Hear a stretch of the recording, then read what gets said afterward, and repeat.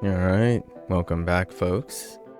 It's been 2 or 3 months as per usual, and we're back in the live service updates. So today is the launch of Spelljammer update for Neverwinter. I'm gonna do things slightly different nowadays to more organize my thoughts and approaches, make some disclaimers, some things that are and are not a primary focus of my thoughts, largely to myself, but it's also a great exercise to practice live. So let me grab my pen here. And we're gonna cover some stuff briefly before we jump in. The servers are live now. I have preloaded the patch. Everything seems to work alright. Tunes are alright. And we'll hop in the game after 30 or so minutes once I cover some bases for myself, largely. And for those, who are curious, largely this particular live service game isn't one that is particularly spectacular in terms of reach. So for those who are watching, perhaps you're 0.1% of the percentage of players that are interested, but we'll see. I'll begin to explain that in just a bit. So, let's start with making sure that people know what I'm talking about. So, maybe something more pleasant. Perhaps, let's reduce. Let's not stare at a white canvas here, right? Alright, so I'm gonna make my best attempt. I'm gonna make my best attempt at not chaotically writing everything everywhere, but generally speaking, it's a great visual representation of what goes on in my head. So today, it's the launch of Spelljammer, right? And we're talking about Neverwinter Online. It's very important that this O is there. So, to put ourselves in a mindset of things, things that are of focus is generally, we typically focus on psychology. And psychology is not from, let's say, like a diagnostic or some sort of profound way. It's generally involved in the relationship between developer direction, right, and the end user. And typically I use the term end user as opposed to gamer, what have you, because that would be highly narrowing and specific. Might be wondering, that's another digression for another day, but this term is a little questionable, especially when we're talking about a live service game. Right, and it's usually these two, the relationship with these two within the context between developer direction and end user. And because and this specifically for this module, right, this Spelljammer module, the reason why we're starting off with a preface and some summaries, is that this module has what I'm gonna refer to as quality of life changes. Typically, some would probably use the word balancing, which I feel is too narrow, and it also has stigma, right? And quality of life changes would be, another word would be feature set, right? Which also has stigma. So generally speaking, I'm going to be using the term quality of life. So in this module specifically, there's a lot of quality of life. And for myself, it's very important that I'm not starting off with the content. So it is not the content first, which the content is likely going to be a 10 stream affair over 10 weeks. So one on each reset. That's going to be an evaluation for the content, right? So today, what this preface is specifically geared towards the quality of life change. Why so special this time, I ask myself, is because these quality of life changes involve nearly over 90% of my personal experience. So the quality of life changes impact nearly the vast majority of my personal experience with this game. So it's unprecedented. That's why we're doing it differently, because I have a lot of intellectual commentary about it. Emotionally, we'll go through it because I haven't really emotionally requires tangible experience, and I haven't actually tested any of these things. I typically just wait till things are finalized. I do not want to dam the river, direct the river. So one thing is worth noting, at the moment of this evaluation, I am not experienced. So I do not have experience in the feel. So hands-on. This is not an attempt of preservation or retroactive retrospection.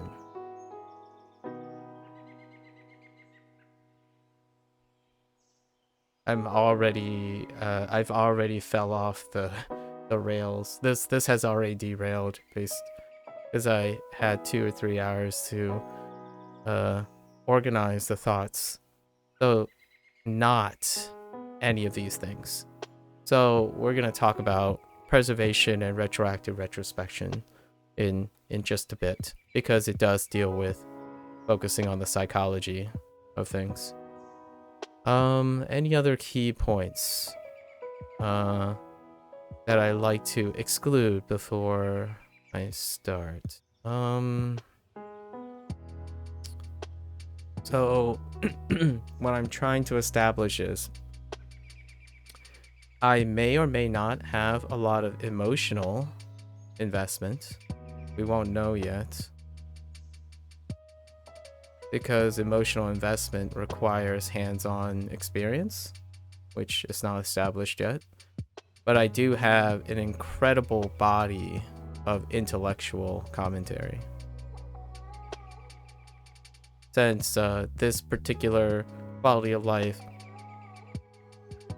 is effectively everything I focus on, largely. Over its inaugural year, which Actually, kind of coincidentally, I think it's been 5 years since the quality of life changes to these things, like fundamentally. And we'll get into the specifics. I just want to make sure I cover everything. So it's not preservation or retroactive retrospection, which is meaning legacy. So this is not from the perspective of trying to preserve legacy, value, or wealth. Not nobility as well, which I'll probably clarify unless for those who are unfamiliar with my use of these words. It's very common. It's a common archetype and terms that I use throughout the weeks of modules, and I like to normalize these terms because it's very elegant imagery for the psychology around the community and the developers building perspective, at least from my analyses. And then what is not is also maximalism. So maximalism, it is not maximalism. What in-game people would probably refer to this as BIS. Oops. BIS mentality. It is not BIS mentality. I'm not here to offer like some sort of maximalized prescription. It's not prescription. This applies, most of these things apply, especially this applies to skill building. And pretty much 95% of my motivations to record or to stream, basically. This is absolutely something I am not promoting or selling. So not your influencer or your YouTuber or your Twitch streamer that is prescribing and dictating what should make you happy, what should you do. What I'm offering now, in contrast, just so that it looks like I explaining what it's not, because it's a lot of things, but it's not a lot of specific things, or a few specific things, and these are the specific things that I do not offer, and I intentionally avoid them in these types of discussions. They can be they're welcomed if suggested by an outside voice, but myself, I do not have intent on covering these things. What I do offer is inspiration. This is the duality between prescription. So this is what you should do. This is what you may do. All right. And as a counter to retroactive, I look forward to its adaptation,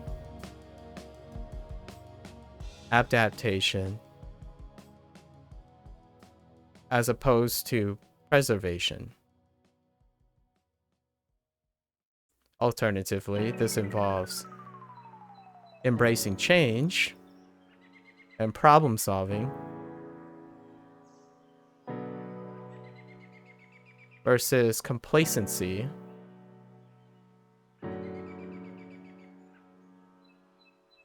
and privilege. All right. So generally, when I evaluate things, it's evaluating what's given and how you utilize and maybe inspire different uses of what's available. It's not about comparing to something that does not exist anymore or encouraging a retroactive return to something that doesn't exist anymore. So when I compare something to the past. Comparison is based on change,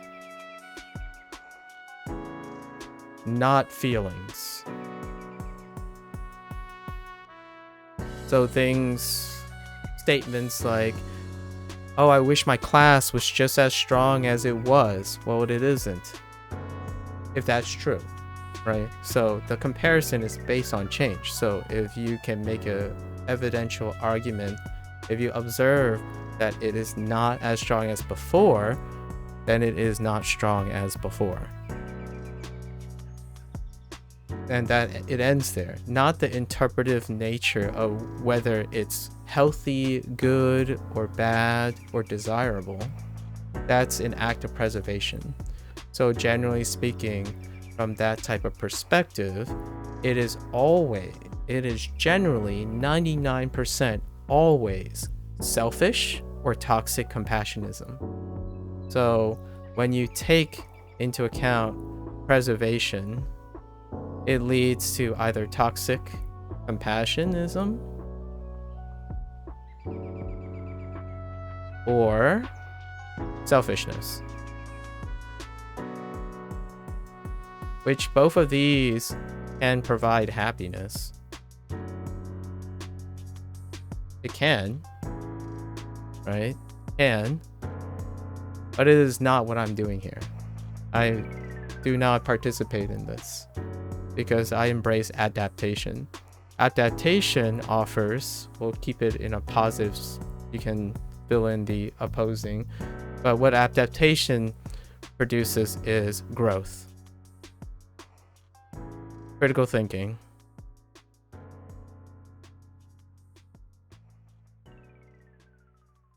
creativity. This, you can imagine, don't do those things. And then it offers things that adaptation does not. Adaptation is unfeeling. It does not honor legacy. No honoring legacy. So values do not carry with adaptation.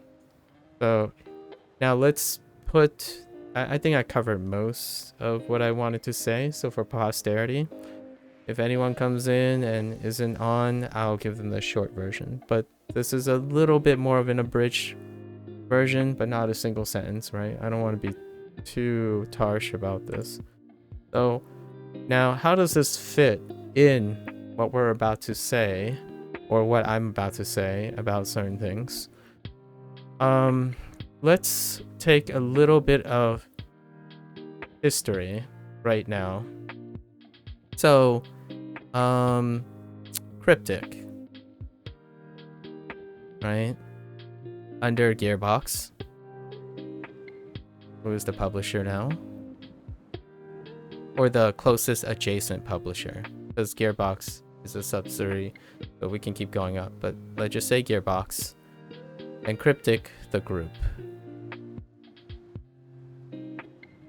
Let's try to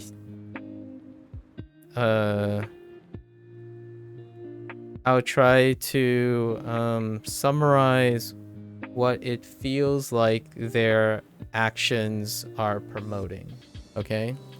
In terms of developmental direction. And I'm talking about mindsets and mindset / like philosophy, psychology, what have you, their thoughts. So most of their actions gravitate towards two main words that I would like to use, and we'll kind of expound upon them a little bit. So in terms of the developmental cycle nowadays, it's often about standardization. That comes with mechanical clarity. So we're talking about numbers, details, etc., which is, allows a little teaser. I really welcome. It's wonderful. Like, the information's there, you know? Mechanical clarity. And range. range compression.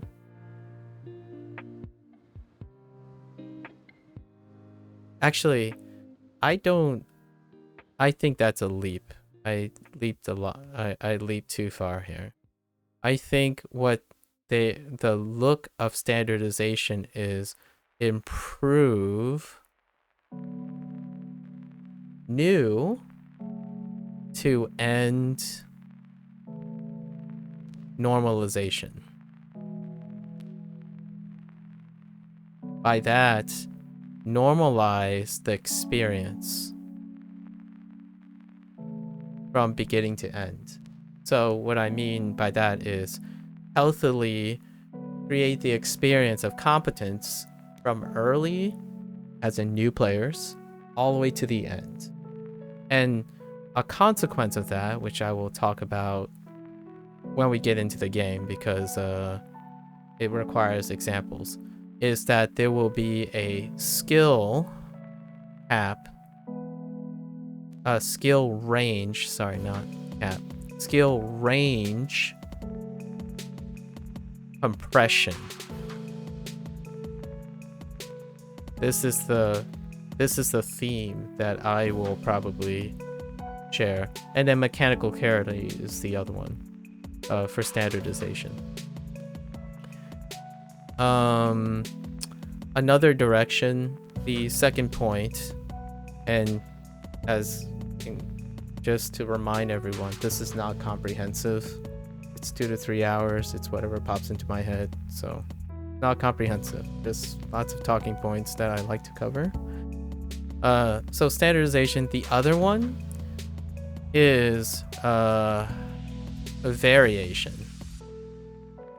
Ironically, it's you might be thinking these might clash, but it's touching different contextual points, and what they're focused on is choice.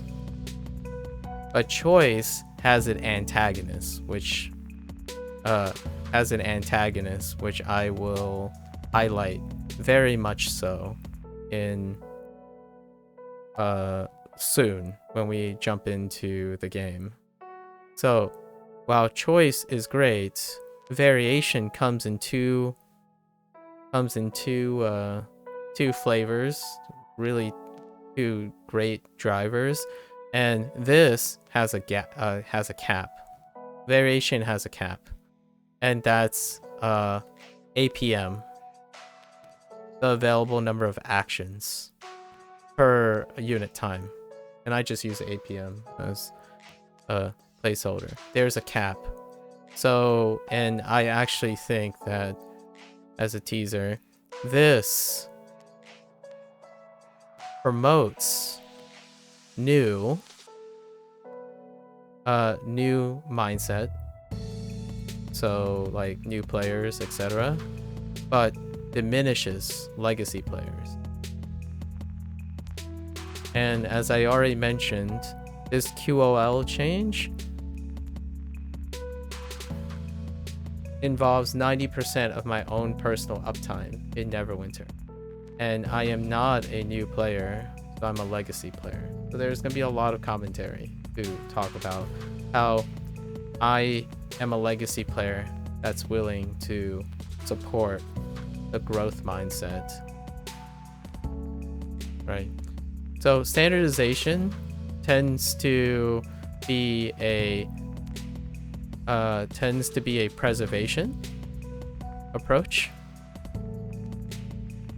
and then variation tends to be an adaptation approach. So adaptation tends to lead to fostering new mindsets, which is growth. Growth could be the literal player base, right?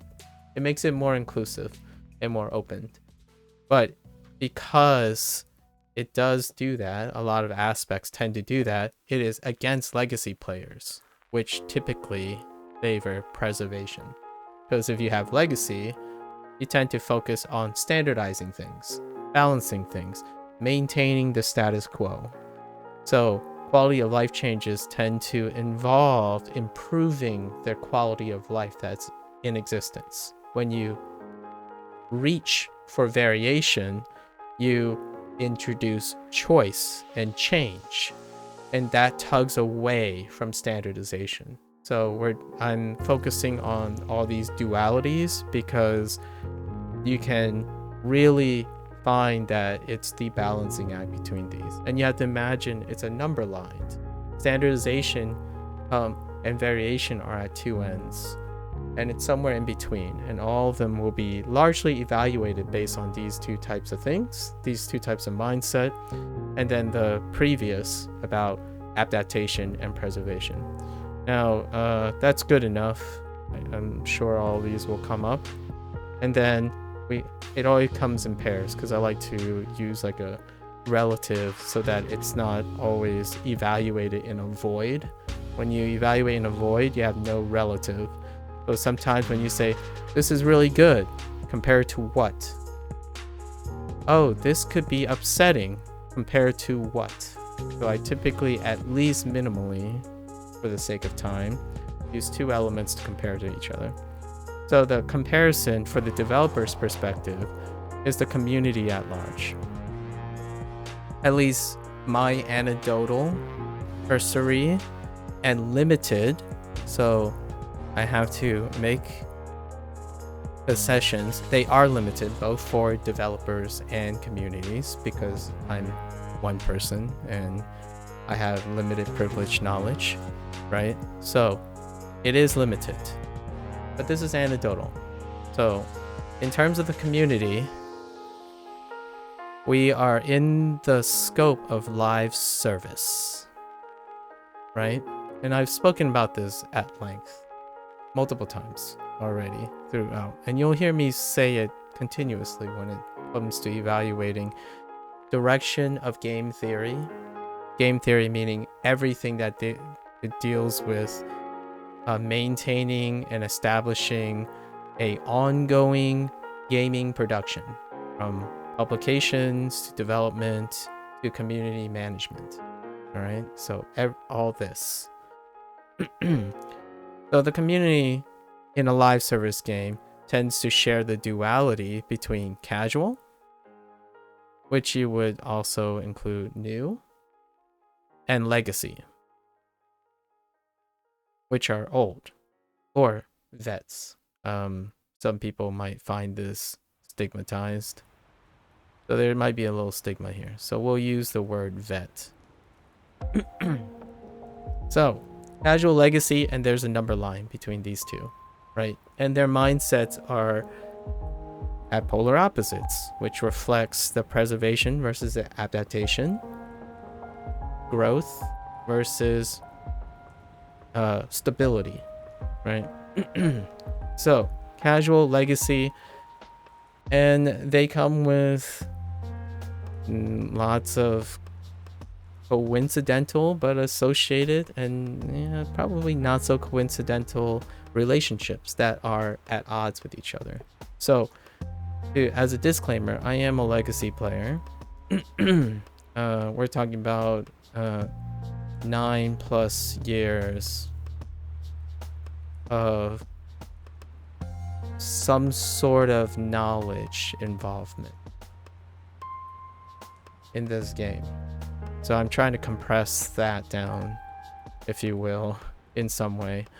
And casual, meaning anyone from haven't played to now, and how you write about Spelljammer update, for example. Like, how do you adequately express psychologically in a mindset to appeal to a casual person? What are the ups? What are the downs that coincide with the casual needs, right? And one thing I could say is casual requires choice, which choice can be lots of the same. So this would be what I call flavor. So if you do damage and you do damage 7 ways and they're all standardized, it's flavor, right? So it's going to come into play soon. Typically, when I think about game conceptual design and evaluating their psychological impact on how it promotes either player growth or retention, you come off with, is it flavor or is it pragmatic? So, or is it practical change? So, when you standardize something, most things become flavor, because the objective gets reduced down to how you do it. But when you orient yourself to the popular casual mindset, they are end goal focused initially, right? So if you're doing damage and you standardize damage across the board between all your damage sources, it becomes flavor. That's the element that you're trying to sell to the casual. So this is one of the directions for variation from the developers. So as an example, okay, they're offering choice that comes at a cost of uniqueness practically. We'll look at that more, and that's more on the legacy side. And then there's one other thing that I want to mention that's relevant to all of these. Oh, not to choice, but to these is uniqueness, right? Uniqueness. But this is often not relevant because Neverwinter is in the spirit of D&D and MMORPGs. So they usually maintain thematic roles, which is out of traditionalism. So when you're trying to sell something, you're selling the trifecta, the triangle, right? Which is support, tank, and DPS. So this uniqueness does not exist, generally speaking. It's dwarfed by upholding traditionalism. So generally speaking, most things end up becoming flavor for casuals. For someone, when you're trying to be like very appropriately concise, the idea to advertise is that we introduced a lot of freedom of choice in how you achieve the traditional roles, as opposed to offering something like, we offer the freedom of succeeding in many different ways. That would be a leap of logic, because if you offer a lot of ways, you are still succeeding in only 3 roles. It might sound the same based on if you do a leap of logic from a traditional standpoint, like, oh yeah, there are a lot of roles, we offer a lot. That's a process versus end goal conflict. The end goal is there's a support role, a tank role, and a DPS. And to participate in the nuance of process, they have to become legacy players first. When you approach a new skill building, you don't typically concern yourself with the nuance of process. The nuance of process would be part of flavor, understanding the flavor, like the difference between a paladin and a difference between a Justicar and a Vanguard. The answer is, how do I tank? That's it. It's the limited role of traditionalism. When you think about a more modernized, non-traditional setup, these roles, one is hyper reduction, which is minimalism, and that is a very trendy thing, which means everyone does everything. Everyone for everything. So you do all these roles. So what happens is, ironically, you would say, oh, well, the end game is just be everything. Well, when you beat everything, it doesn't have a role set, right? So because there's no framework for role set, a person becomes potentially overwhelmed a lot of times. So it's not necessarily casual friendly, but what it does do is it gives you the idea that there are limitless roles, and building a game around that is the current challenge for a lot of live service games. Like, each player is responsible for everything. So that's the modernization. I'm going to refer to that as the modernization. So traditionalism versus modernization, which it's not this. So we're going to focus on what is relevant to Neverwinter Online. And this is also reflected in the community. Both the developer and the community focuses on largely traditionalism. And these observations are my anecdotal interpretation of the majority. So now you can imagine, what is the minority casual?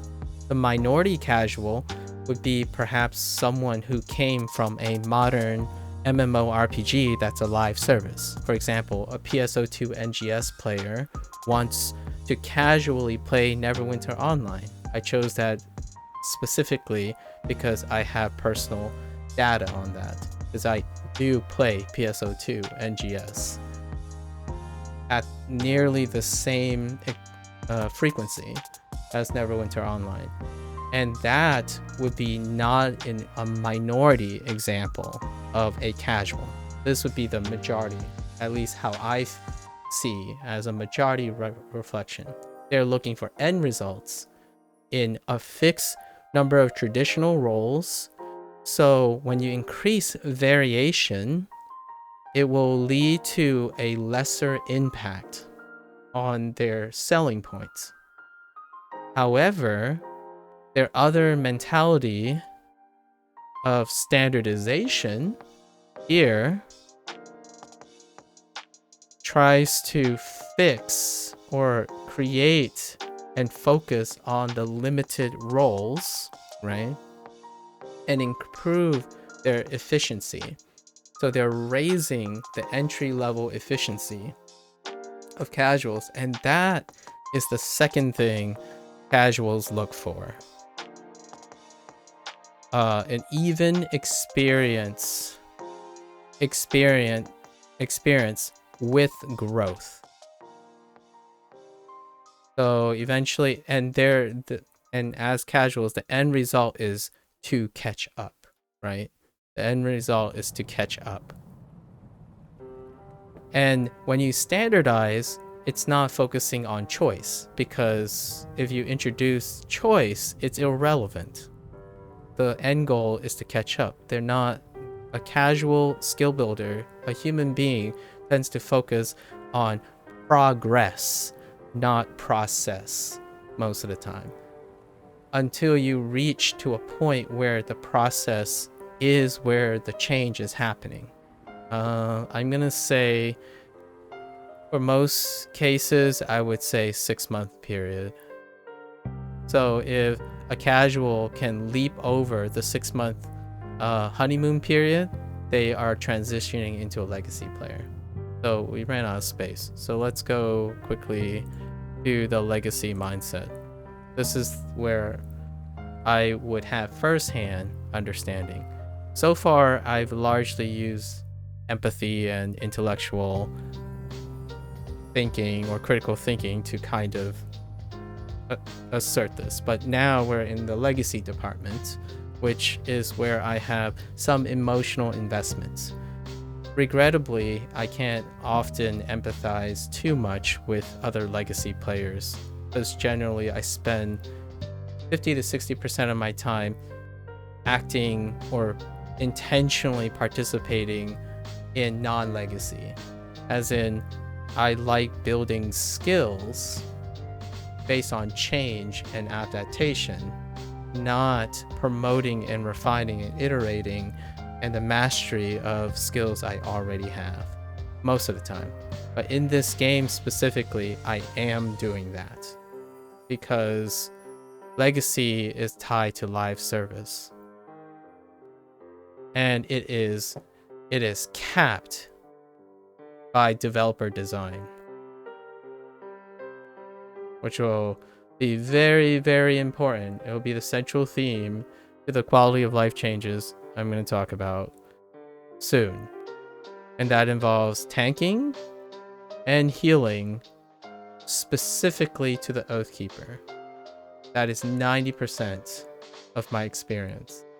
So this theme right here, being capped by developer design and understanding live service is a big one.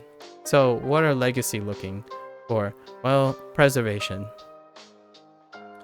And I'm talking about the vast majority of, at least what I think, the vast majority of the existing Legacy community, which this is typically referred to as the community for most people. So most people refer to the community, they're talking about Legacy players, not casuals. Casuals tend to not have formed a community yet.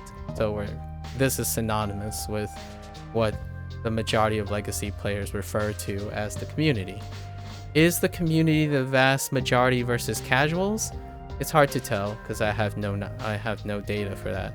Like, if we're comparing the Legacy community versus the casual community, notice I use both words because the casual represents a bigger pool, which is also community, a smaller pool of selection.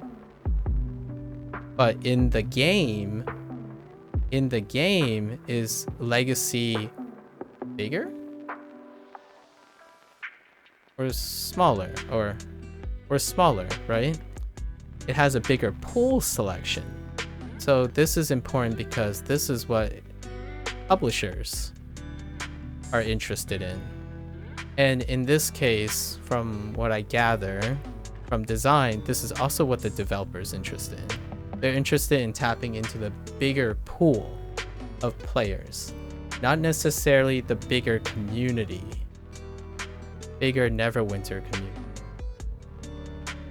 I actually still think it's a toss-up.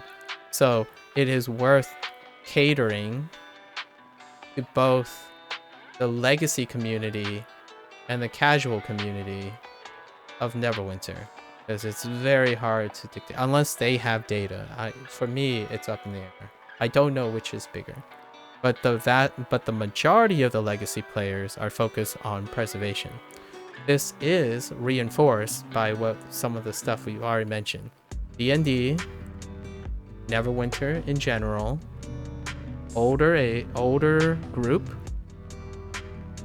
actually very specific culturalisms. These are all deep cuts, but what this summarizes is everything reinforces most of these dramatically drive up preservation. It's about maintaining status quo, maintaining status, nobility, advantages, privilege, reward. It's all about maintaining status. That is a vast, overwhelming consensus. It's so loud that even if the Legacy community is represented by a minority voice, preservation is always key. Competitiveness comes with it. This power creep, all of these issues are represented by the majority influence of the Legacy community. So all these the developers have to contend with, which is, most of this is probably not news at this point for if you're a Legacy player. So you're trying to preserve your access to BIS, your anti-power creeping, because it would devalue your BIS, your Legacy, and you always want to remain competitive, regardless based on your legacy. Whatever your legacy is, it has to remain competitive, right? So, and that's preserving your status. If you're an endgame player, you want to stay endgame. You never. So what does this trade off? What is the trade-off? Untrained trade-off in mindset, failure to adapt, and I'm not talking about failure to adapt mechanically. We're not talking about mechanics at all. Mechanics is something that's quantifiable. It's something that's pragmatic, can be read out, and you have plenty of influencers who data crunch. We're talking about psychology, as in emotional stability.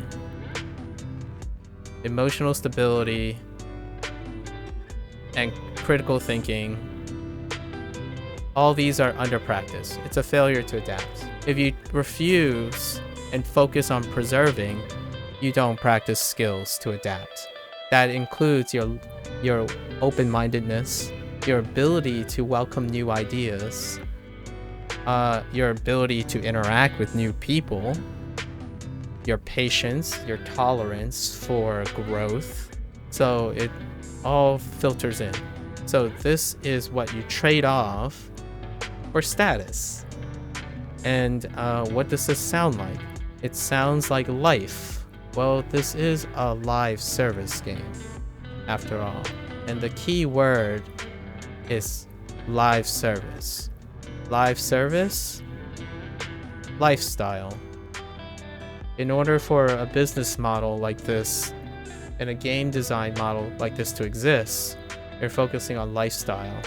Lifestyle is a mindset when it comes to something that does not have, at first, necessity.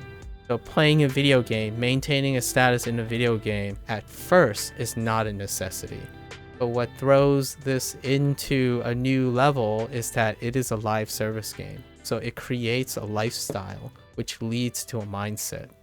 So your legacy community are people who are xenophobic. And not in like a, culture thing.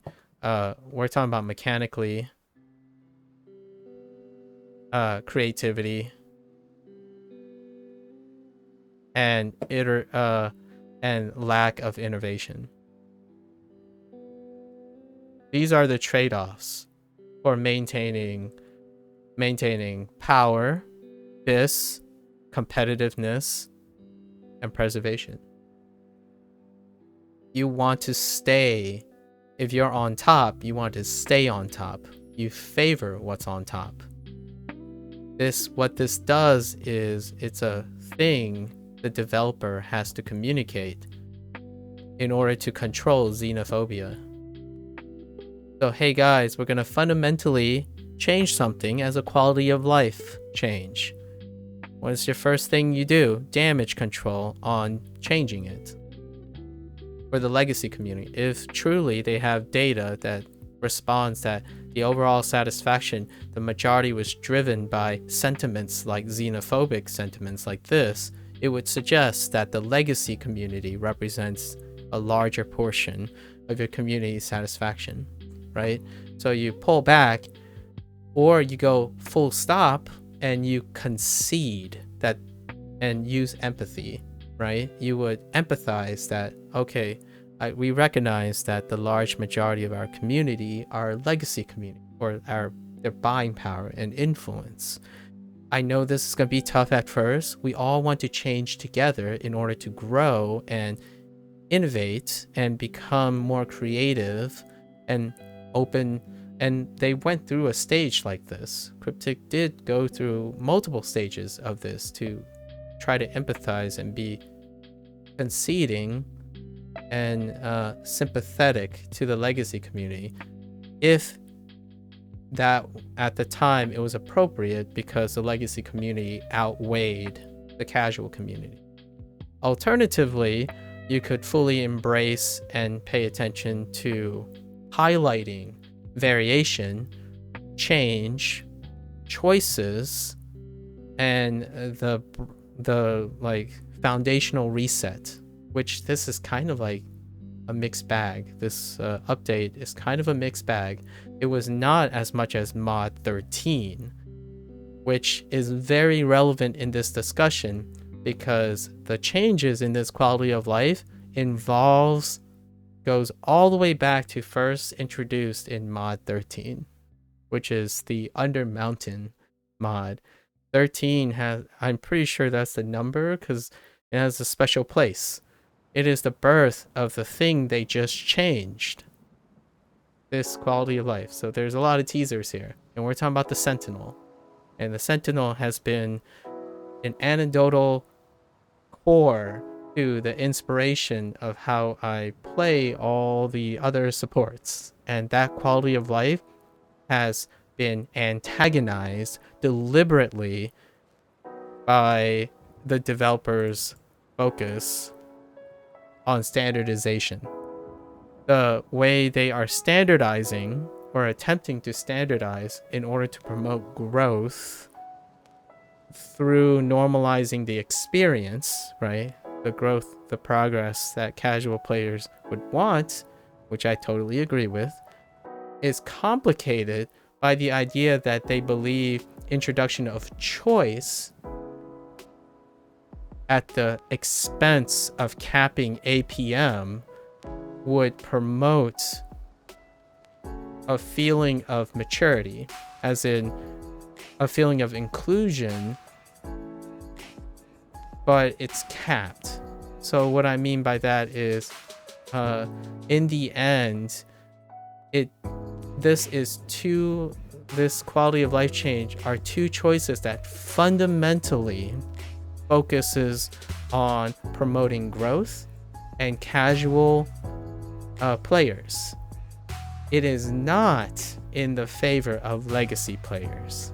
And a legacy player is someone like me, and just so happens 90% of my experience will have something to do with this quality of life change.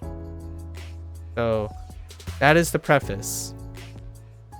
And it will be interesting to hear or like see what other people think. But generally speaking, I do this because it's the most interesting part of game theory.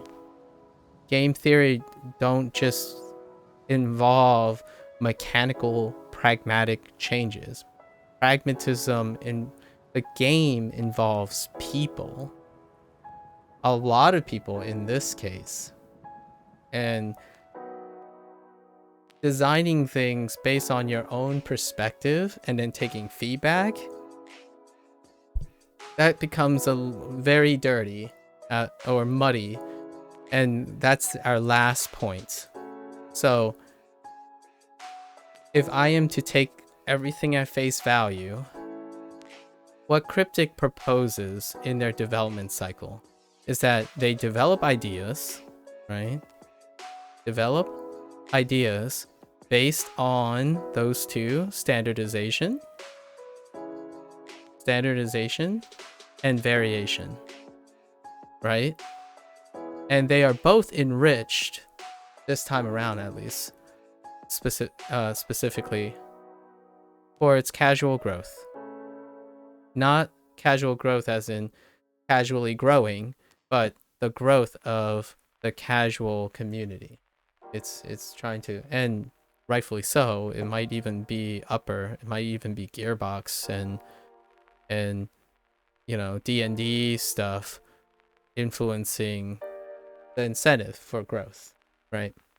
So these both highly enrich this. So what happens is both of these antagonize legacy. And ironically, right? This is ironic here. After they develop this idea, what they do is they offer it to legacy feedback. So this is like in the means of preview shard, a loud influencer, someone very prominent, have a voice, projects, loud influencer. or maybe even we're gonna say leak or trickle information to loud influencer, right? So, but regardless, all of these are legacy feedback. So you go through maybe a week of preview shard, largely fueled by legacy feedback, because the game is legacy, right? And the game is legacy, and Cryptic's poll or Cryptic's forum, as in like a means of communication, right, are self-selected. It's self-selected by legacy community. So regardless of the retroactive or circumventing or intercepting any form of feedback to their changes before their changes go live, it's from a legacy perspective.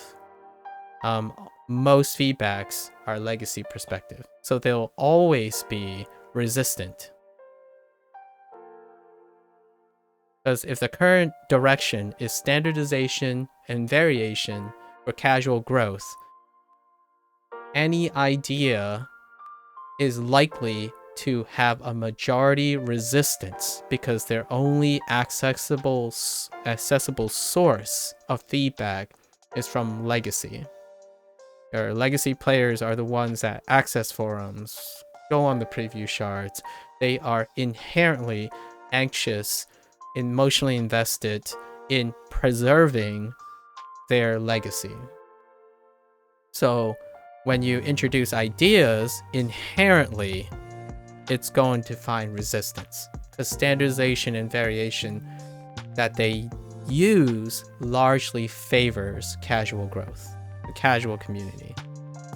And you see this was no different. It was no different for the last mod. It was no different for the previous mod. It was no. Well, how is this relevant?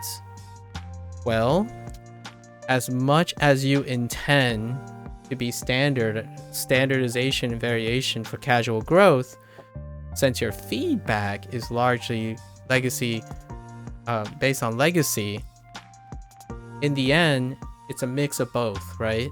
So the quality of life changes will ultimately end up iterative,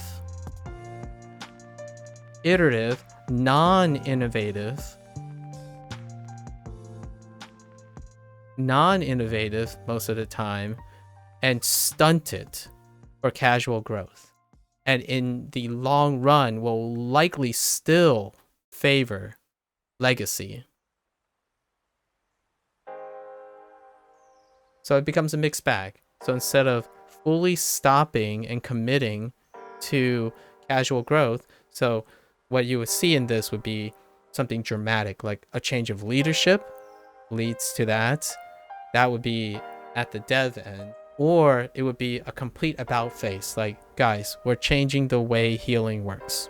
We're changing the way the tanking works. And they kind of did that, but half measure, because due to the increasingly unbelievable legacy feedback, the changes they offer tends to be an iterative design of what they already have, not a fundamental change, which I don't know yet. I didn't read the patch notes in detail. It's probably going to be that, and I'm probably going to end up feeling like that as a legacy player, like, it's a minor inconvenience, and then it kind of raises casual growth. Not really. Like, what my major criticism that will incoming that I have to expect is it will have minimal impact out of its potential impacts on casual mindset of the game. It's still difficult to sell, as in difficult to attract a casual, than going to a modernization MMO that offers the casuals everything, as opposed to, oh, we're doing these measures to help you out because our overwhelming legacy representation is making it so difficult to grow our game again or go through another growth phase.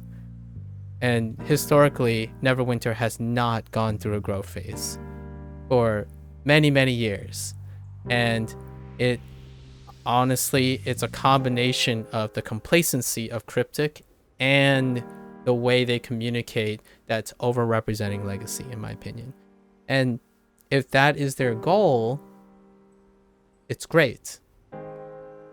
Right now, in the state of things, it doesn't look like it's their goal. Their goal is to create changes and quality of life changes that favor casual, but they're constantly asking feedback from legacy.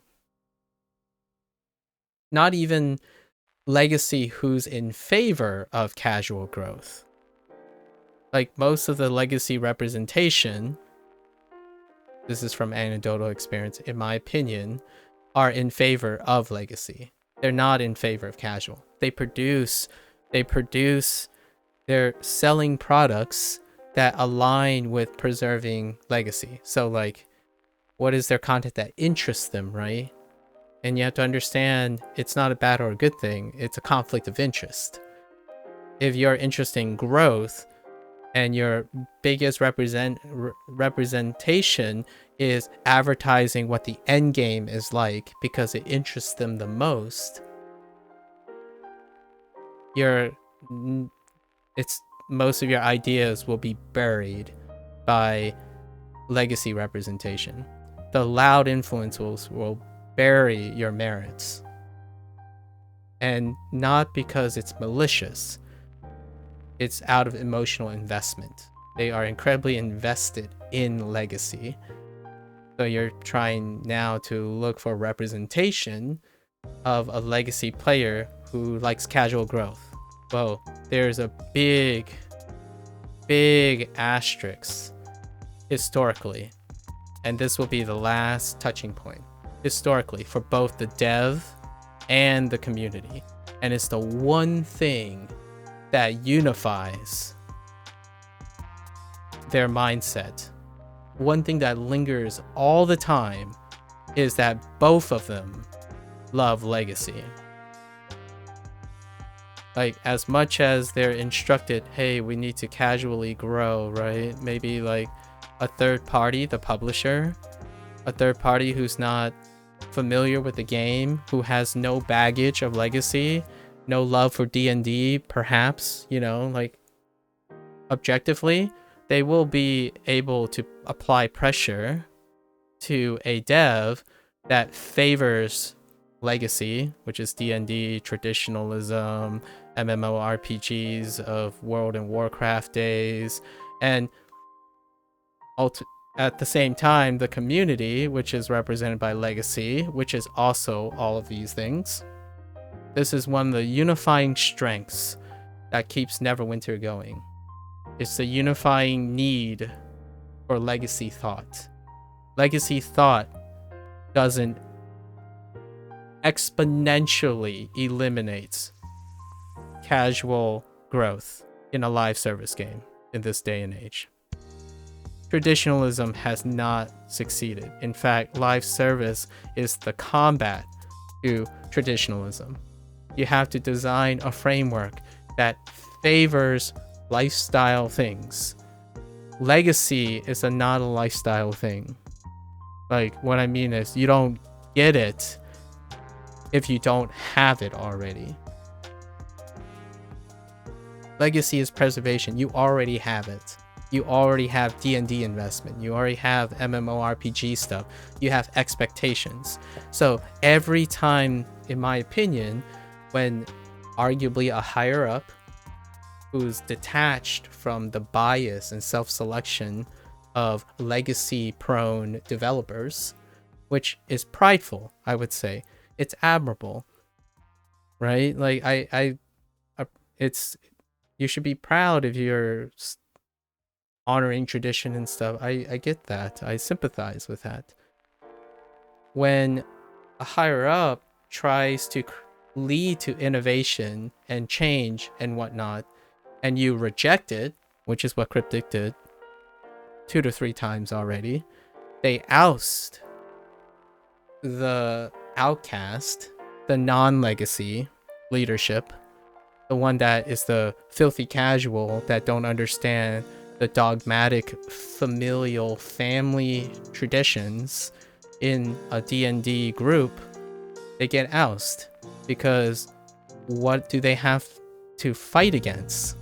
When you introduce new leadership to a game and community that is both unified in legacy, any outcast has an uphill battle. So every time when there was an introduction of a modern outcast, someone who works on a different game, who uses an existing model or a different model, they get ousted.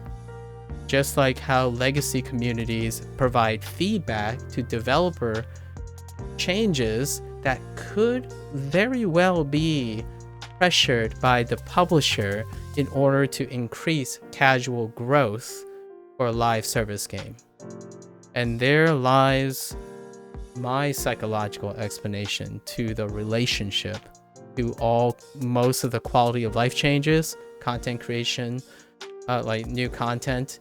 It is a model that's constantly straddling, but we want the good old days in the developers, like challenging stuff, lots of get-togethers, and have our aging community, our aging legacy community have all the time in the world to have the nostalgia to get together and do a trial for like 15 hours a day, and these are the good old days. That's why we make games, and that's great. As long as you advertise that, you're not going to bait and switch modern casual players into believing your game offers something it does not. So that's where it gets tough, because it's difficult to offer a game where the leadership in both the end user and developer gives the false impression of what they're trying to sell. If the clarity is great, there is, and I'm not saying this is without effort, the clarity is becoming far more realized. It's actually wonderful to see that there's a vibe, there's a perception that's being exuded now by the leadership that really speaks to the right audience, the non-adopters yet. The ones that are adopting are being attracted to that. It's projecting the same. Here are all the details, the timing and the permutations and the multiplicative stuff all in front, right? So now your casuals, the ones that are uninitiated, are people who are drawn to that, because the next time a journalist writes an article with 1 month experience, it's going to be lukewarm, because they're probably used to modernization. They are probably casual forward, and they decided to keep on reviewing Neverwinter because they're assured that Cryptic, the leadership, and the legacy community is constantly making strides to be more casual forward for a modern live service game, which is not. And you might be thinking, well, then how do they grow and whatnot? Well, they can grow slowly. It's about retention when it comes to a legacy game. You have to keep milking the better, consistent reviews and feedbacks that involves attracting and projecting the correct image, in my opinion, the correct thoughts. And I do have something to say about that. It's wonderful that they're putting in little commentaries on designer cues and stuff. It really helps, because then the community might be able to say, wait a minute, this isn't what you're doing. What you're doing has a different effect than what you intended, and that's great. It creates clarity between what is being done and what the results are, right? And I have commentary about that for sure, especially on this recent quality of life change. Capping APM is going to destroy your game. What I mean by that is destroy the mentality of the game or something else. So when you destroy something else takes its place. So it's not inherently negative, but what it destroys is something emotionally significant to me. Luckily for me, I'm not a legacy community player that likes preservation. So after all this is said, I've been talking all about the majority, at least what I believe is the majority reflection of the community, the developer, and what they look for, right? And the potential casual player that enters. For me, I'm a combination of like column A, B, and C. But what that means is I'm a vast minority representation. Therefore, to me, I don't participate, pragmatically speaking, I don't participate in preview shard feedback, trying to swim up against the stream, trying to hold back a mob of 10,000 people when I'm only one person. That's what happens when you're a minority voice. And if you're aware you're a minority voice, there are wonderful mindsets and philosophies that you can adapt, knowing that leads you to a happy quality of life and relationship with a live service game that favors legacy when you don't. I don't favor legacy, but I can't change the status of being a legacy player.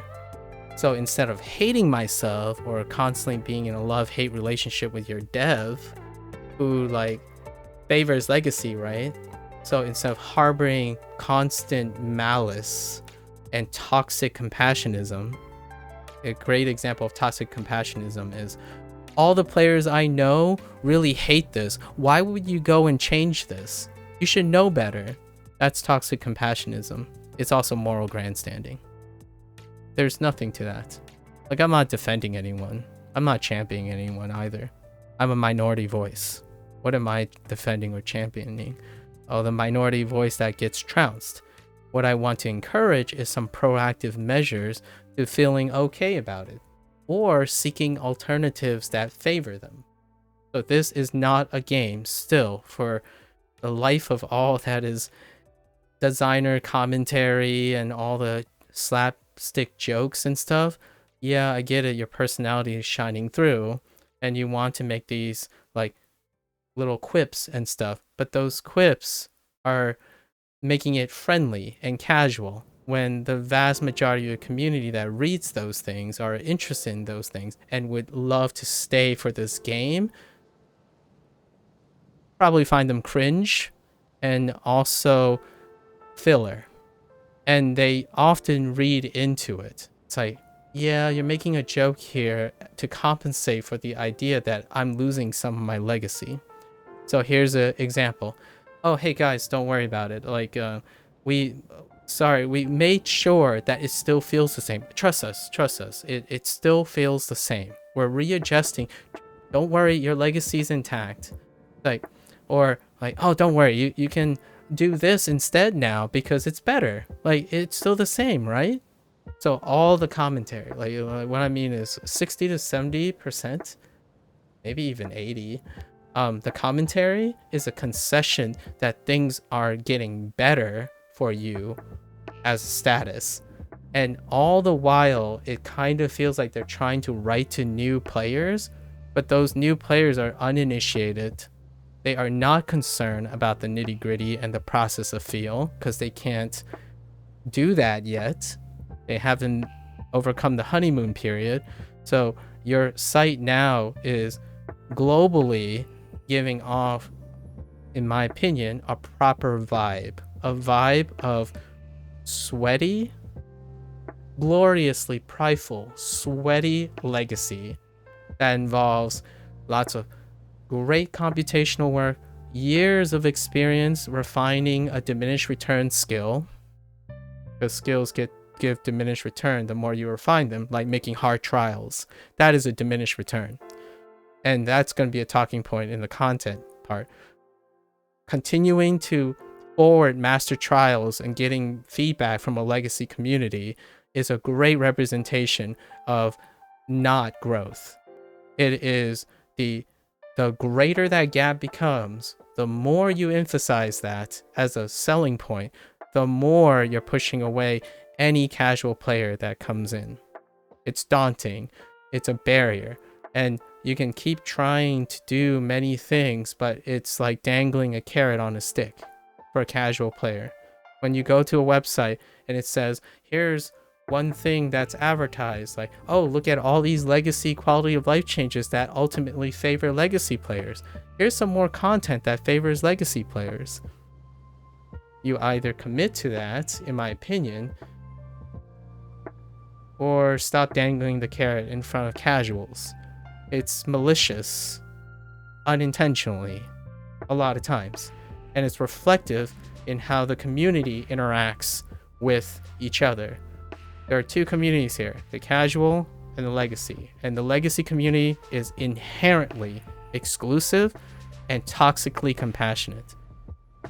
And what I mean by that is they are actively and intentionally discriminating and segregating against their outside community, but with the noble intent of caring about everyone who is loyal, which is legacy. So, and the developers do that too in their design. What is a great change to tanking that the legacy community will find acceptable? Retuning the same things we already have. Not to do it differently.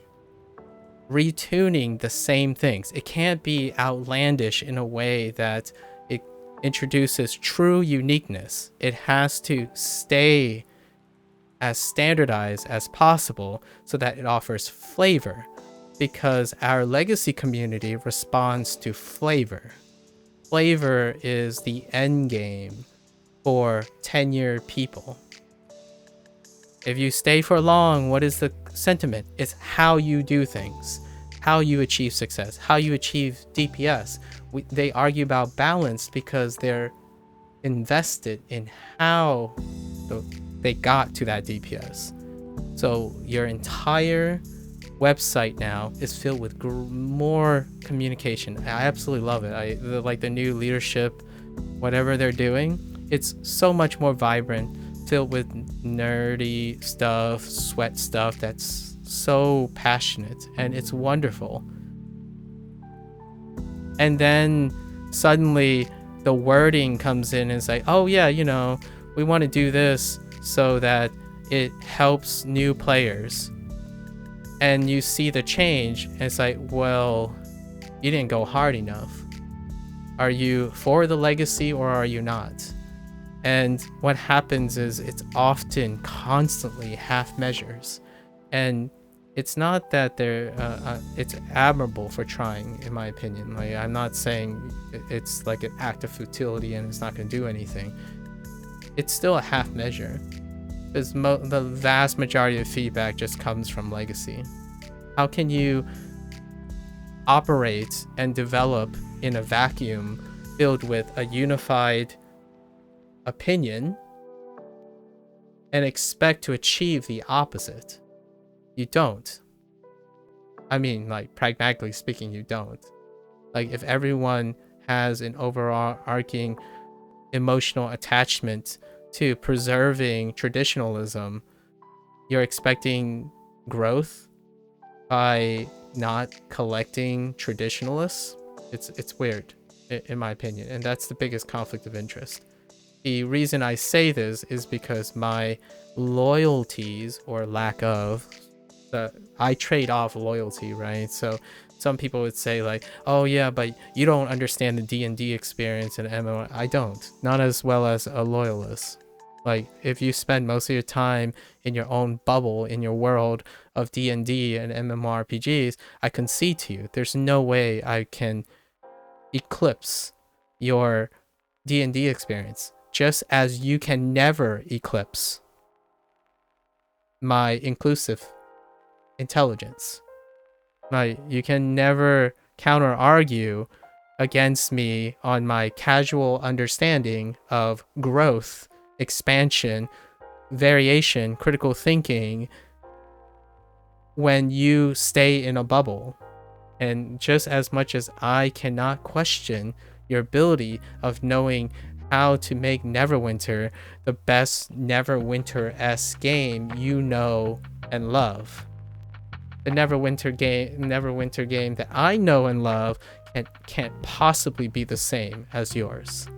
And you either choose to project that or stop misleading people, in my opinion. It leads to poor ratings. Poor ratings get your bosses who pay the bills very, very angry or very concerned, right?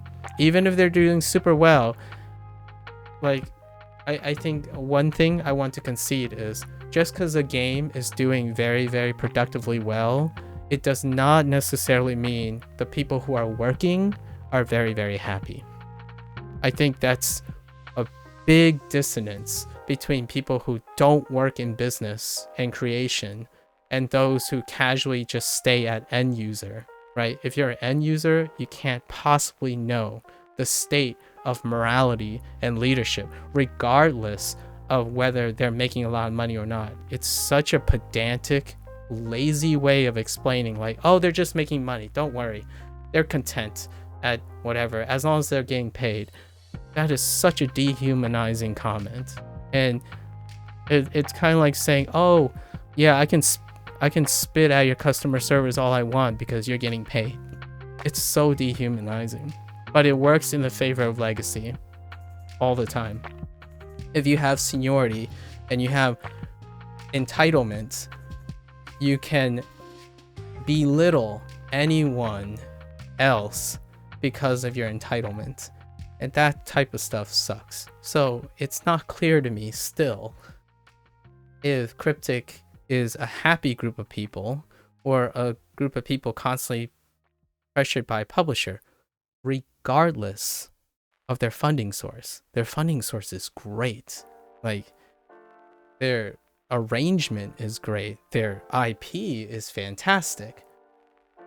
It's so insensitive when the legacy community of the end users would say, like, it's okay, they're getting paid anyways. It's not like they're getting money. It's like, well, I really hope, in my opinion, that when you are successful, people don't dehumanize you when you're just getting paid.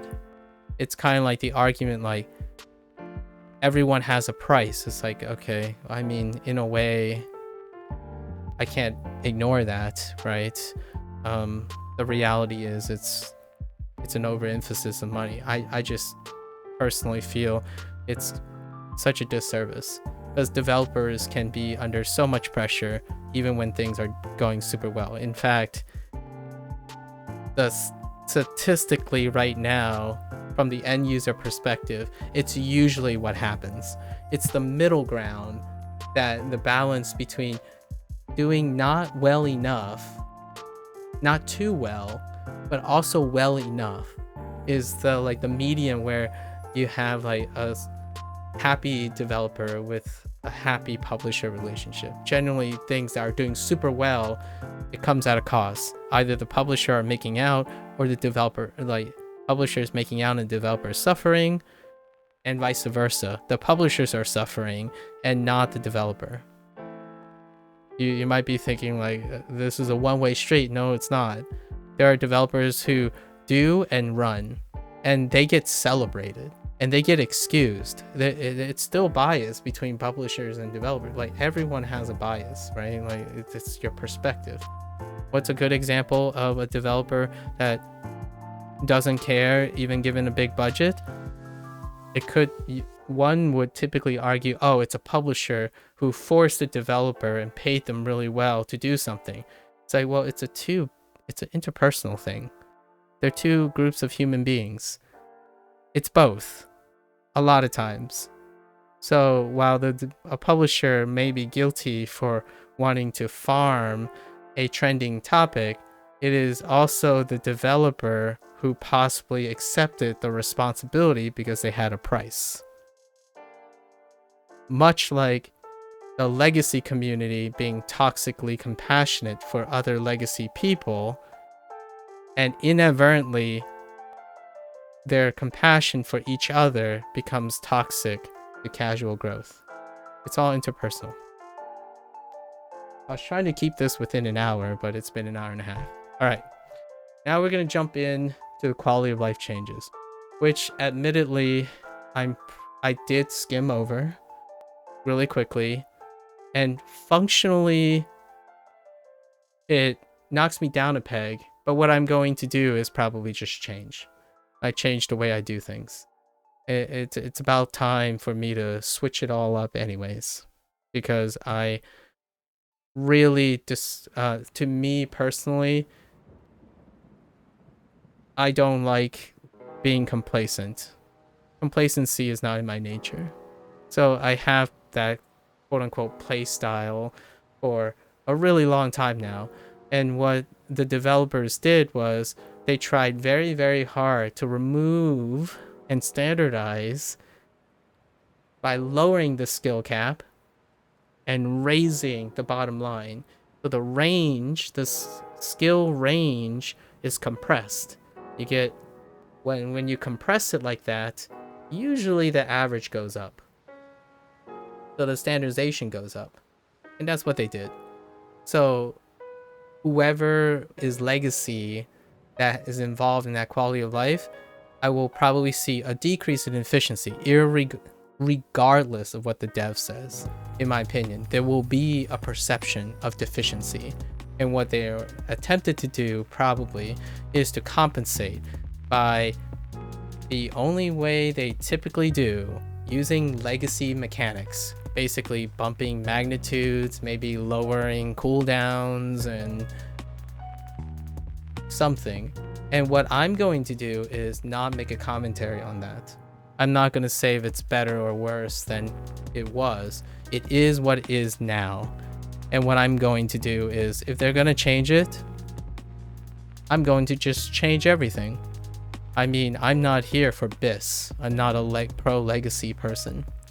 Even though I have legacy status because I played this game for a while. So inherently, I'm not going to tell them that they destroyed Sentinel Slash. I just choose not to use it anymore. That's probably the primer. That's the teaser. Like, there is a hallmark of things that I do, and they clearly choose to standardize and cap it. So I'm going away from it. Because if they're going to continue this down this path, I don't want to skill build something that has a cap on it. And we'll go into that. There's a cap on it. So I'm going to develop a different skill. Regardless if it's not efficient or BIS or something. Because I do not agree, personally, emotionally, with the representative legacy community and the developers direction, which is to constantly be burdened and chained down by legacy. I don't want to keep bootstrapping the same skills over and over again. And even the problem solving skills are chained down now. Like, how do you solve a problem? Well, we tweak the magnitude. How do you solve another problem? Well, we make it a flavor so that all the healers are similar. And then we'll ask the feedback from the legacy community who don't play other games or critically analyze other games as much as the one they chose to invest time in critically analyzing. So all you have is this echo chamber group think tank of ideas. How do you address Sentinel Slash? You slow it down. How do you address tanking problems? You up their passiveness. So you offer choice by reducing dynamics. That's basically traditionalism. Modernization is increasing dynamics. You compensate by adding a competing dynamics. You don't remove the dynamics, which is probably what happened. If I had to take a guess, Sentinels got slowed down. Let me take a quick jab. Sentinels got slowed down on their problem area, but the thing they introduced probably sped it up because it's half measures. They're like, oh yeah, we need to compensate somehow. So I'm guessing they're all legacy adjustments because they're quality of life changes that are not casual forward. They're not quality changes, they're quality of life upkeep for legacy. So if I had to guess, through the skimming, they pretty much address all the long-standing tank issues, but the way they addressed it is within a confined, narrow-minded approach, which is very, very satisfactory in my opinion. It's a good call because there's less legacy resistance, so there will be less bad publicity probably with legacy. I mean, there's still going to be bad publicity per se, like it's a change is very xenophobic, right? Like change is scary, but it's not a lot of change. So like for me, just delete Sentinel Slash and do something else, because that's an eyesore. When you remove it from the thing, it no longer has legacy boundaries. Like it can't be legacied anymore. So that Sentinel Slash has so much legacy weight, regardless of what you do, you might as well delete it. That's kind of the extreme thing, but instead they probably crippled it to the point where I'm not using it anymore. For sure, but I'll adopt whatever they did compensate, because it's just going to be a mix-up of the playstyle.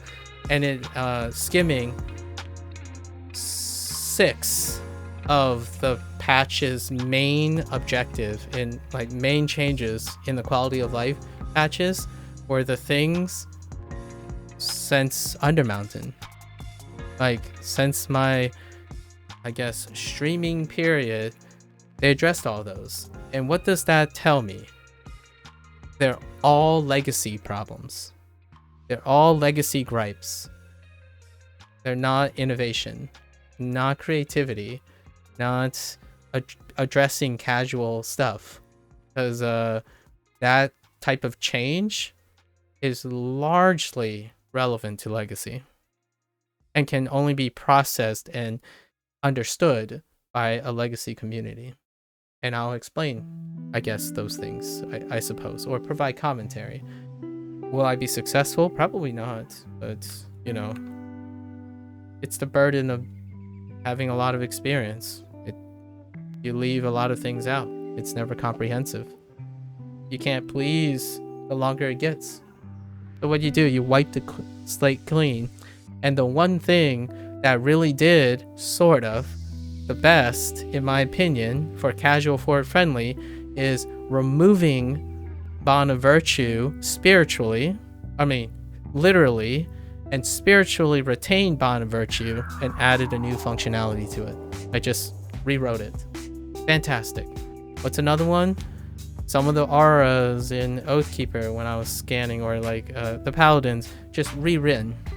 Fantastic. There's no room for interpretation whatsoever. It's just different. It's gonna suck for legacy people who don't skill build, because they're like, well, now I have to change up my things. It's like, well, here, let me tell you one thing that this patch did for me and to me, without even having to think about it. I have done a mechanical thing so much as a fundamental experience in Neverwinter due to its live service nature that I will consistently be off time, inefficient, reduced by like 300 to 400% in efficiency for the next like week or two until I recondition. So like slowing down blocks, slowing down, I saw a slowdown in block, a slowdown in sentinel, all that stuff is like frame level of accuracy. So when you take it all away, it makes me want to play the game again. You might be thinking, I was like, I should quit the game and I don't want to relearn. It's like, actually, it's the most exciting thing that's ever happened. I'm so passionate about this. I just spent 1.5 hours prefacing what I understand about the psychology in anticipation for something even more exciting. I get to retrain and learn something else, because they pretty much lit the playstyle on fire and say, change it up. At least for me. there's gonna be a lot of legacy community members that are gonna say like, oh, I wish it was like this before. Remember when wizards used to do this? Remember when warlocks used to do this? It's like, well, yeah, but it isn't anymore. And Sentinel Slash, well, you could have just, if you were a legacy compliant, you could have just left it the way it was.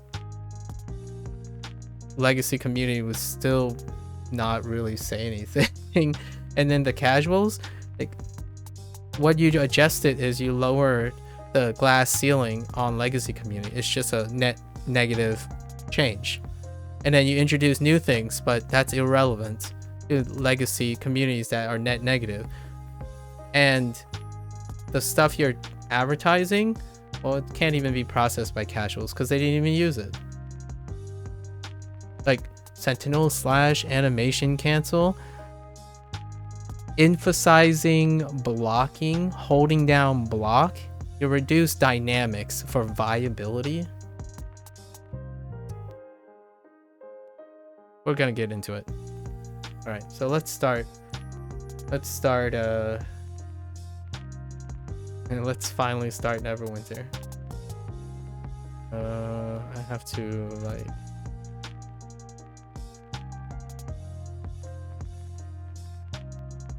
and we're gonna like mechanically test these out.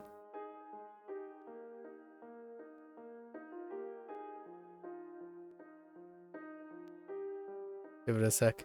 We'll hop in. Oh, and we can stop this audio. I turned up the game audio so we can kind of enjoy all the nostalgia for returning peeps and I guess myself. I play Neverwinter every day, so at least 1 hour every day. Just so we got the new splash. We'll talk about content later. Today is a long day. It's very important because quality of life. I don't hear anything on the screen. Oh, actually, this screen's background music's probably on a separate dial. Kind of weird that way. All right. So, where do we start? Well, let's bring up the patch notes, and we'll go down in the order of patch notes. And I'm not gonna put these on screen, and it's more of a doxing. I don't trust myself to not dox myself. So, I mean, speaking of docking, it's a Space Jammer. Not Space Jammer. Spelljammer or Moon Dancer. Yeah, the ship's called Moon Dancer. I don't know anything about it at the moment. Well, hopefully we get to it and I don't get lost in my digressions. I'll try to keep it brief because this is less important in my opinion. The specifics are often not what I'm appealing to. I'm appealing to happier people. I want to be part of happy people, like content people. And that does involve understanding psychology quite a lot of times. I'll bring this over here. Actually, I guess it's better to read. Let's drop in first. On a character or something. Oh, the audio wasn't even, just reset. Okay. So, okay. Oh, it doesn't have audio, like idle running. Okay. It's fine. Okay. So let's go down for the quality of life changes, right? Let's address the other thing first. Boons. All right. That's cool. I'm gonna say, let's just look at it from here, right? Boons. More master boons, right? Master boon points. You can purchase more master boon points, which I'm gonna have to do. I might as well do it now and see what that's like, right? So we'll use my one of my Sentinel pages as a showcase to the master boon changes. Does that mean we have to retrain all of this or not? No, it just gives us 8. Okay, so all of these got tweaked. So let's read. Oh, are these refunded? Oh, these are refunded. Oh, all of these are refunded. Okay, fair enough. Good enough for me. Let's see. Deathly Rage on kill. On kill just needs a particular like a particular threshold, like tapping most of the time. But we're talking about a tank, right? So let's gear towards our sentinel. So on kill, and what does it do? Add 2 combat advantage, power, crit severity. I can see that just doing the mob phase. That's neat. On kill or when taking more than 50% of your maximum HP in a single blow. That's interesting. 30% chance to do the following. Oh, it's 30% after taking 50%. And their offensive stats. So it's for glass cannoning. Like high risk, high reward glass cannoning. Usually it would be your guy who jumps in with an AoE or something. I mean, kind of. And then the mandatory boss hit, right? Kind of screams trial and mandatory obligatory damage. On kill or when taking more than 50% again. And this is the defensive counterpart. Okay, fair enough. So it's just I'm gonna be real with you. If you're thinking that you want to maximize this, you're doing all in your power to reduce this from happening. So as Bloodlust, 10% chance on counter use. That's still the same. I'm not saying what is same or different most of the time. It's not really in my focus. I don't focus on what it used to be. I generally focus on what's in front of me. So I just read everything regardless of what I know existed before or not. That's just gonna be the theme of how I approach things. Hey, target takes 1% more damage from you. So you need high action. Guess what? Tanks are anti-action. More on that later.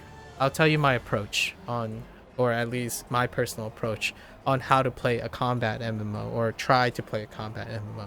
But the devs are clearly going towards traditionalism, which is tanks are slow, they're clunky, they're tanks.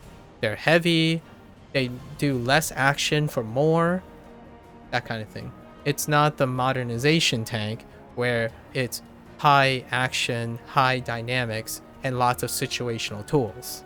That's a whole different story. But in this case, especially the QR quality of life changes, it's a reduction in action all the time. It's a constant adherence to traditionalism, which is that tanks are incredibly, undesirably a role that most casuals will not pick up because they're used to modernization. And modernization is an increase in APM. And nearly most of their developmental standpoint for support is to increase effectiveness and efficiency. How you do that? You can do that in 2 very distinct ways. Lower the number of actions but increase their effectiveness is one way. It will jack up how efficient each action is. And to me, that is the worst, one of the worst, 70% worst selling pitch for any modern person who isn't already initiated into D&D, Neverwinter Online, or what have you. If they have no emotional investment, the first thing you want to tell them is like, oh yeah, you know, this you should play a tank because that's where you should start. Tank just sits there and holds shift. And you get loot, and then you can play DPS. It's traditionalism. That's why DPS people pre-select themselves into a certain mentality, and tank and support players select them into a specific mentality. It's not that they can't be fast, or DPS can't be slow and deliberate. You get to choose, so you practice those skills. Tanks are inherently slow people. And I don't mean that in an intelligent way or an emotional way. They practice being slow and deliberate in a game like this, because it is also designed for you to be slow and deliberate. One of the main attractions for me to this game was, at the time, it was the most dynamic version of tanking. Actually, to the point where I think the tanking population was actually quite big in Neverwinter, because it's a combat MMO. Not as big as Terra and the others, because tanking is just as dynamic as other roles.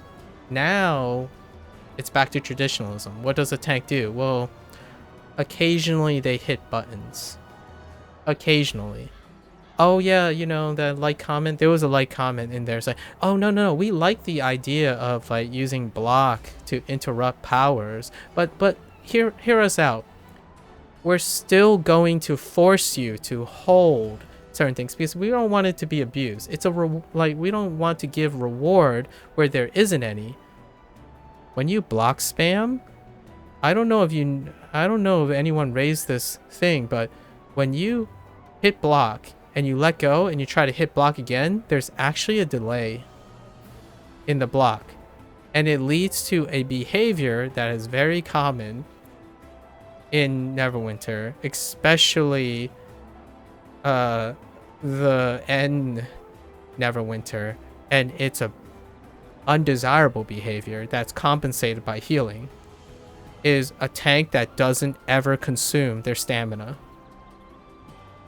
And yeah, what they did probably will make tanks consume their stamina because they have to. You have to hold block for longer. It's not a bonus reward for nothing. It's a risk. But it's a minority risk. It's at the highest skill cap. I spot block. The stuff that they're trying to mitigate is like generating AP while you're still lingering in combat. It's like, I get that. Like sentinel slashing while the combat timer is still up, like, so you're always into the next one. So I get that. But in a boss fight, that's irrelevant. In a persistent, when you care, the things that you always celebrate, like master trials and stuff, those things, so minuscule. In fact, it leads to high risk, high reward play that they've been trying to like encourage in endgame. Like when you're block spamming, you legitimately statistically miss most of your blocks. I'm a healer. I know. When, as a healer tank person, it is impressive how someone look like they're blocking and fail to block most of the time. To the point where you get comments like this. A healer that gets tired and you happen to be the tank, the moment you get hit when your stamina is not consumed, the healer's like, if you don't block, I'm leaving. So no, block spamming for AP is not without risk. It reinforces a psychological mindset that you can freely block at a compensation of a bad habit, and that involves an interpersonal relationship between the healer and the tank. That is not considered. It's always in isolation. It's like, okay, well, now you just have to block longer to do AP. It's like, what is that going to reinforce in behavior? Like, let's talk about that for a moment. What is that going to reinforce? Tanks aren't going to block.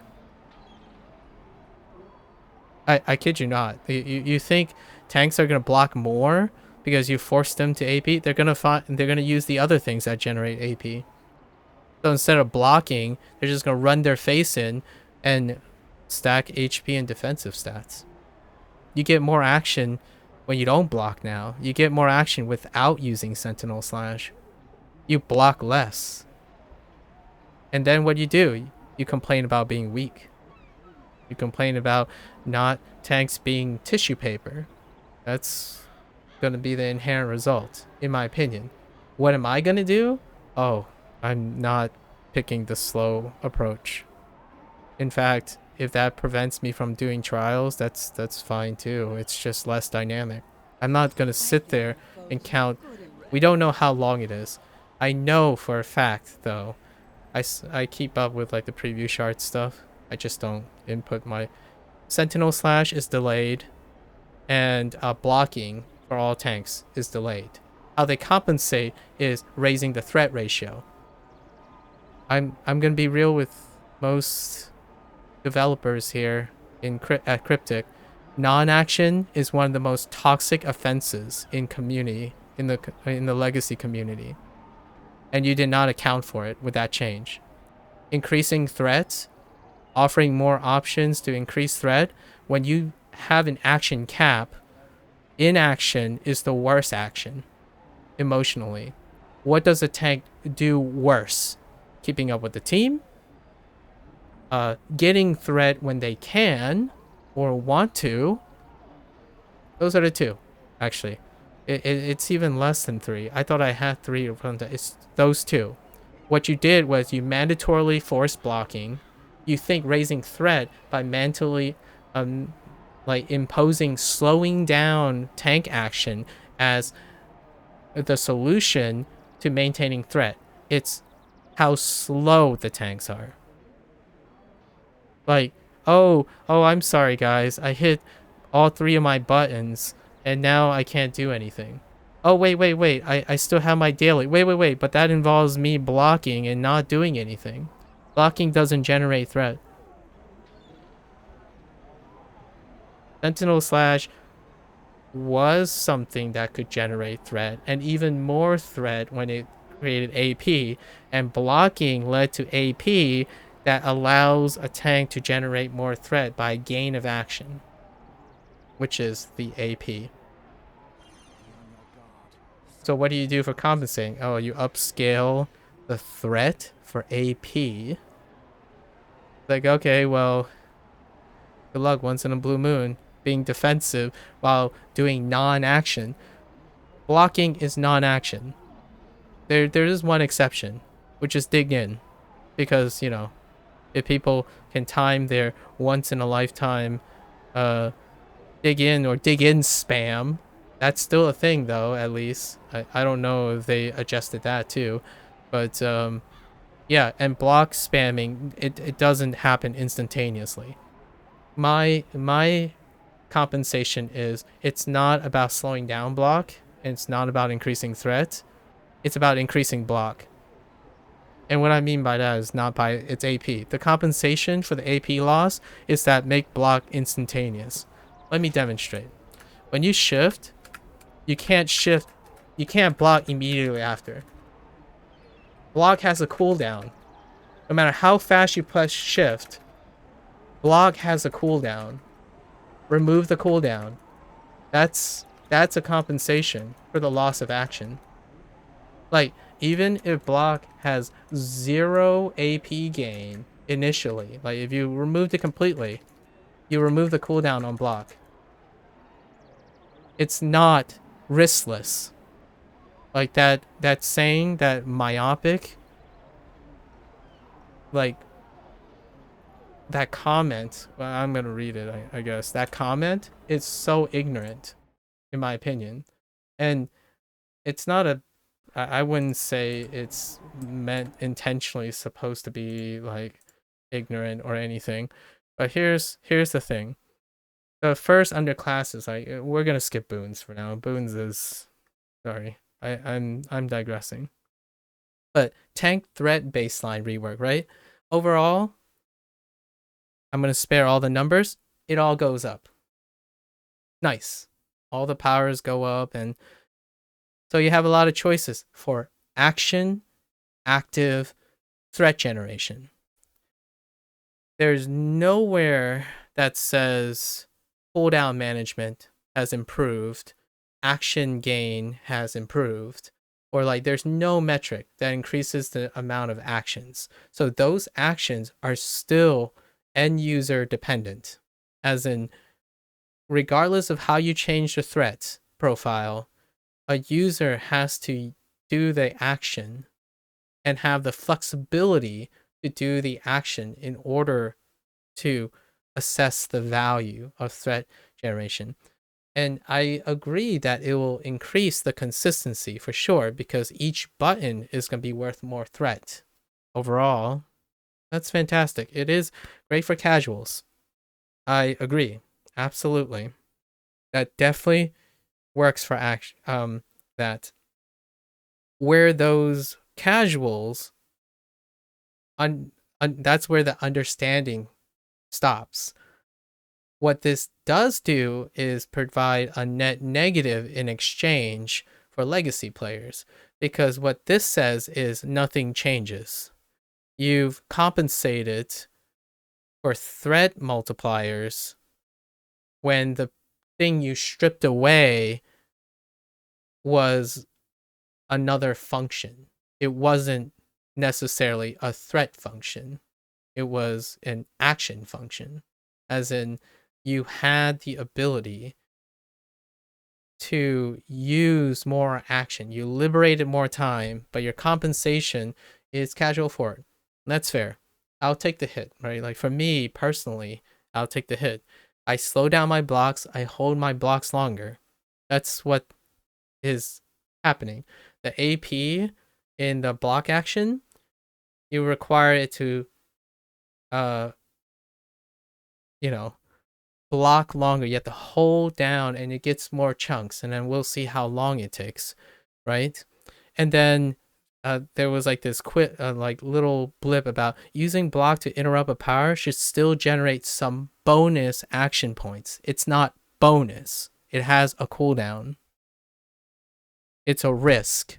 It's a risk of missing a block because you were spamming, which happens a lot. And this isn't, it increases in frequency from a newer player than it is from a legacy player. And what I mean by that is a newer minted player is more likely to block spam at a risk. So that what that means is it did unintentionally reduce the risk, but it punished the vets who don't take the risk, who try to mitigate and manage the risk.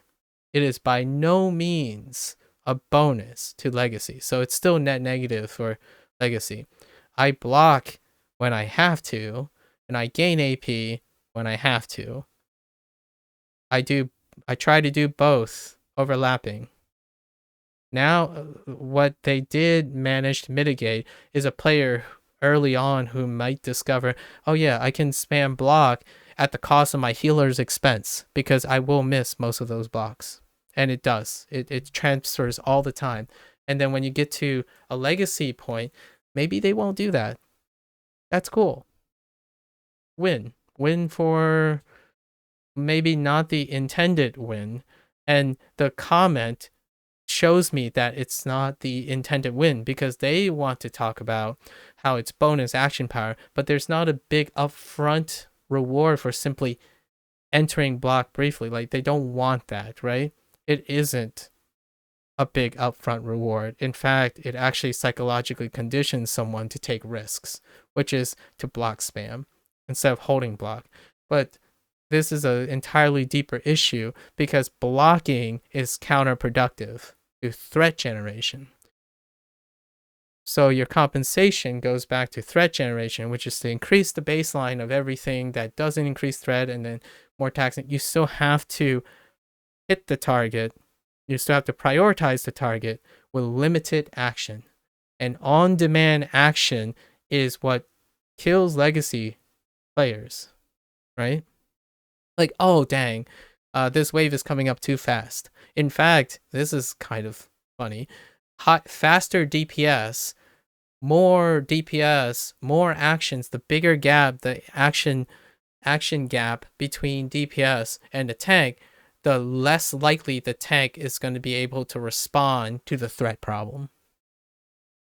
That's a loss in action, not a loss in whatever multiplier you have. Because you can't gain aggro, which is gain enmity, right? Before even threat generation. Like a mob spawns, there are 6 of them, and your DPS already has an AoE up. And it's like, well, oh, they're killing the boss too much and they trigger the next wave. It's like, well, my actions aren't up yet. So what can I do? Nothing. I can hold block. That's counterproductive. There's nothing in it. There used to be AP, and now there isn't. So what do? Well, you don't have any additional actions. What does a pain giver do at that level? Aggro. Let me spam aggro. Tank, can you get aggro? It's like, it's been 3 seconds since you lost aggro. It's like, well, I didn't have aggro in the first place. Like, I can't lose something I didn't have because I don't have action. That is, in my opinion, the psychological crux. Like, the satisfaction of tanking and retaining tank players is not feeling helpless. So you think the solution is to make them even more helpless. Like, you increase the gap of actions between healing. Kind of feels like that too, but not as bad, I would say, in my opinion. Where like, oh yeah, you're just taking damage too fast. I mean, I have the resources, but it takes a while to cast, you know? Like, hey, this guy, he's running his face into everything, but man, even if I spam R, I can't actually heal him even though I have resources. Pain givers are selectively and unconditionally have higher APM than support and tank.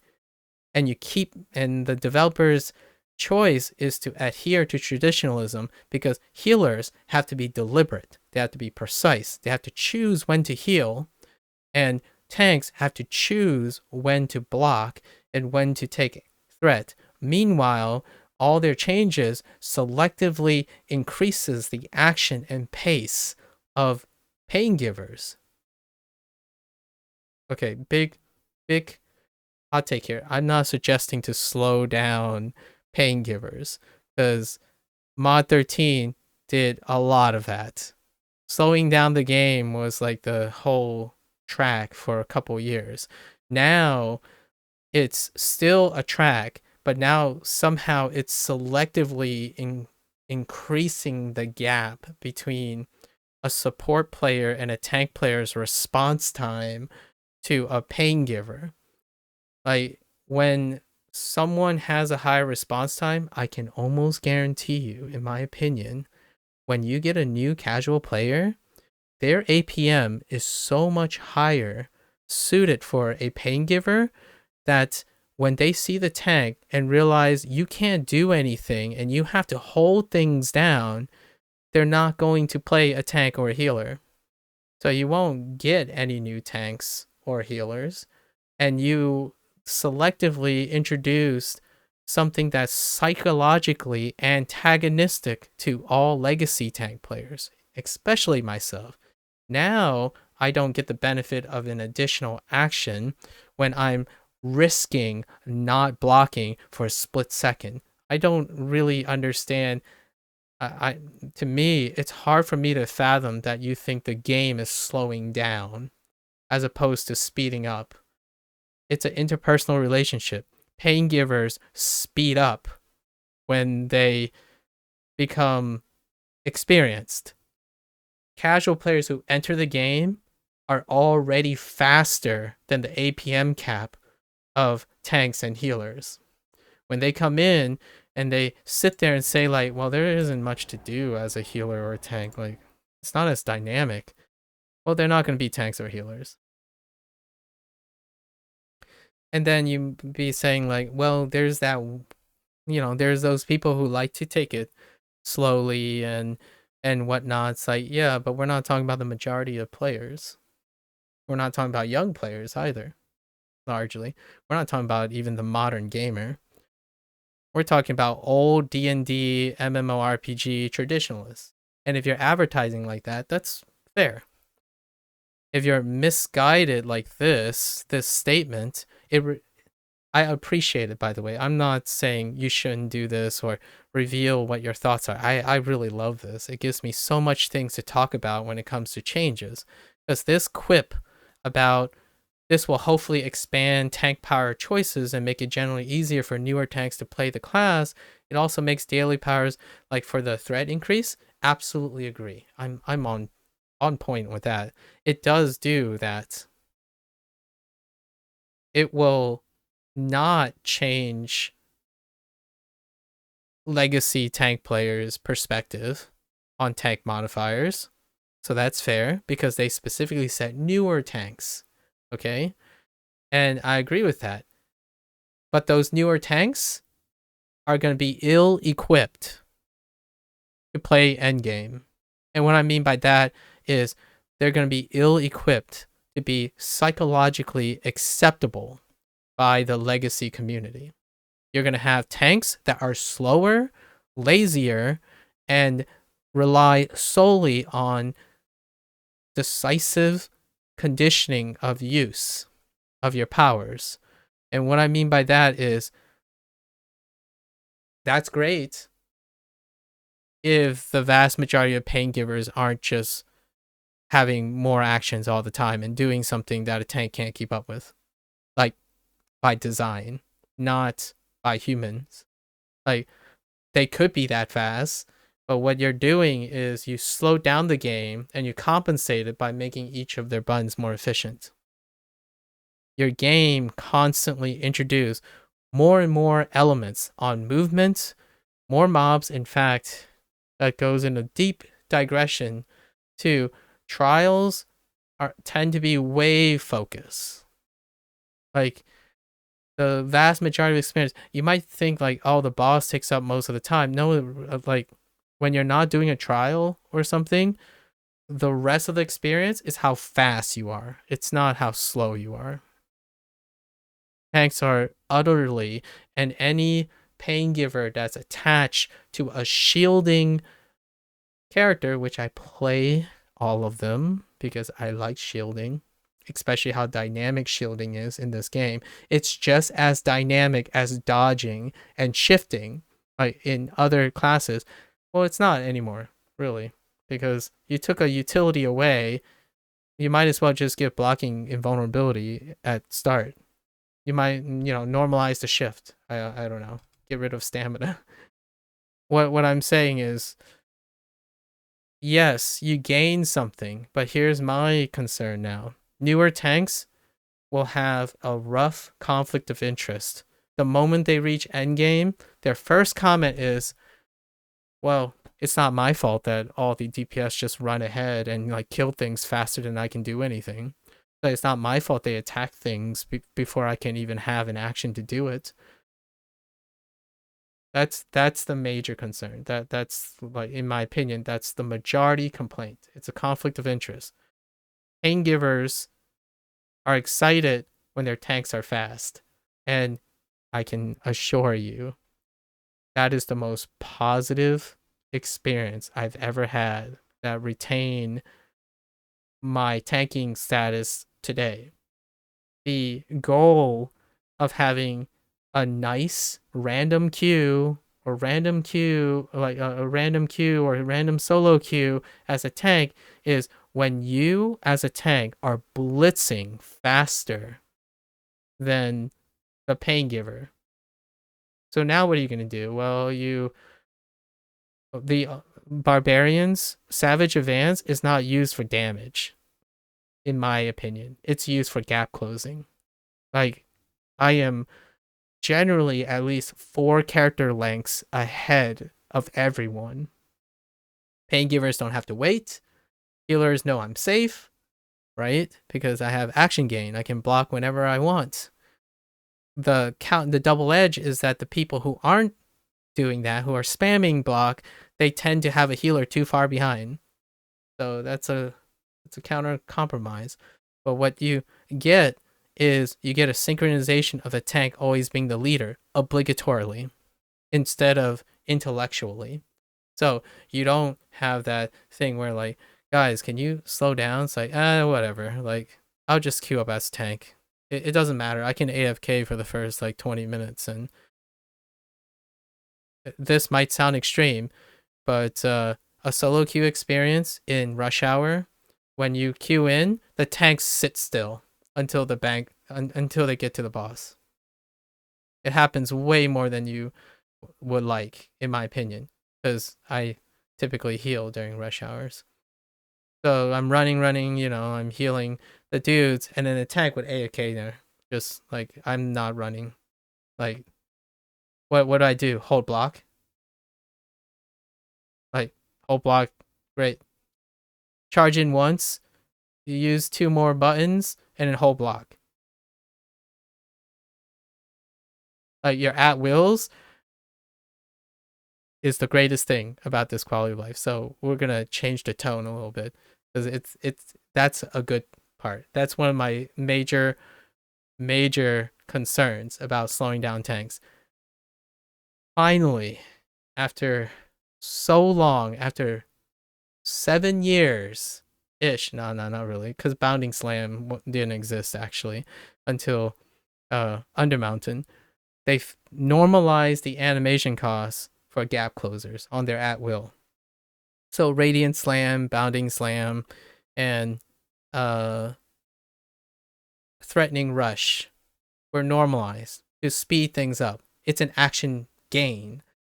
So what does that do? Anything that they slow down, replace it with it. That's it. So when they talked about like that little like quip in the last module, it's like, yeah, we're looking at you, Sentinel Slash. Yeah, Sentinel Slash is irrelevant. You replace it with Bounding Slam. Challenger Slash is just faster. So if you don't land a hit with Sentinel Slash, you don't land the hit. Your threat modifier could be 8,000 for all intents and purposes. You don't land the hit. You have to be faster than your pain giver. You could ask your pain giver kindly, like, please wait for aggro. I met some of those, you queue in, and if you have a newer tank, what they do is they just sit there and they try to hit a target as much as they can. Meanwhile, to an experienced healer, all I see is all the pain givers taking damage, so I don't even bother healing the tank. The tank actually is ornamental. They actually sit there because even if you face roll on a keyboard, not landing the hits, not prioritizing targets, and then exhausting yourself immediately is the #1 barrier. Because they're coming from games that are faster baseline. Your audience that you're recruiting who have time to play a game in a live service game are younger and faster. They are not traditionalists. Like, most of them are not anymore. So you just see this tank like goes in, like, here's a great example for Justicar. Valve of Enmity, and then Avenger in, and then like smite 3 times on one target. And then they sit there and they run around and like slap people with at will while the pain givers are taking all the damage. Because the pain giver, when they hit buttons, they can hit buttons again and again. They can hit it like 3 or 4 times before the tank even realized they didn't have aggro at all, except for one target. Great example for Sentinel. We need a Sentinel example, right? Run.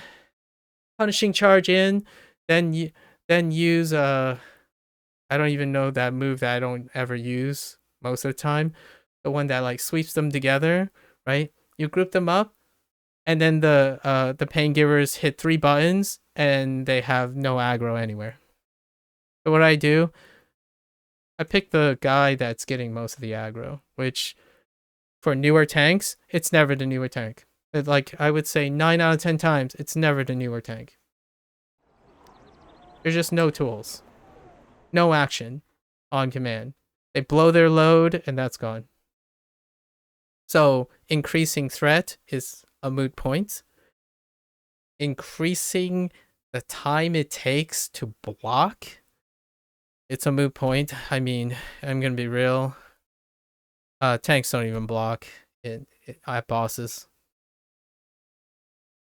That's nice though. That's nice. That's why I agree with the threat increase, in my opinion, because newer tanks do hit buttons on bosses, so it will generate more threat. So they will have threat, but I earnestly think that they usually have threat by rolling their face on a keyboard too, because they'll have the obligatory move that snaps the aggro momentarily. Yeah, so that's fair. Just saying. I just want to throw out some pragmatic arguments to understanding what it is and based on their comments, right? Daily powers and healing are more valuable for threat generation. That's kind of a weird statement, but I think they're talking about also like Justicar stuff in the tank section. So will we monitor and change and adjust threat values? I think it's irrelevant what the threat values are. Mechanics, probably. And what I mean is increase APM. You got to increase somewhere else. Which it's nice that they did the slam stuff. Okay, crowd control immunity update. Thank goodness, in my opinion. That's just a bonus. Bonus for everyone. CCs are consistent. For better or for worse, CC immunity is consistent. I can't tell you how many times I got knocked on my butt and never used Phalanx again. Knocked on my butt and never used Sanctuary again. Except like very, very specific cases, because they get canceled. I even barely, sometimes, if I can get away with it, I don't use Divine Champion. Because you can get knocked out of Divine Champion too in certain places. And almost often, it is always dwarfed by Dig In for the Vanguard or your block. Because Unstoppable, you're just on the ground most of the time. Like, you run around and say, "Oh, I need this Unstoppable." Okay, all right, it's my chance to get an aggro. You get knocked on the ground and you're sitting there for 6 seconds because you might have like an equipment that lowers your control resist. You just sit there and your Unstoppable just expires while you're just sitting there. It's like great.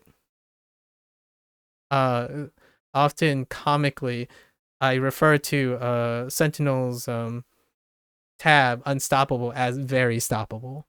Like in fact, most of the time, a great practice for Sentinels is to make sure you don't get hit while you have Unstoppable up. I know how that sounds.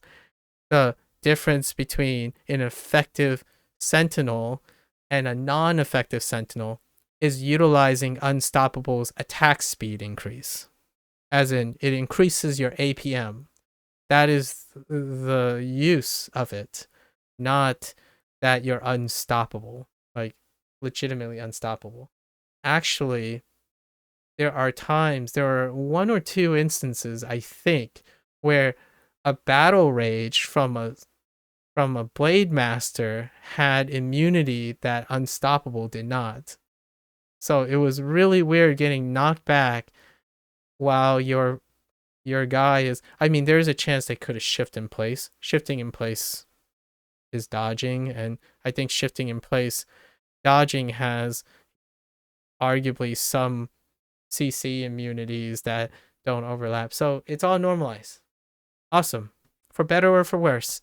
I mean, it's probably not going to stop Unstoppable for getting like there's going to be a chance that Sentinel's still going to get knocked on the, like all the tanks will get knocked on their butts by like some obligatory CC that developers seem so in favor of, because the one thing you want to add as a crutch to tanks is punish the tanks by limiting their APM some more.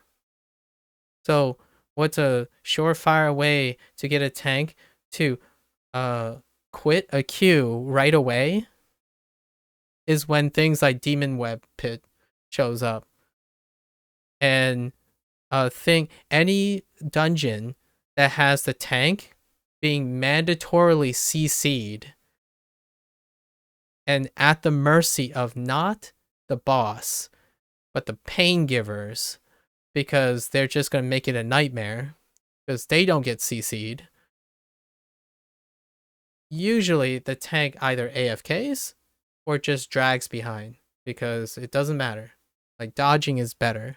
Like, what I mean by that is, instead of taking the effort of constantly getting knocked on your back or chasing after something, the vast majority of newer tanks and older tanks alike just don't bother. And you might think, oh, but there are tanks that love that challenge. It's like, yeah, the few. Try doing it every single day or expecting it to do it for the duration of live service. It's like a second-class citizen. Right? You're there ornamentally. I actually think about that all the time. It's like, I'm queuing out as a healer because I'm on autopilot. Like, if they die, they don't even... It's so normal. If they die, they don't even complain anymore. Like, oh, sorry, I'm actually dragging way behind. Tank and healer's lack of APM has become a lazy crutch and toxic counter argument to pain givers. And what I mean by that is, if you randomly queue, right, and they start walking, pain givers are blitzing, right? What you can see synchronously, you can nearly almost connect. If you're a healer and the tank is still like spawning in and the pain givers are all already at the other room, the first thing you look at is you just stand there and you stare at the tank if you're the healer, or vice versa, and you count. Like, that's how I'm imagining. You count. It's like, nope, they're still going. Like, okay, what we're gonna do is we're gonna walk, but deliberately walk slower. Even if you walk the fastest, you're probably still not gonna catch up to the majority of the pain givers. You're gonna walk and let them do all the work. And what does that do? You might be thinking, well, they're not doing end game content and like trials and stuff. They're robbing themselves of growth and stuff. It's like, yeah, but you have to live with them. And if you're the developer, you have to deal with them. They become your community or not. So your goal is to keep retaining them. So you're creating design choices that make the experience nice,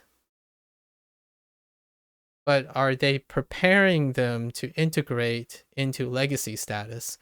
And generally speaking, that's, in my opinion, one of the biggest gaps in the lack of growth in Neverwinter, that is attached specifically to Cryptic's design choices. I'm not saying it's not growing. There is a chance it's growing, but not because of Cryptic design choices. It's because of D&D, in my opinion. It's probably far more attributed to the rise in fantasy and interests, especially D&D. You know, Baldur's Gate 3, all the other ones. So keep reducing actions. I mean, ultimately you're normalizing a mindset where we just do less, like actively. And in healing, I press 2 buttons mostly. Here's another psychological thing. If you just press your button and show the effect that you're healing excessively as much as possible, it actually doesn't statistically make the success rate any more, like, it's not statistically significant that it affects your enjoyment or reward, because you're giving the appearance that you're healing. Even if you're slamming on R whenever your divinity is up,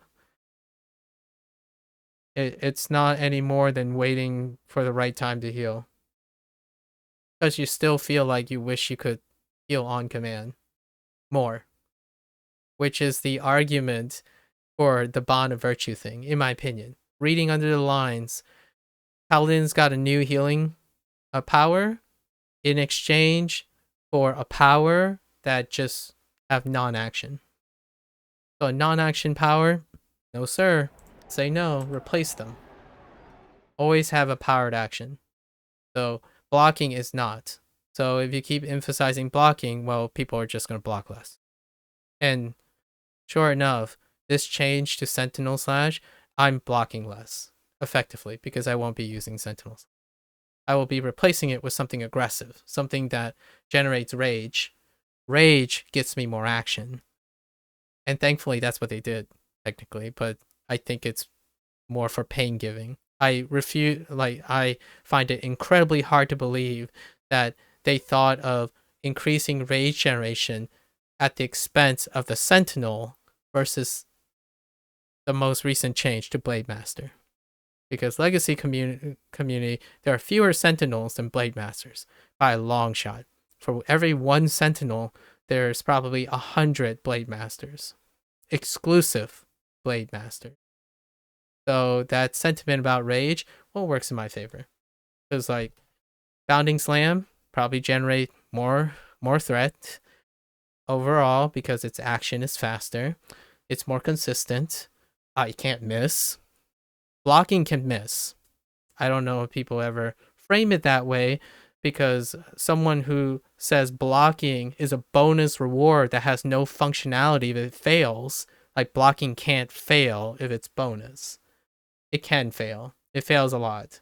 In fact, blocking slows your movement down, which is one of the biggest concerns for newer tanks. Like it's one of the biggest. And the capstone for that problem is getting to endgame and getting movement speed bonuses. The capstone is money.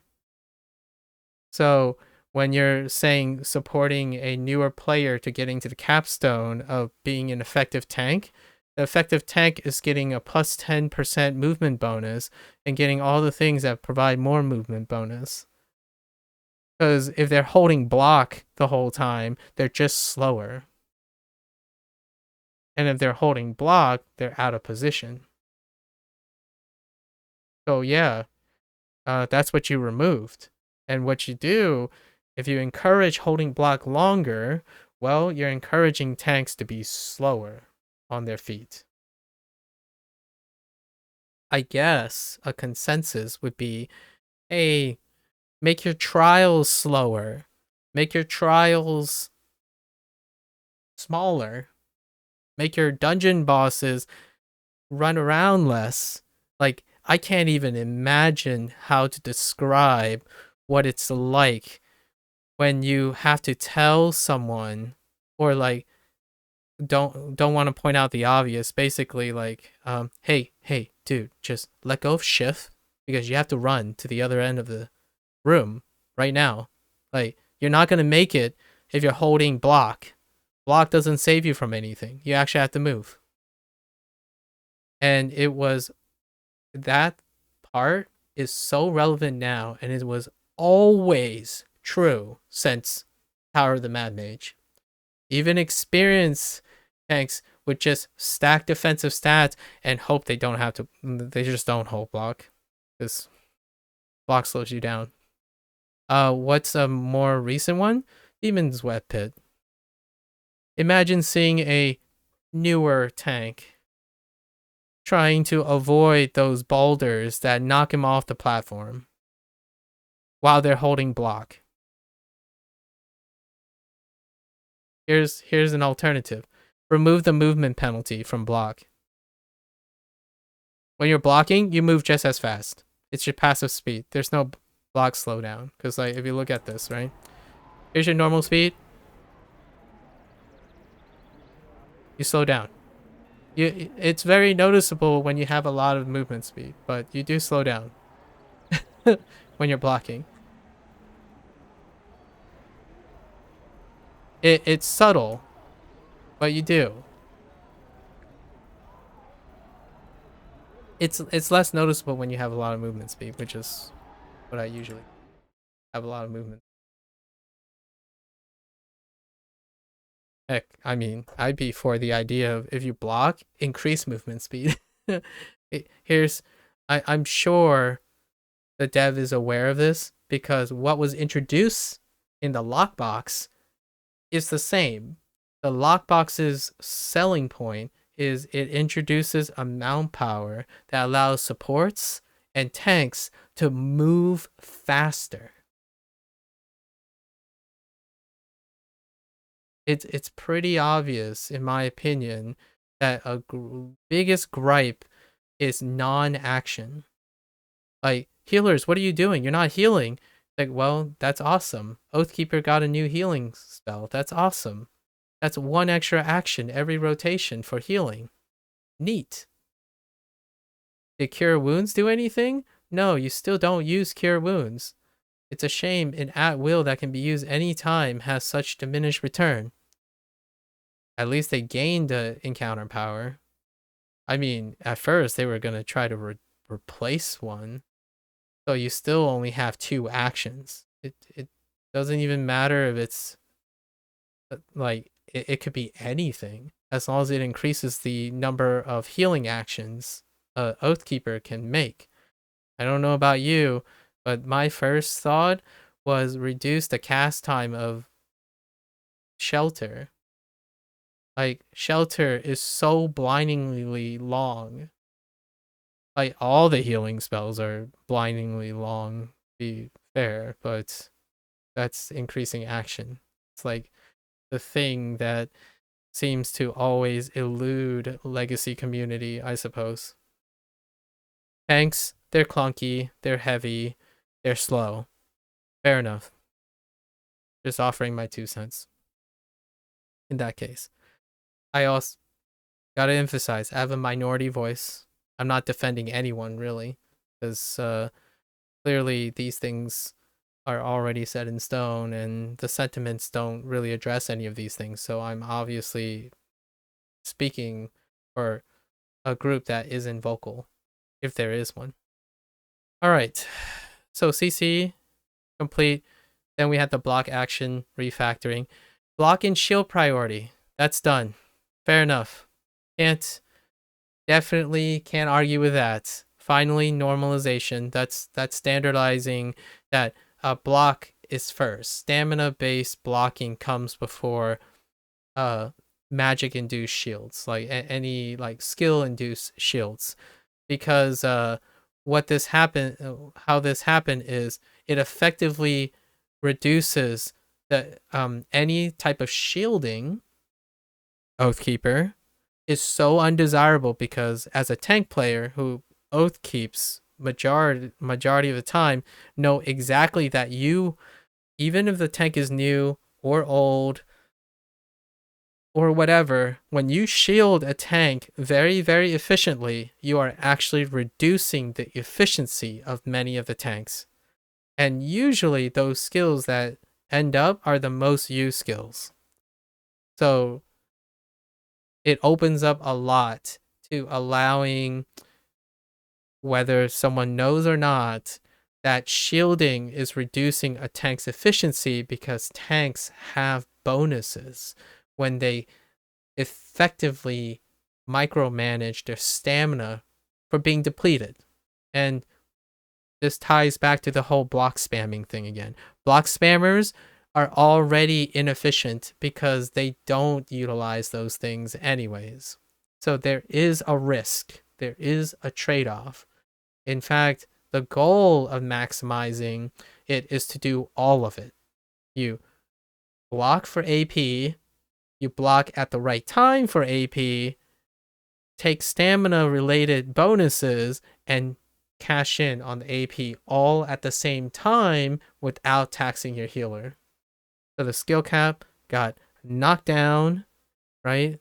The top range, and then the bottom range is pulled up by slowing the game down for the tank in isolation. So it's probably easier for newer tanks, absolutely. Does it improve the relationship between what they see and experience? Well, they see pain givers in front of them all the time. It doesn't. They see healers complaining about them all the time. Yeah. They see pain givers constantly complaining about getting aggro, not generating threat, getting aggro. So It doesn't address those. Tanks recede because it's a powerless of inaction. So whatever that is. There's a great silver lining. I'm playing this like an antagonist right now, but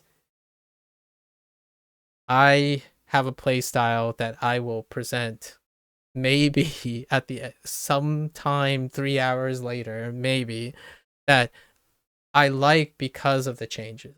Because of the changes, I know I will get aggro so much easier, but it's at the expense of everything involving blocking. Because the developer decided to slow down blocking like it is an action of some sort. It hasn't ever been an action, in my opinion. Sentinel Slash did not serve any purpose other than a gain of action that's equivalently exchanged for the lack of utility that Sentinel Slash offers. It didn't offer a utility. So it's a one-to-one exchange. But instead you compensate it using the lack of functionality, improving the lack of functionality, and that's it. Well, what you have is an ability that is equivalent to blocking, which slows you down, which makes you less responsive. So you're not a player that has the tools to respond when you need it. You're a player that's hampered by time. Like, oh no, I need to block here. Like, well, it's too late for that. It's like, oh no, I need this encounter power now for this. It's like, but I already used it before. I can't tell you how many times the abilities. It's like, well, dang. All 3 of my abilities are on cooldown. My pain givers are so good, so fast, that, well, can't do anything about it. Good luck. Godspeed. And then when they die or they run around like, you know, dipping and dodging, who do they grief the most? It's not the tank, actually. It's the healer. Because the healer has to hit them. And cue all the best of dodge healing skills. Because healers have poor action time too. So what happens is you have a pain giver who has better actions, have better animation canceling, have like just faster pace, and a healer misses once. Well, it's too late. There's no recovery from that. You miss once, they probably popped their health stone already or something. It's like their actions are just, faster. Like, well, yeah, I shouldn't bother trying to heal. So they don't. Like, hey, if you're gonna go jump dodge around, like all the power to you, man. Just make sure you're safe. I don't want to have to heal you. Like, hey, if you're gonna attack everything before I get aggro, just make sure you're safe. I know you're really good. Like, you're a really good player. I hope you're so good that I'm only here as a DPS player who is filling in as a tank player. Because legitimately, tank players would say, why am I even here? Alright. Anyways, shields over block, it increases more tools that a tank can do. Because depleting stamina is a thing. Right? Utilizing stamina is a thing. It's a resource that tanks underutilize already. Slammin' Rush Powers update. Absolutely cool. We're gonna do that. That's part of the kit now. Bounding Slam, Radiant Slam, and Threatening Rush was already part of the kit, but now they're just better for me. So personally, so it's gonna be great. But Bounding Slam is the most exciting thing, so I can't wait. Oh, and shield replacement changes. As an Oathkeeper, done deal. I can't tell you. Gongs. What is that? What is that artifact? Gongs something. Oh my gosh. This artifact triggers me. Gongs and Dill of Creation triggers me so much. If there is something that there's an emotional hit, like just pile it on to the healer wasting action, like just constantly wasting action, is when Oathkeeper lands and think that the tank needs increased action power. So look, it's ambivalent. I'm not triggered by angry at the tank player, nor being a healer. It's compounded. Okay? So Gong's Anvil creation, it produces a shield that absorbs, right? But it overrides Oathkeeper. It's like, okay, that's where it usually ends for a healer, where like, dang it, why do you have to use a thing that keeps overriding my shield that I spend an action on and resources? Like, it's counterproductive. It actually makes it worse, right? There are other shielding items that tanks use. However, if you're a healer and a tank player, the first thought you have is, dang, that other effect gains me an action because it allows me to attack when I can't attack. It rewards me for being defensive. So these items are absolutely rampant in new players. So when you're queuing randomly, a lot of the first things they pick up is a gain of action for tanks.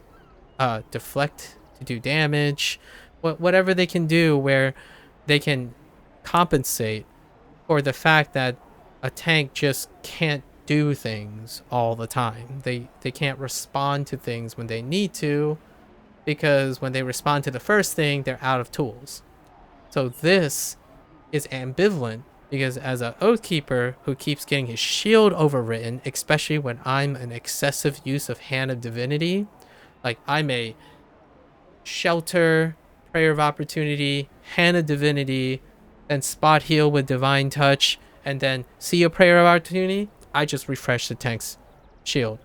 What that does in normal queue or trial queues or random queues is that this person pops this thing and they get popped. That's it. They just die because it overrides Hand of Divinity. So thankfully, that's not the case anymore. It always accepts the higher thing. We don't even go into when two Oathkeepers end up in a random queue. And newer Oathkeepers will not use Hand of Divinity because it's horrendously low APM. It takes so long for full charge Hand of Divinity, but I do it all the time. It's deliberate, Prayer of Opportunity. It's free. I'll find a time to do a fully charged Hand of Divinity. It's great. Awesome. Newer Oathkeepers? No. It's a shelter. Shelter. More shelter. Quick. Hit my shelter. And then once you get to like 6 months time, it's like, I don't like this game anymore. All I do is hit shelter. Because the other actions are loss of action. Divinity requires an average of 2 to hit the whole team. Like, even if there's no divinity cost or anything, it requires 2 actions on average to hit the whole team. That's nearly double the amount of time, action time, and it requires the encounter to be accessible. Cure Wounds requires that the target is accessible. It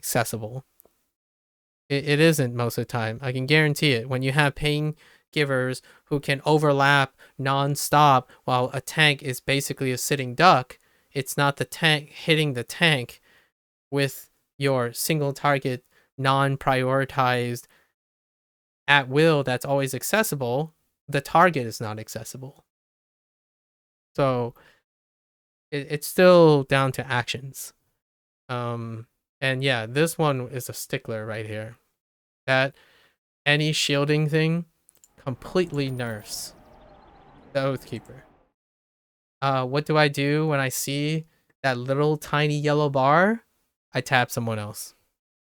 And I don't even bother with healing the tank. The tank, in fact, sometimes I let the tank, I stop putting a shield over the tank, and immediately when you inspect the tank 5 minutes later, they swapped out the artifact. So it's not to say that there aren't older players who uses it expecting that healers don't really require additional action. They require additional action. But there are players who intuitively know that, oh yeah, I'm overriding the shield, right? So it's both. It does happen. And it happens more often than I would like to admit. So that's gone. Fantastic. Awesome. Alright, we're gonna switch to our paladin because the paladin things come up first. It's gonna be a while till we get to content. So, I mean, the content is probably a week-based thing, so this is the first week. It'll probably take... I want to leave myself like 2 or 3 hours.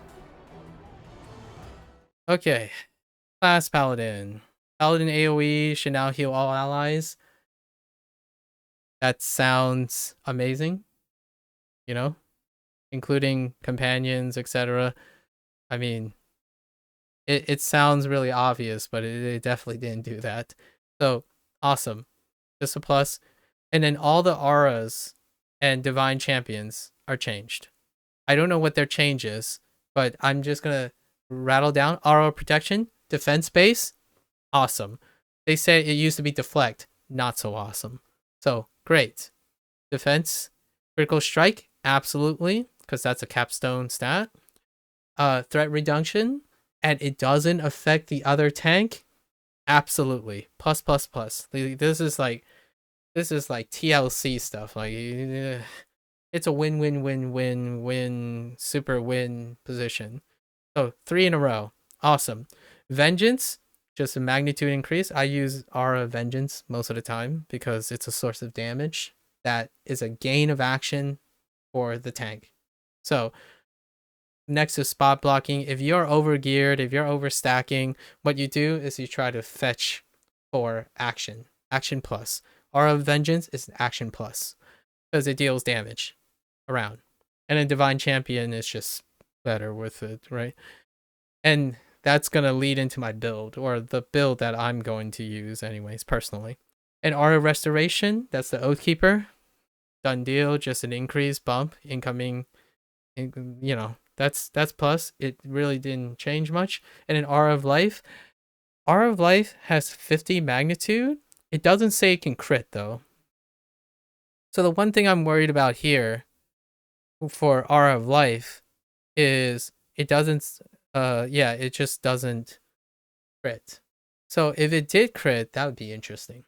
But at 50 magnitude, it's incredibly situational. I've tested it time and time again to weave it in somehow. Maybe like popping off people is great and all that. It just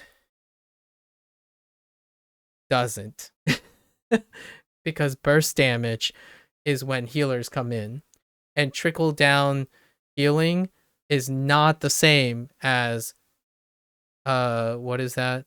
Holy Word or something? It's not the same as the clerics heal over time. That's burst hotting, not 50 magnitude. That's like less than cure wounds.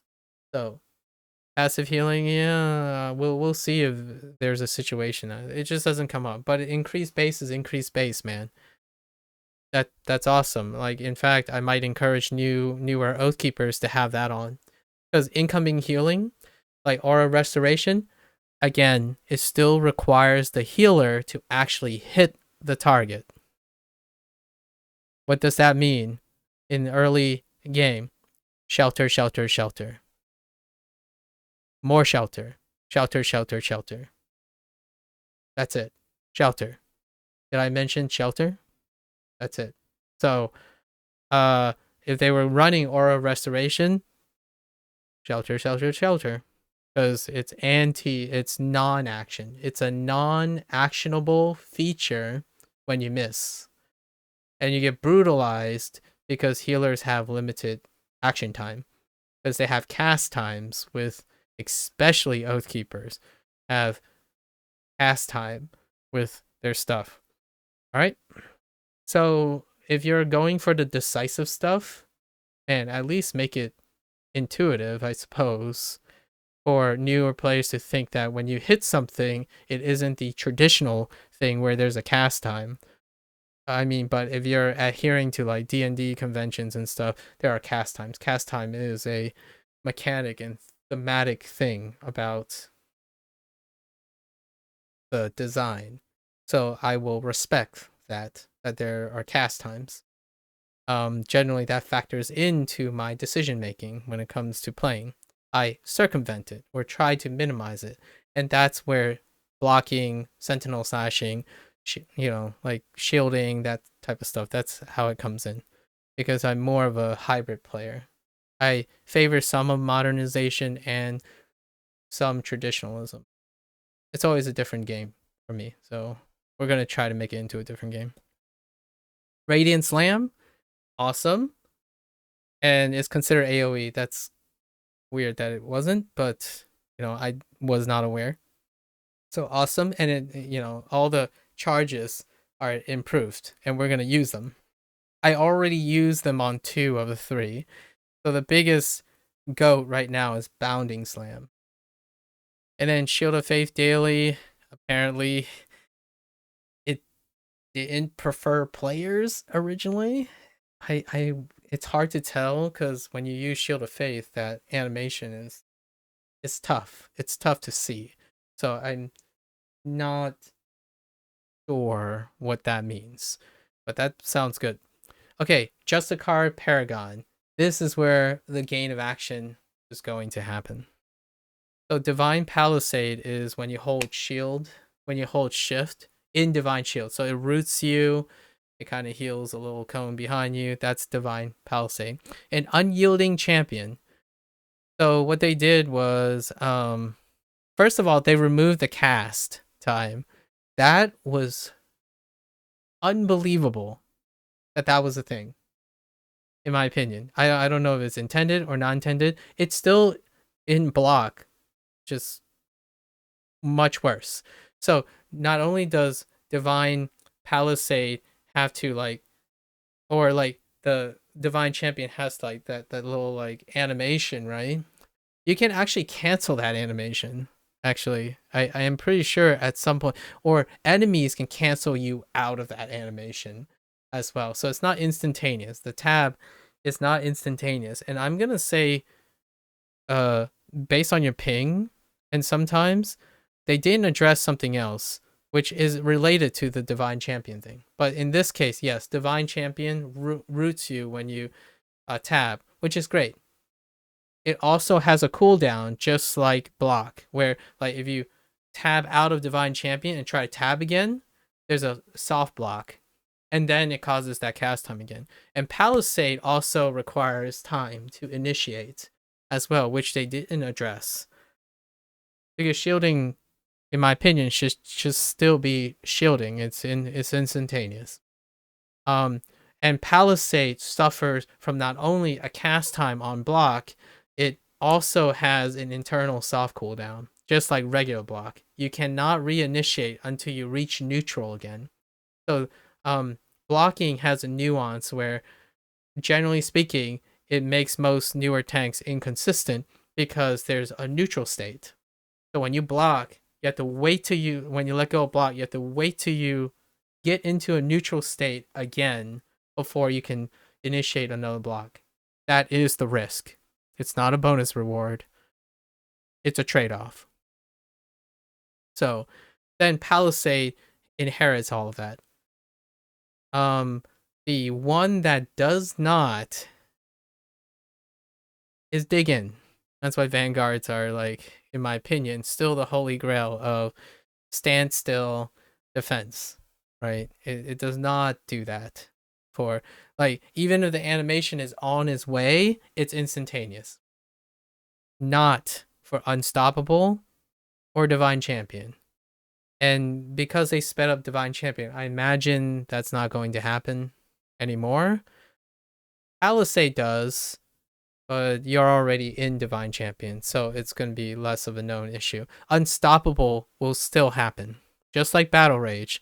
If you're hitting too fast, too furious, you can actually get knocked out during the unstoppable animation or the battle rage animation. And depending on your ping, it's going to be even more excessive. So when you hit that tab, there's still a window that you just get slapped right out of it because of a delay. And if you want to compensate for network lag and stuff, so just reducing the latency of the initiation, if it's already instantaneous, that's some ping, man. But it's some ping that's not experienced in Vanguard, so I don't think it's necessarily ping, because you do not experience it in Vanguard. In fact, it is so robust on Vanguard, because you do retaliation, right? Retaliation is super robust. It's so quick. It's instantaneous. Like, it feels, delayed based on ping, but it doesn't feel delayed on activation. Unstoppable does. Divine Champion hopefully doesn't anymore, but Unstoppable still does. So it suffers from the same thing that Divine Champion has, which is not addressed in this quality of life. When you hit tab, it might not happen. There's still a cast time. That animation, somewhere along the line, that animation has to complete. There's like a completion window. I can't tell you how many times I see myself, that unstoppable thing happen, but I'm already in the air. Like, I'm tabbing at the moment, a split second before this thing hits me, and it hits me without the effect of unstoppable. And if it's a CC, you get knocked up, and it looks like you're going into unstoppable. You fall down, and you're out of unstoppable. It cancels unstoppable's activation. So if you're going into nitty gritty stuff, Divine Champion, awesome.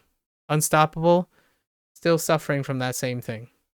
So that's one down. Divine Champion. Intimidating Presence got rework, right? Just more threat. That's awesome, I guess. And Intimidating Presence is gonna be the gain of action, because it doesn't take blocking away and stuff. That's fine. But it does ongoing damage. That's just gain of action. Just all day, every day. You nailed it. You want an alternative to unyielding champion feat? Nailed it. Plus, plus, plus. Like, intimidating presence all the time, especially when blocking and absorbing damage is a non-action. Now, I want to emphasize that, because the conventional interpretation is, oh, I don't need to hold block anymore to block. That's because unyielding champion reduces the cost of divine champion, and it allows it higher uptime, and it absorbs more damage, like, around, right? You're not, so you don't have to worry about wasting action time with blocking. Like, that's great. It's kind of like an unstoppable substitute. In fact, if you like unyielding champion, you may want to consider playing a sentinel who has a mechanic very similar but baked in, unstoppable, with no choice. And that's great. And they increase the absorption rate. That's awesome. It's still a non-action. When you stand there with divine champion with unyielding feat, you're doing effectively nothing that, in my opinion, that addresses the end game, or the end game toxicity, or the psychology and mindset that it needs. When you unyielding champion and you're training to make that competitive, their idea was, hey, we should introduce something, a feat that makes unyielding champion more that's a competitor to unyielding champion. It's not that unyielding champion is competitive, is that its competitor is non-existent. And now the lesser of two has become the lesser in general. So unyielding champion, in my opinion, was chosen by default because that's what was offered. The lesser of two. Intimidating presence is just off the walls bonkers. And that's fantastic. At least for me. Me personally. What am I gonna run? Intimidating presence. I think they're the ones that are opposite of each. Let's look on here. Oh yeah, and just the cars don't get resets, so we have to do it ourselves. Yeah. So unyielding champion right here. It's opposite of intimidating presence, right? It's the one that's offered. It increases threat generation.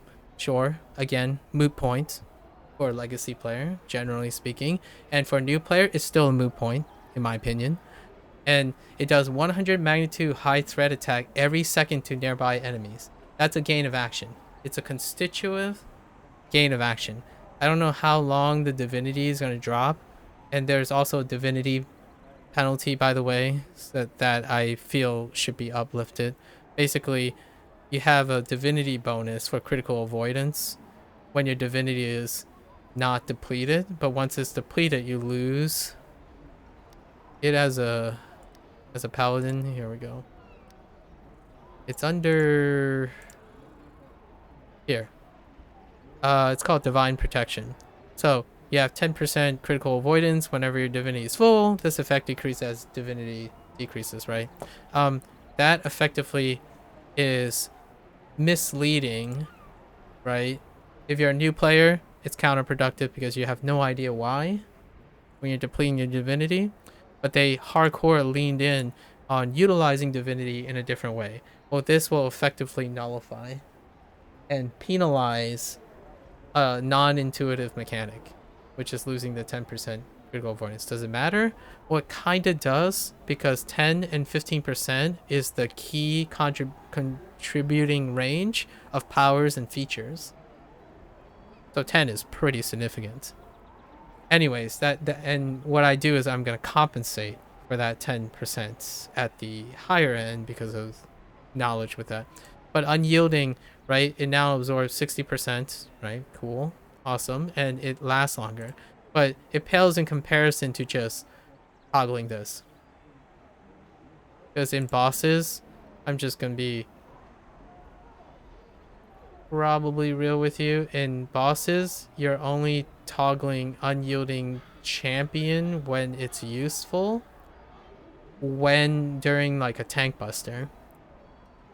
And since you delayed blocking and stuff all the time, this doesn't really address the what blocking doesn't offer, which is a gain of action.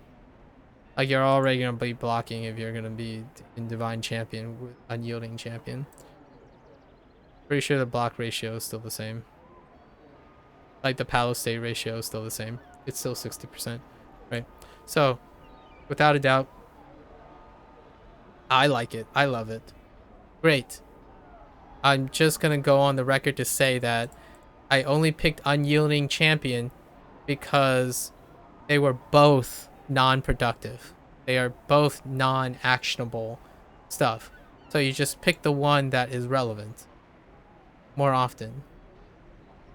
And feeling that as a new player, this offers what is akin to a passive.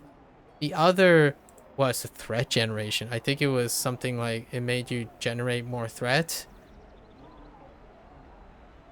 Again, threat generation is a moot point if you can't hit anything. In fact, one of the worst things about intimidating presence was that it was end feat that deal with threat generation. Because if you don't have any action and you can't establish aggro, threat generation is irrelevant. Even for new players, they have trouble target prioritizing. Not enough. Actually, that's why Valve of Enmity is the initiator all the time. And it's when I see that, I actually largely see either a newer player who have conditioned themselves to using the only AoE threat ability, or someone told them that is the way. It's not even close.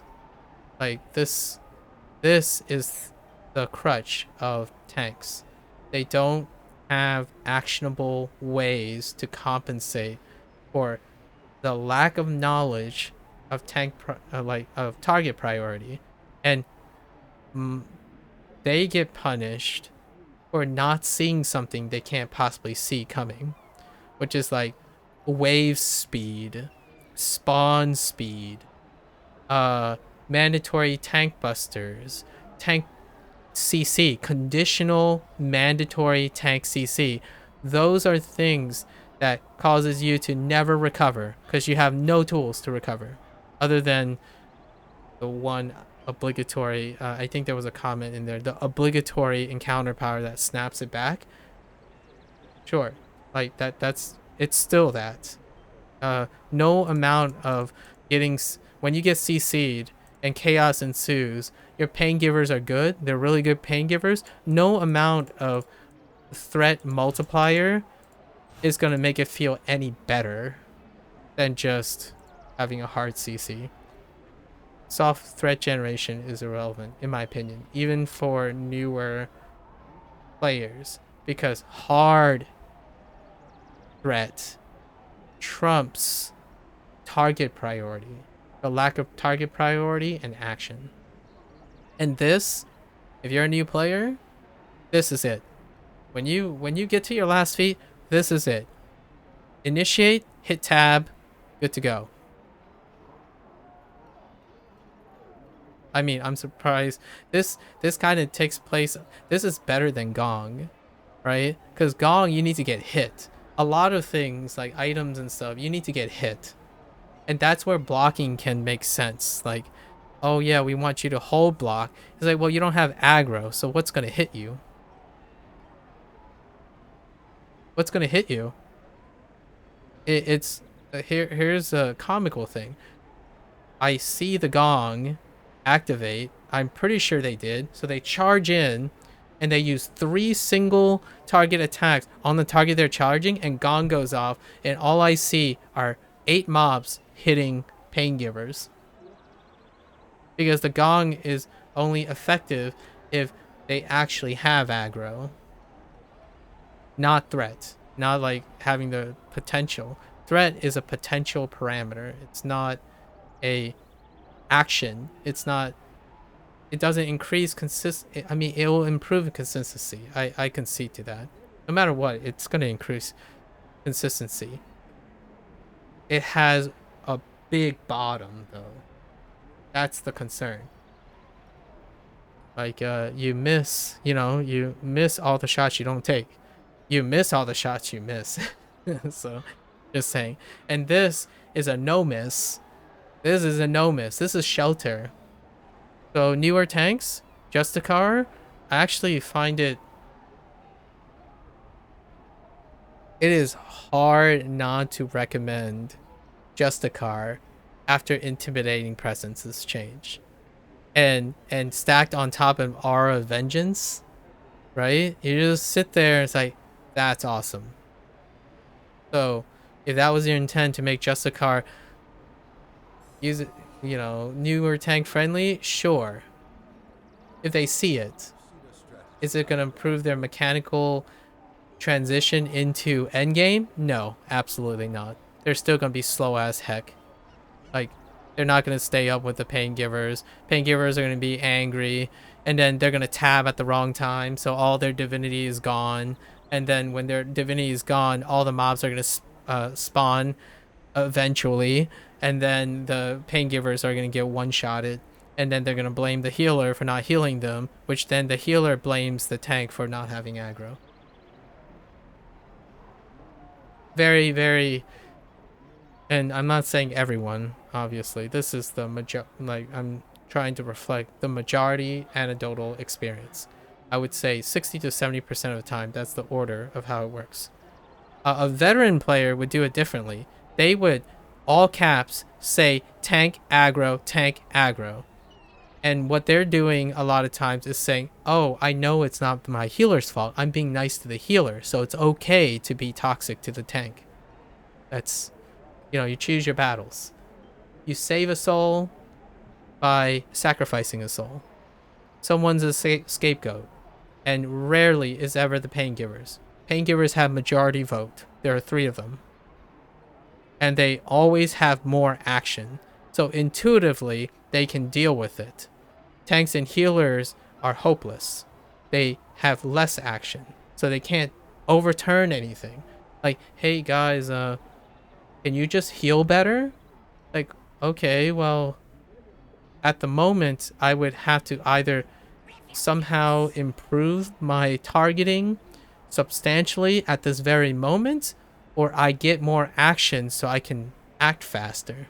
Well, you can't act faster because the game doesn't let you to act faster. So what you're going to do is you're going to put on your aimbot and predict every one of your pain givers moves. And then the tank has to magically just understand when things are going to spawn, because the game, oh wait, the game definitely does not tell you when waves spawn or give you timers on when to expect things.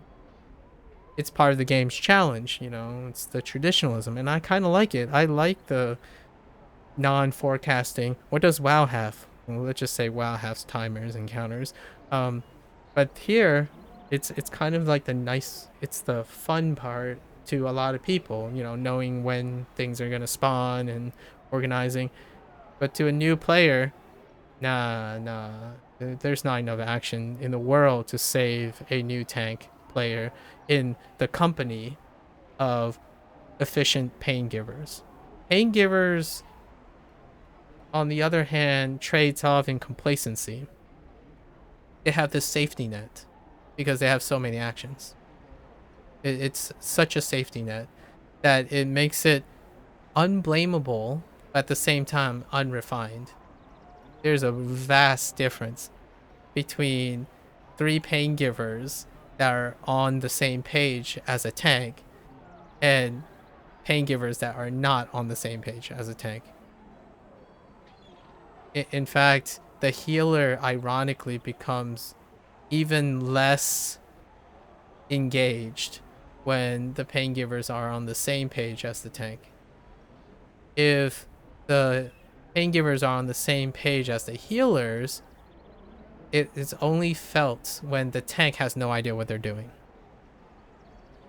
Then you know, because, well, as an Oathkeeper, let's just say if you know the surefire way that the healer knows that the tank has no idea what they're doing is when a blue shield hits you and it covers your entire life bar and you're the pain giver. And that's what happens. Immediately, I ascertain if the tank has any idea what they're doing. They don't. What do? They're holding block and falling behind. Why are they holding block? Well, they get some AP. Now they get more AP for holding block. That's great. Awesome. They're not even in the battle, so whatever. It's like, oh, you're holding block. The boss is at the other end of the room. Are you gonna hold block and go over there? Oh yeah. You're definitely going over there. What can the pain givers do? They can stand there and wait. Right? You can choose to stand there and wait. What's the drawback to that is designed in traditional MMOs? Oh yeah, that's right. DPS check.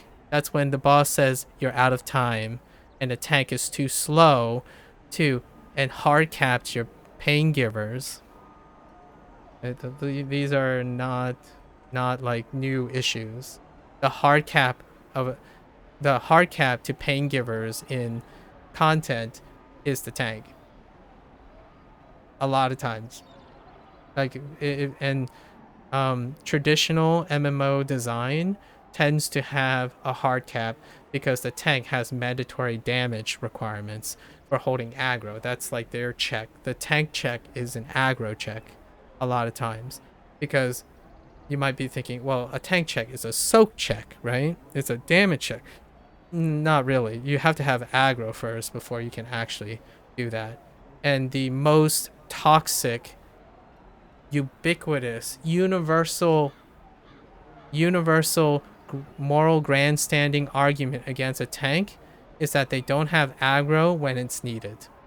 You can't argue against it, and tanks get kicked out. That's just how that works. Like, dude, man, like, we don't have to wait for you. You just have to have it. Like, that you're capping us, right? And I'm capping as in, like, damage capping. And then the healer is being capped too, because the healer is dependent on how well the tank is doing. Okay, moving along. Lots of stories. Intimating presence, plus, plus, plus. In fact, unyielding champion, that extra 20%, it's just irrelevant if you don't have any aggro. So, don't, in my opinion.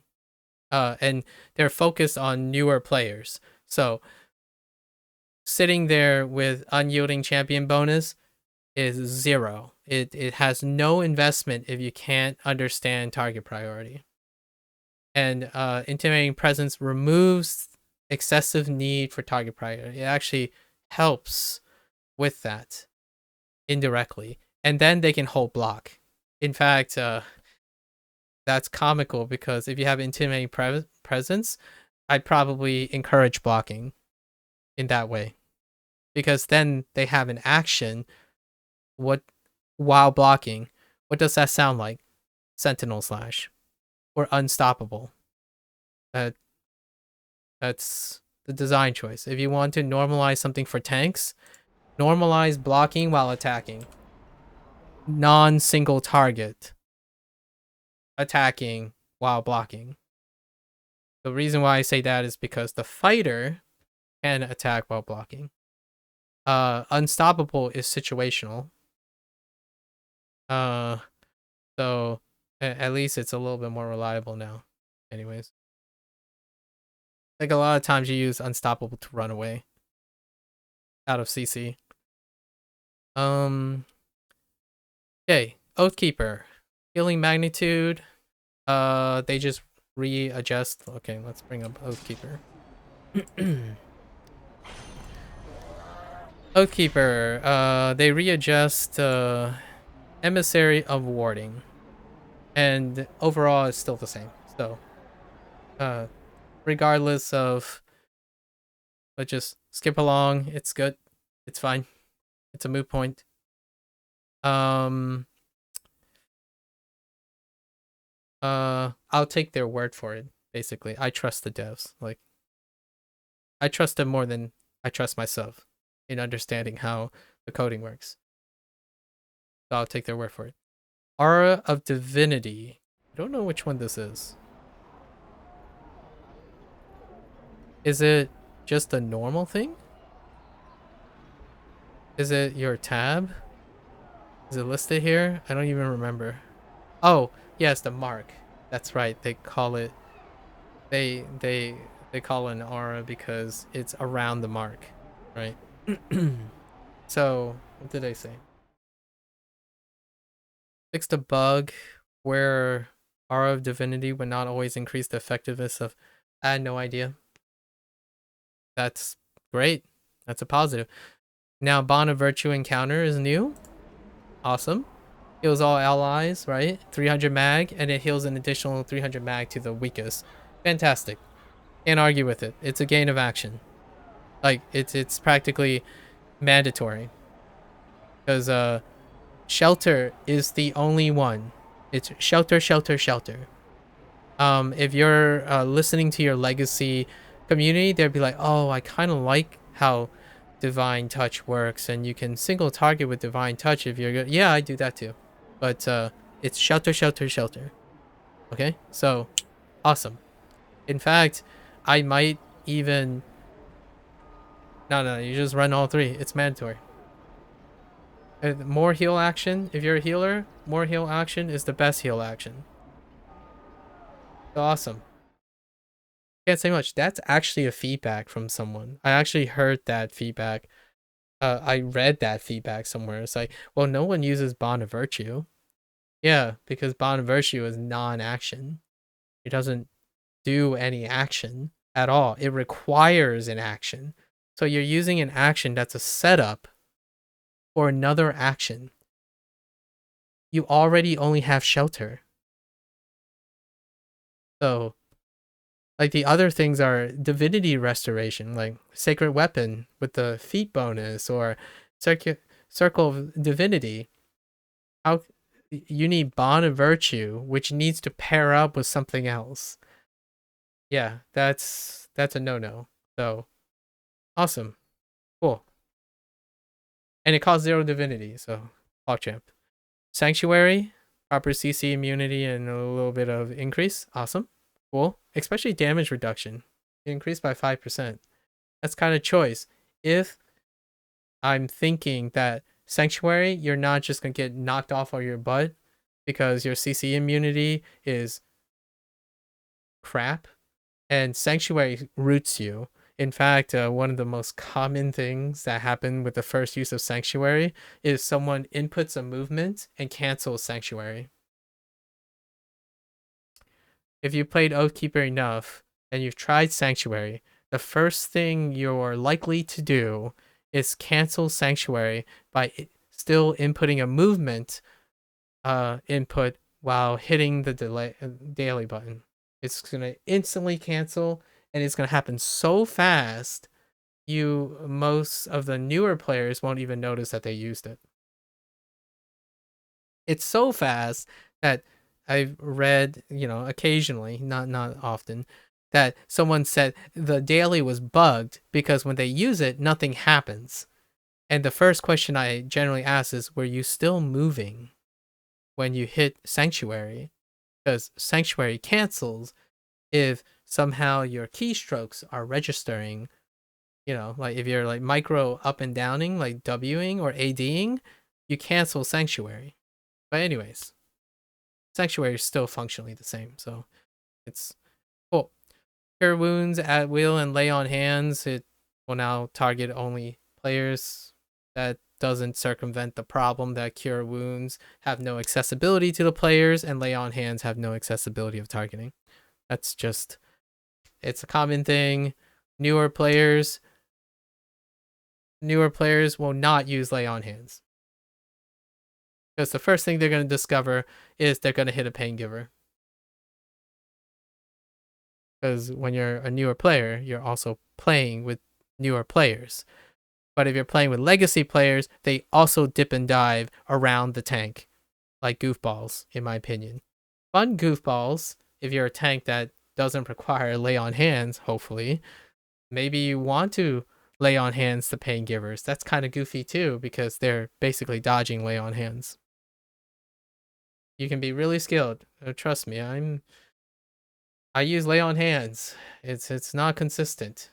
Not because it targets something and whatnot. It's not accessible. Cure wounds is not accessible. It's incredibly nuanced.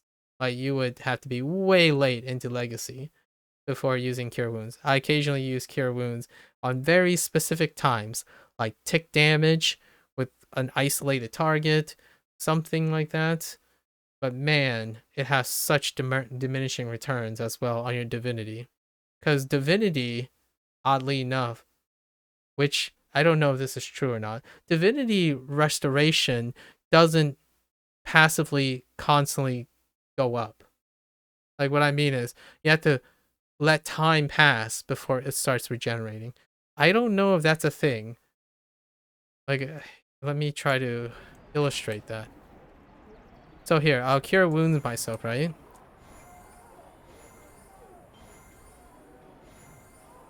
Now, what this...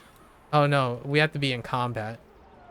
Because you restore divinity while, well, what I'm trying to say is, cure wounds require more actions. And more actions reduces how fast divinity restores. At least that's how it feels to me. So what I mean is, if you can divine touch a target for 900 mag, like a crit 900 mag, it scales up so far that it replaces, say, like 4 taps of cure wounds. Not only that, the action time it takes to do that one action, divine touch, cure wounds have to do 4 actions of time. Divinity restoration, for whatever reason, at least it appeals to me that because you are performing 4 actions, divinity doesn't regenerate as much as doing one action and doing nothing for the rest. When you're doing nothing, it restores more, which I think that was intended, right? I don't know. There's a little confusion here for me. Did I really see like Divine Touch costs 100 divinity? Cure Wound costs 40, for example. But if I use Divine Touch once and then do nothing for it, which is the cost of like 4 Cure Wounds, right? If I Cure Wound twice, it will still take longer to recover that 80 divinity costs than one Divine Touch that already costs 100. At least that's what it appears like. I don't know if anyone has noticed this or not, but Cure Wounds, if it was introduced as like, it's not created equal. More actions means stunted divinity regeneration. I think. But I could be just, it might be like an emotional response or something. But I actually think the more often you do an action, like, and interrupt divinity regeneration, there's a delay on divinity regeneration while you're in combat. So you want to be efficient, which is the design intention. Like, healers have to be decisive. They have to maximize their action. What does that do? What does that psychologically doesn't do for teams? Pain givers that keep taking progressive damage. For Oathkeepers. Oathkeepers specifically, because they don't have healing word. You see, there's no tick damage offset. Cure Wounds is what I use to offset tick damage. Because like, if you're gonna be pumping Divine Touch, it takes a long time for that Divine Touch to land, and pumping Divine Shelter, it's not an action gain, it's an action loss. So Cure Wounds have a really fast animation, surprisingly. It roots you still though. You know, like, that's a thing. It's a 1 second root. It Cure Wounds is just they just what they did was they adjust whatever the description in the text and all that, and then they corrected some typos. All right, that covers Oathkeeper and Justicar, which right now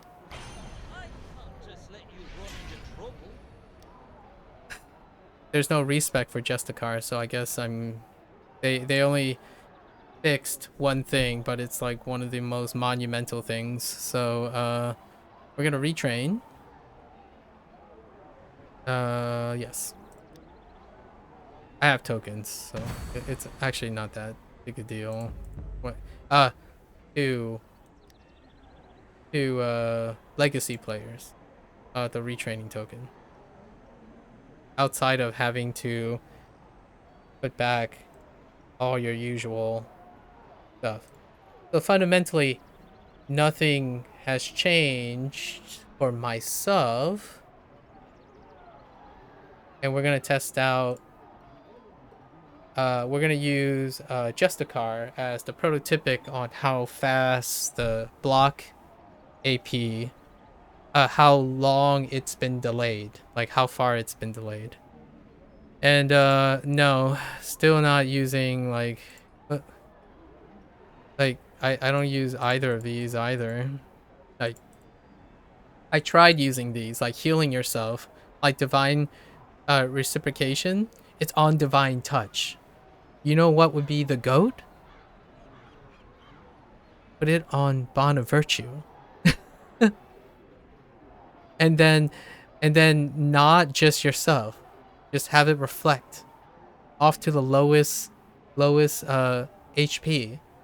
So like this says, I tried making this work because you assume that you don't have goobers always standing near you, right? Well, Divine Touch's circle is like the universe when you're the tank, because the pain givers are goobers and they're always around you and standing right on top of you, or flipping and dipping on top of you. So it increases the threat generated by Divine Touch, but the effectiveness of Divine Touch was legacied into the change to Divine Touch. So now you have to heal yourself, right? Or you have to heal someone that's not just yourself. Like, so you have to heal a target ally. So somehow you're gonna try to heal someone who isn't like pumping you, which leaves a range DPS and the healer. Who is the more likely target to need a divine reciprocation? The people who are humping you. So I tried. Like, avoiding healing yourself for divinity cause is yikes. But there's the goat. Divine reciprocation on Bond of Virtue. But the thing is, you can't do that because Bond of Virtue doesn't exist for the Justicar. It's not a healing one. So attaching divine reciprocation to a no divinity cost thing may make it experimentally alright. Like, just experimentally alright. It can provide a situation. In the current state it isn't. It has been a non-issue. So, like, I take this just for fun. Like, who knows? I don't know. Maybe the off tank will heal the tank, the main tank one day. That's kind of cool. Cool idea. I thought about that. Didn't work. Absolutely horrendously did not work. Because so much diminished return in scaling. So what about this? It's like, it's a loss of action. I kid you not. This is a loss of action. Like, yeah, some people say like, oh yeah, but the restore stamina is like, do you know what else you could be doing than trying to slot in sacred weapon? Sacred weapon is a loss of tank action. You have to use this and then do something else to use it. Any encounter power, and now even more so, since all the threats, like all that threat rebalancing, refactoring, this first feed is almost like pedantic now. It's like, yes, yeah, we want you to generate more threats. Great. Restore stamina. You have to do something to get that stamina. When you're doing something, you're not doing something else. So if you're attacking, you're not blocking. In fact, I'd probably argue you might as well just not block and take this and just run Sacred Weapon. At least you're attacking. So both of these require additional action that requires even more additional action. Like, it's an action that leads to another action that requires nuanced play. So neither of these. But we'll take Sacred Shield because I mean, I'm gonna be offensive, so maybe I'll just pop Divine Champion with Intimidating Presence and then pop Sacred Weapon. Does Sacred Weapon still protect you? Oh no, see, that's an Oathkeeper thing. Like, Oathkeeper provides like some sort of mitigation. Perhaps Sacred Weapon, say, generate more threats, restore stamina with each strike, and add 5% mitigation or something. Because if you're attacking, you're not blocking. No gain of action. It's just no. So that's it. But we're gonna take it.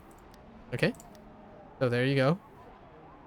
And then no change to this, and burning vengeance, right?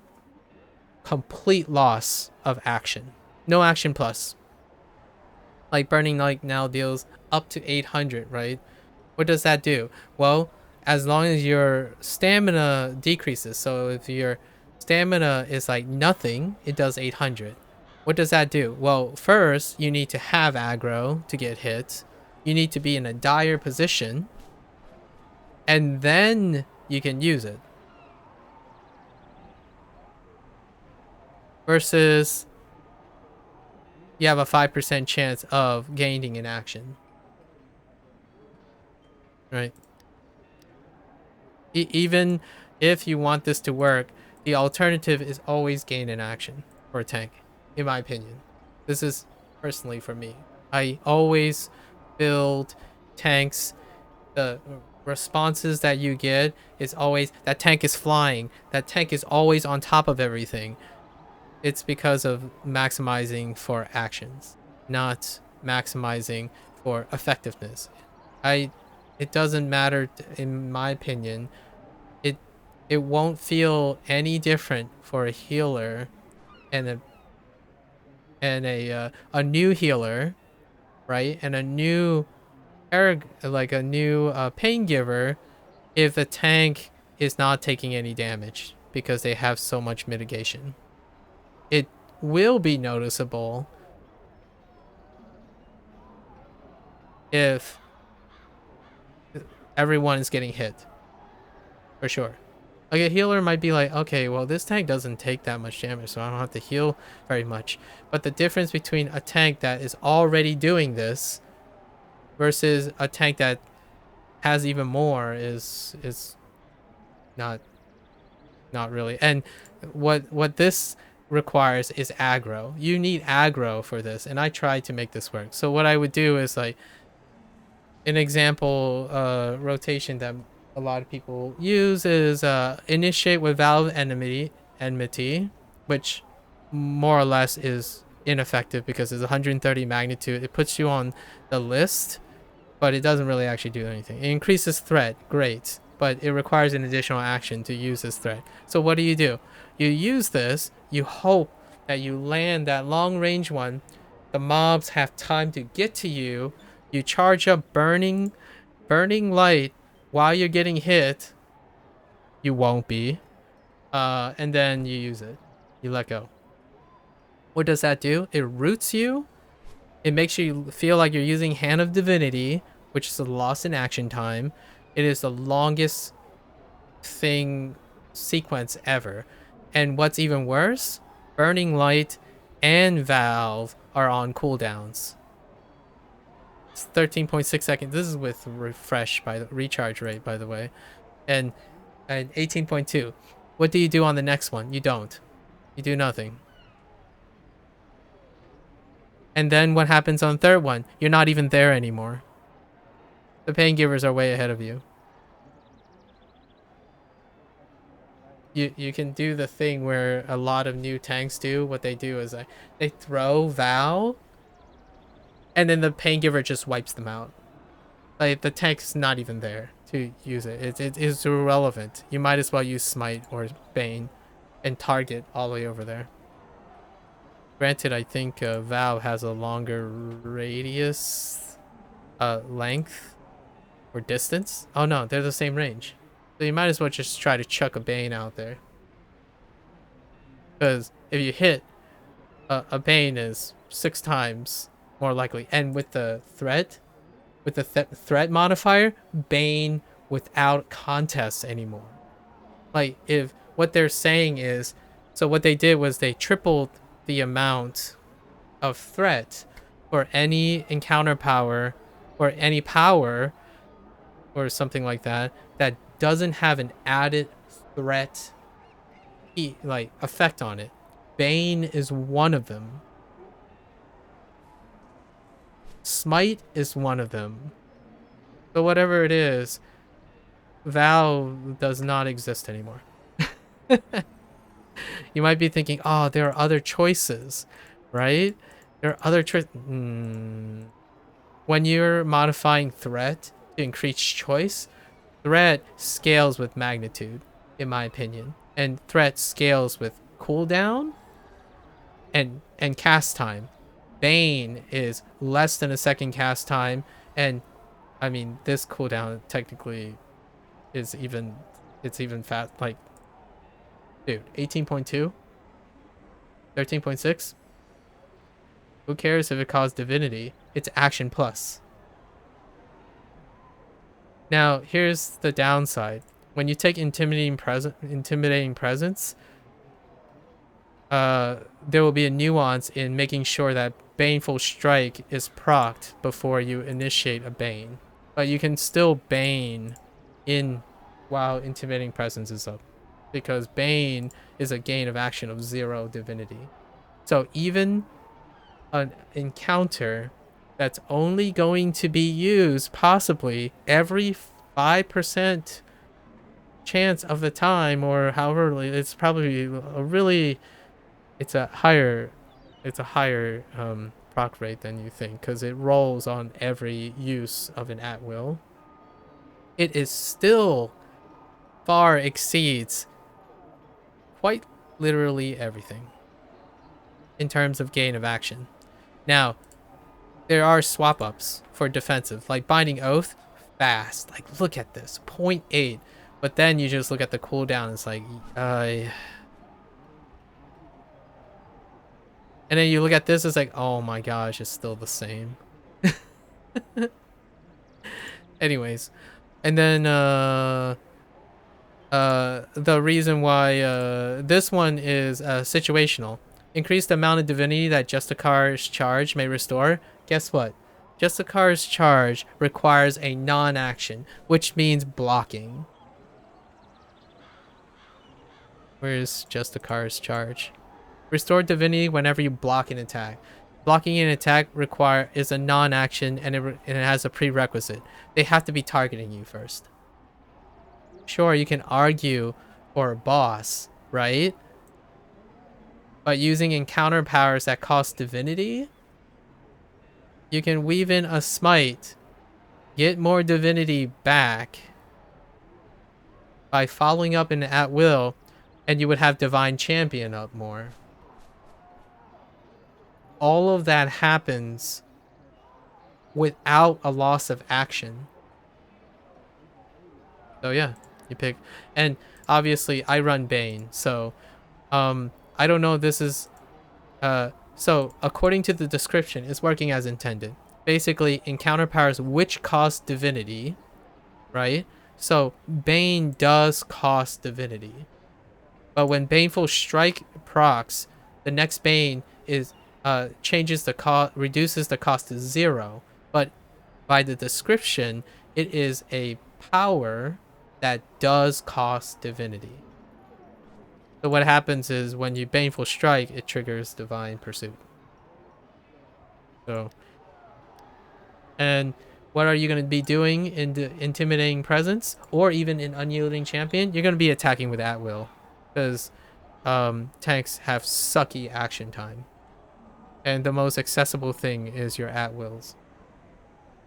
That's why Sentinel Slash was interesting, because it's not just the at will that the tank does. And what you call it, Justicar has the benefit of a divinity resource, so that's still high up. Actually, Sentinel, it's awkward, but the changes to Justicar's little thing shoots up Justicar in the recommended list for entirely different reason why I would recommend Vanguard. And once again, Sentinel, untouched nearly since mod 13, sits at the bottom of the pack. So if you're worried about your legacy community, thankfully Sentinels don't necessarily exist. So you're okay with it. You can change whatever you want. Like, it's fine. Does it impact me? Absolutely. Because you just now it's just a hyper aggressive Sentinel. We haven't gotten there yet.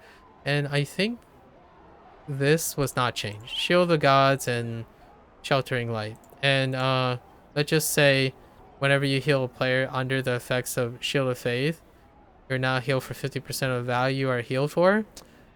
Dude. Of all the targets that this could be healing,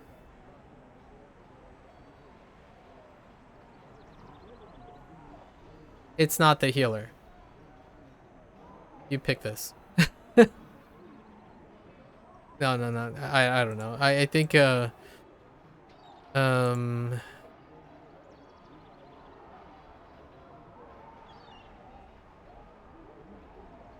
don't know. Like, this is pretty meh too. Yeah, Is this any different for Oathkeeper? It's not. Oh wait. Sorry. This is for sorry, not Oathkeeper. Justicar. Yeah, man. Like I just take this because I don't know. You use Shield of Faith. Just throw out the Shield of Faith. Cause oh, and it's not the sorry, it's not the healer, the tank. Like the healer's on the tank already. And generally speaking, when you're spot healing, if you need any form of spot healing synergy, it's usually the pain givers. And this, it was. Oh wait, this was removed. I remember this. The cooldown was removed, wasn't it? Yeah. Hold up. I might actually use this now.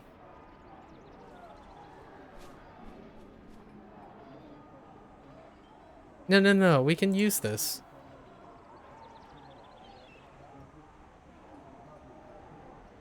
Whenever you are healed under the there's a comma missing. Whenever you are healed, comma, party members under the effects of your are now healed for 50% of your no. I mean, it's so situational. I think this is fine. We'll just choose this because I still don't use it, but maybe we can use it while intimidating presence is up. Yeah, and then we take intimidating presence. No doubt in my mind. Okay, let's go test out Radiant Slam. Where do we get It's already been like almost 4 hours and I didn't start with the content. This is the content. The other stuff is like bootstrapping, and we have plenty of weeks to go over that stuff. So, let's see.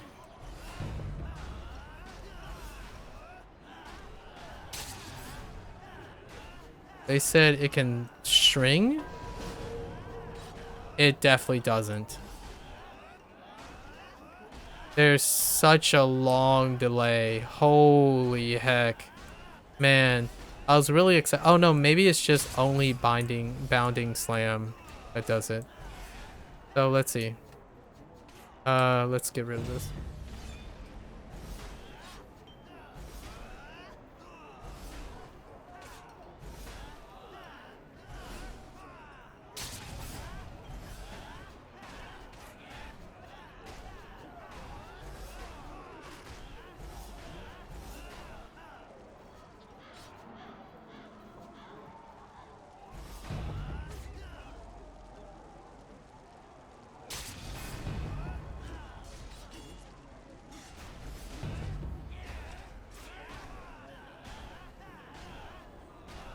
Nope.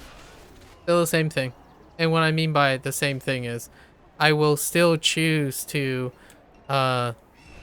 non-productively use block because Radiant Slam is still hampered by the same issues. So like now I'm very pessimistic. I'm incredibly pessimistic now to seeing Bounding Slam. Bounding Slam is pretty dank awful in my opinion, so it can still be an improvement but not enough to possibly offset Sentinel Slash. Now you just basically it just gimps me. That's fine. I mean, I'll take the hit, but it's nowhere like you're doing this right. And Radiant Slam's like closer, like the distance is noticeably, but it still suffers from that hang time. There's a soft lock, so if you're like holding it down, right, like if you're doing this, yeah, like this is the difference. Look at this. Like even the penalty is awful. Even if this is sped up, it's awful. So it's almost egregious. So like this is the difference.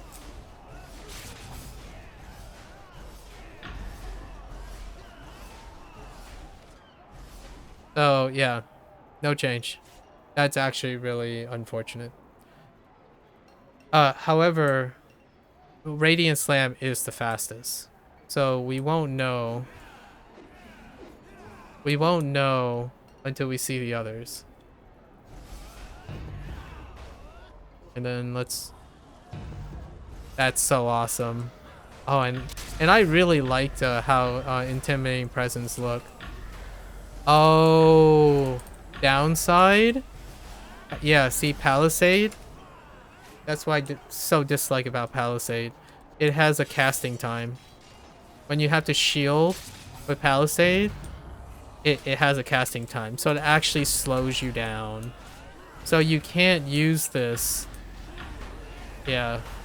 It makes it double. It almost double the time. So that's going to be awful. So you have no mobility when you're in Divine Champion. Except for like Avenger. It'll be an adjustment, but it's not too bad. Minimal. Basically, they nerfed diminished return for having more actions. That's it. I take it. It's a good exchange, in my opinion. It's an exchange for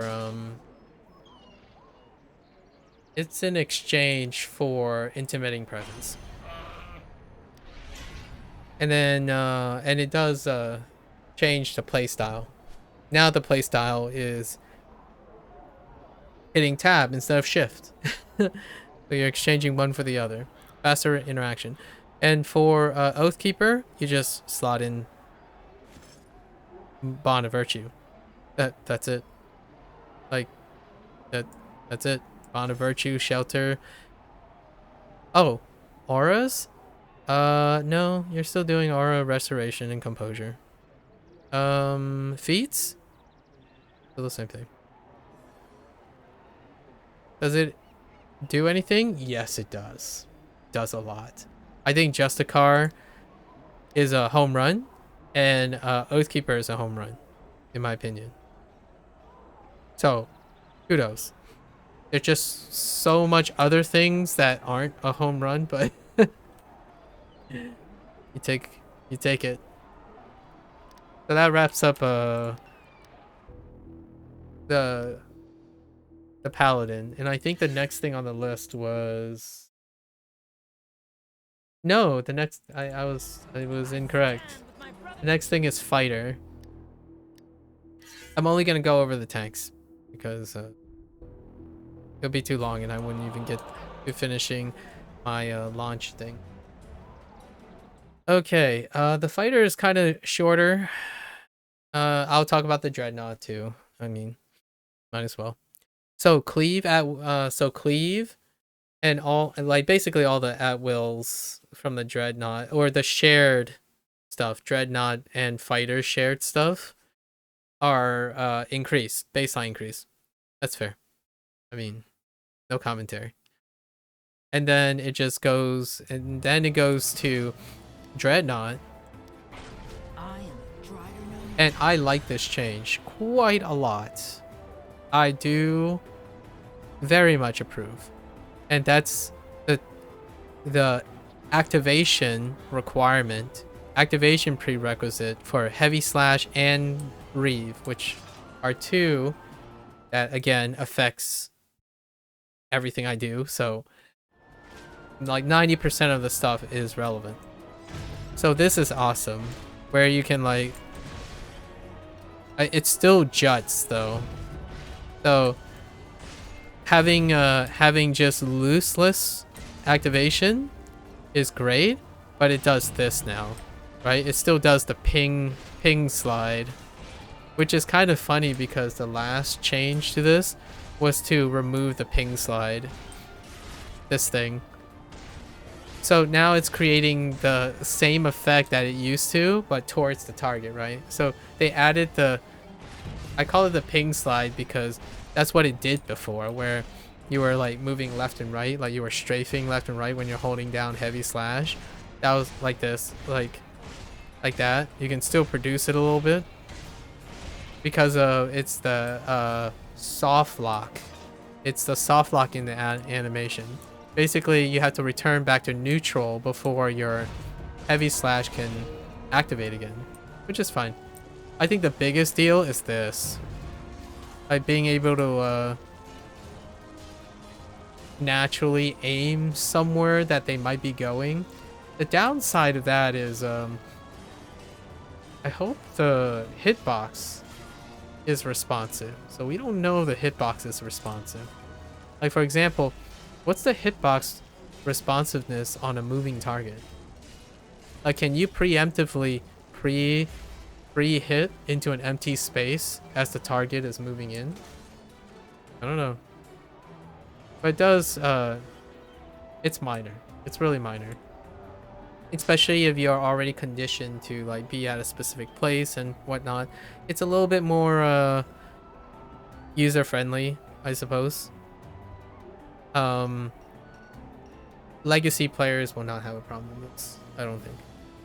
It just feels like you're already aiming at that spot anyways. So you won't have a sudden like position jerk and whatnot. Like it's not nailed into place. Like if you're trying to aim at a target behind, you can aim at that general direction, as opposed to it keeps like kind of going to the left because it's aiming at the target in the front. So fair enough. All good. It makes it a little bit more dynamic, actually. This is one of the few that increases dynamic. Intimating presence. So all the nice things that I am biased towards increases actions, which increases the dynamics of the role, not decrease the dynamics. Once we get to the barbarian, that's probably where the comments stop. The blocking thing decreases dynamics. It may increase variety, sure, but it decreases dynamics. Threat also increases the effectiveness and maybe choice, but it doesn't increase dynamics because it doesn't do anything. It actually requires an action to take advantage of it. So you're not necessarily making a dynamic decision, you're making a flavor decision, in my opinion. Okay, so Vanguard. So Threatening Rush, right? We had to see how Threatening Rush was. Linebreaker, just an increase. Fair enough. Linebreaker is actually very new tank friendly. And a Linebreaker got an increase of 33%. And let's not forget, Linebreaker is one that got tripled. Oh no, it didn't. So it'll give an after effect of 33%, right? So I was kind of thinking Linebreaker did not have an increased threat effect, so it just baseline increased. That would have been fantastic. This, non-negotiable. It's irrelevant. It's moot points, because Linebreaker is an AoE. It's a distance closer, and increased threat effect, they're all gone or dead, or you're having problems holding aggro already when you're using Linebreaker. Using Linebreaker in a boss, there are a lot more issues than picking Linebreaker during a boss, if that's what you're resorting to. So it's okay. It increases. So I would recommend for Linebreaker is targeted based, so you can't miss. So if you run both Bull Charge and Linebreaker, that's what makes Vanguard very, very hastily fast. With one exception. It was slower than the Justicar because Justicar has Avenger, but it has Radiant Slam, which was so much faster.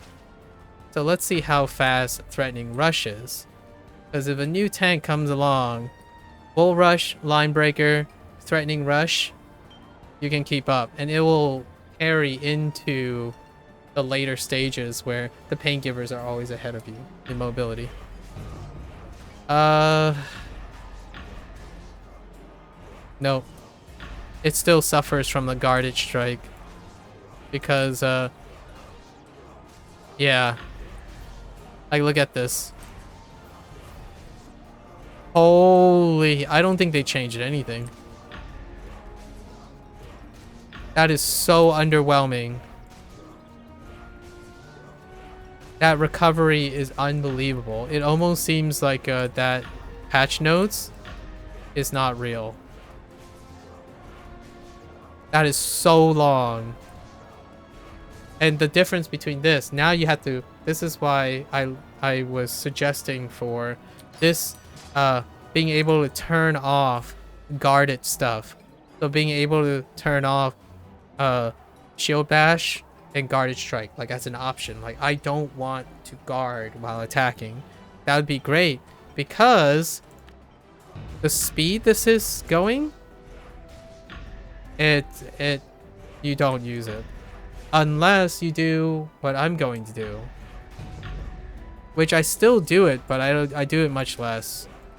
It's because of guarded strike. Yeah, like freaking guarded strike always shows up because the game has such a hard time going to neutral from shielding position, because shielding has a cooldown, or what you call a casting time, or it's a cooldown mainly, because you have to return to neutral. So like here, like if you're spamming shift, it's like half a second. So what happens is when you let go of, the moment you let go of shield and you attack a target with your with an attack, it will still trigger the guarded thing. So like this attack, if you let go of shield and click very quickly afterwards, which you probably will, it will lock you into this animation again. And that's the difference between death and getting out at the last second. And I want to turn that off.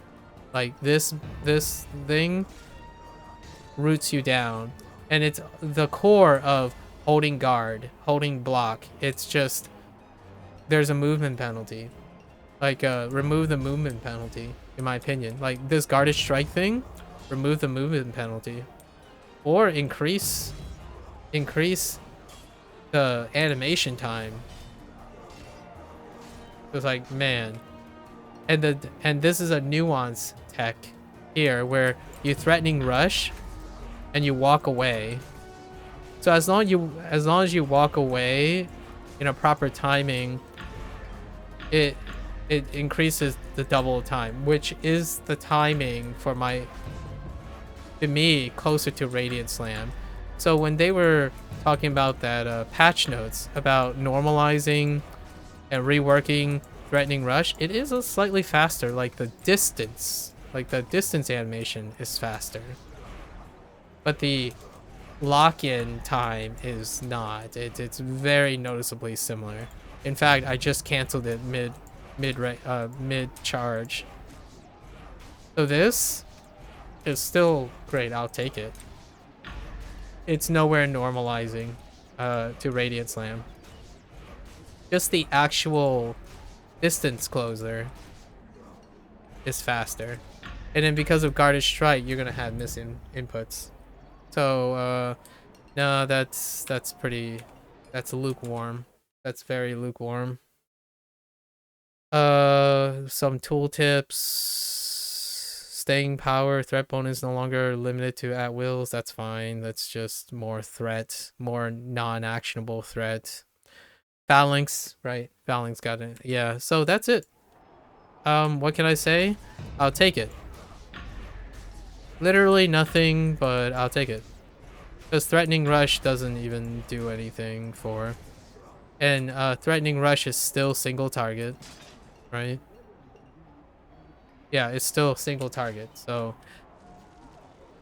It's a moot point. It's super moot. If it was substantially faster for being a single target thing, maybe.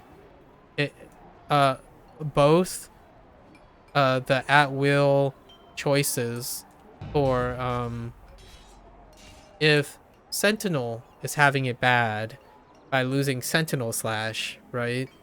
But hopefully gaining Bounding Slam, maybe. Vanguard is, to me, the bottom when it comes to at-will flexibility. Justicar is top because of action speed.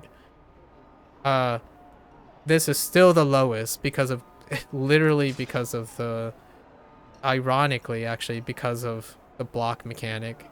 The shield smash, shield bash, and guarded strike are longer than their parental non-blocking self.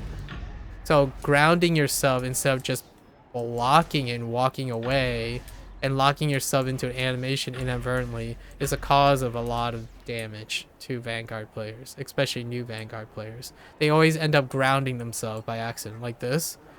And they're like, oh, I want to move, but I have to stop holding down first. Like this. Happens all the time. And they just stand there. And what do you do to compensate? The healer has to compensate for you. And Threatening Rush was the reliable source of movement. But luckily, there's still Line Breaker, I suppose. Or Shield Throw. So what happens is you just Shield Throw and never get into that position, right? So it's still the same. I'll take the slight... yeah, see?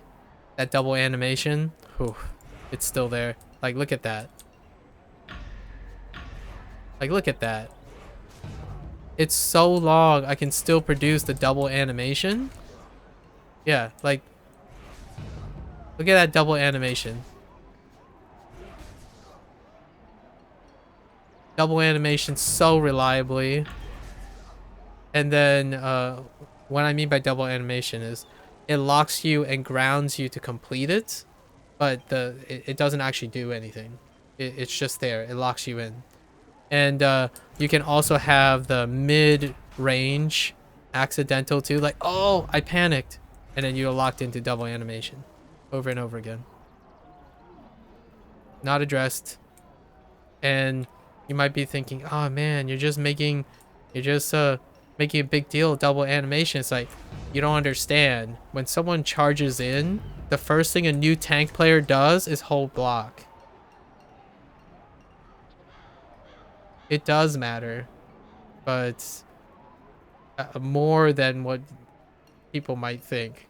Because the first instinct you do when you're charging in is you prematurely buffer block because you're expecting to get damaged. And then you do a double animation, and I'm holding down shift right now.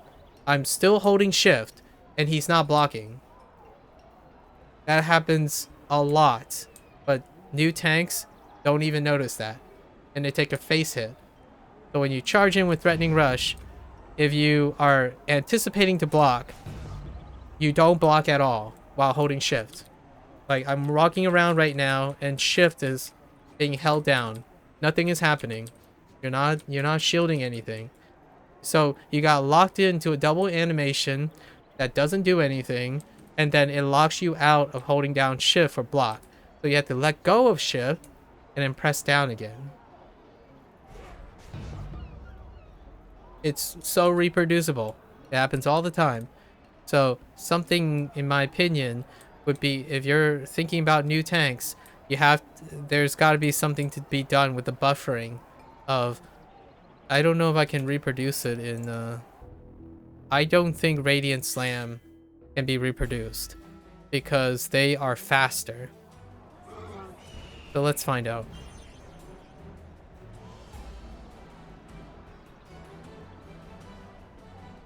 I don't, generally speaking, the thought process is not as quick when you're using punishing charge, Avenger, or bull charge. So they don't get canceled like that. So like, hang on, let's see.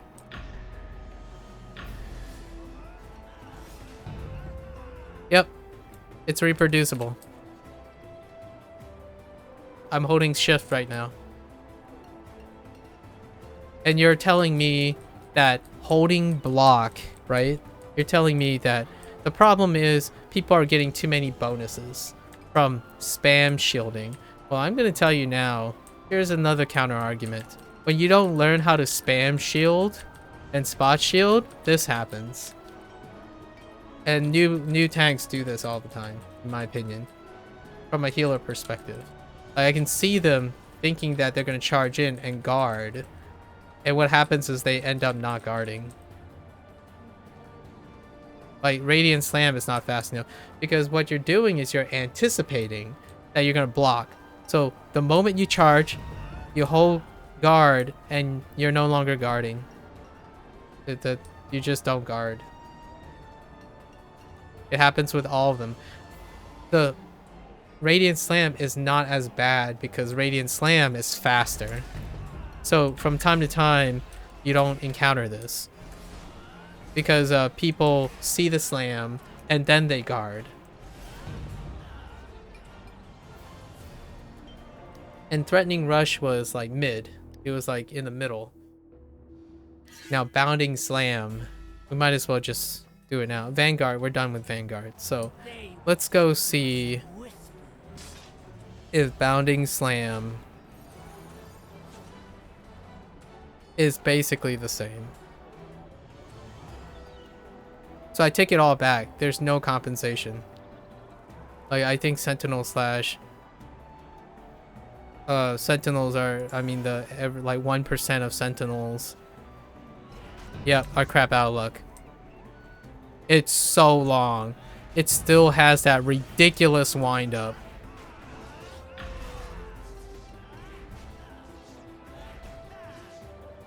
It is so freaking ridiculous. Now this is an emotional response. This is absolutely... I really thought they were just going to normalize the reaction, but this... Did they even change it?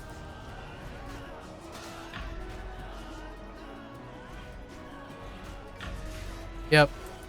And this is even worse because that wind up, look at that. Now most players can still just cancel Bounding Slam by accident because it's so slow. What's the cast time on? Is there a... does the tooltip show that Binding Slam has a cast time? 1 second. Okay. It's not 1 second. What's Radiant Slam? 0.8. Let me guess. 0.9. Is Threatening Rush 0.9?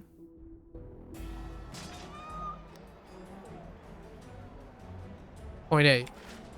Threatening Rush is not 0.8. If we're using Radiant Slam as the normalizer, if it's set to 1, Threatening Rush is slower than 1. And Bounding Slam is not 1 second. It's like 1.4 seconds. It is so long. I am a Drider no more. Like, look at that. I can't even execute it half the time. Like, if you're a player that's always holding down the shift button, right? Like, if you're blocking most of the time, you're double canceling, you're rubber banding back. Like, look at this. That's why I don't use it. And now, what's even worse is it's just now Sentinel Slash is just worse. What do I use instead of Bounding Slam? I use Challenger Slash. You know how this works? The way I do it is you use the control feat. You use the control feat, right? Because sorry, not control feat. Increase threat. So you just slash once with Challenger to get the increased threat bonus. And then use Sentinel Slash. Because Bounding Slam is absolutely terror. And Short Strike didn't change at all. It's single target. Like, tanks don't gain action from single target. Like, you actually could do anything else. So basically we're still doing the same thing. And now what's happened is Sentinel Slash has become Bounding Slam. It takes just as long to perform a Sentinel Slash without the movement.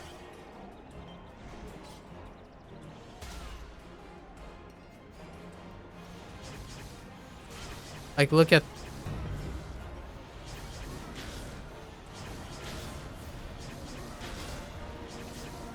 So the one thing they got right, I mean, right or wrong, one thing that is very noticeable is that they achieved what they wanted. They wanted Sentinel Slash to be punished for having too long of an animation. Well, change the animation. And what they compensated for was no compensation. Like, oh, yay, you increase the minimum magnitude. If you don't use it and you accidentally cancel it because you're panic guarding, which you like to occur. Did they change the guarding animation? They did. They changed the guarding animation for Sentinels, though, interestingly enough. That's a weird guarding animation. It looks cool, though. It's just weird. Anyways. So now, what you do... So what's even worse is now you're even slower than you've ever been before. With no new options.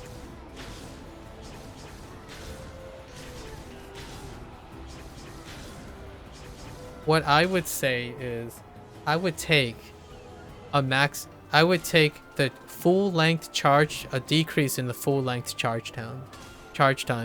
So instead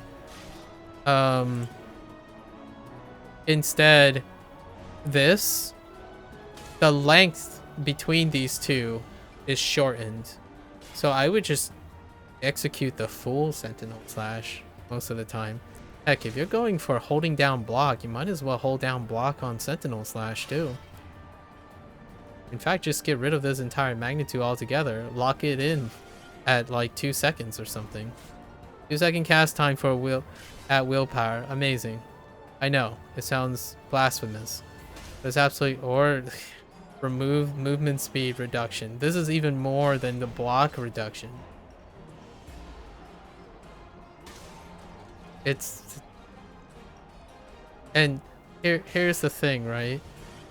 You're not only doing that, but it's the same. It's a non-action too, because like you don't restore stamina either. The nice thing they did was they did make it so that Sentinel Slash didn't override Unstoppable's absorption, so that's kind of a thing. I thought it was a thing, I just couldn't confirm it, and now it's true. So fair enough.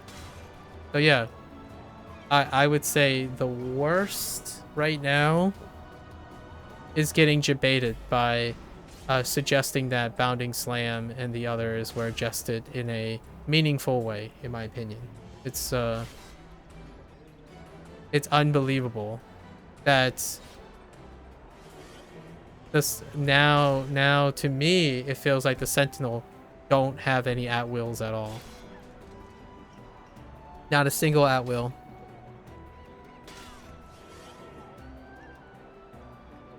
So in the end of the day, still I don't know. Here's the magnitudes though. So one of the things they cited is that the magnitude of the charges are bigger. And Bounding Slam is an AoE, so it can still take over for challenging Challenger Strike. I don't know if anyone noticed, because no one uses, like, rarely anyone uses this. But this whole, like, dealing damage more and unstoppable. The problem with this is it's going to, like, do what I think it's going to do. Hold up. Let me get some rage. Like, I have no problem slowing down. But now, since it doesn't even produce an additional action, it effectively makes the Sentinel not even on par with Vanguard or Oathkeeper at all anymore. So if you're referring to, like, If you want to narrow down your tank choices, then sure. Cut Sentinel out. Like, what happens is that AP reduction is so dramatic that even Oathkeeper, I mean, even Justicar and Vanguard doubles the rate. Like, you didn't up the AP ratio in general for Sentinel, right?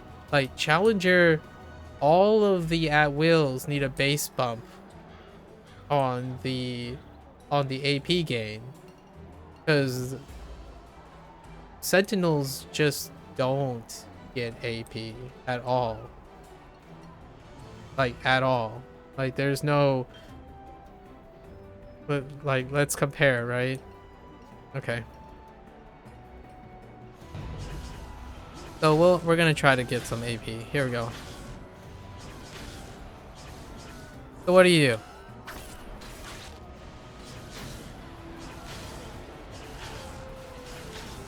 This is with the entire tool set, like all the encounter powers, all the at-wills. Nice. Cool. We got a relative like feel for its speed, right? Okay. Please stop hitting. Companion, please stop hitting. I should have dismissed my companion. And then we're gonna go to Oathkeeper. I mean, Justicar. Let's switch to Justicar. We're gonna use up our AP, and we're just gonna do this.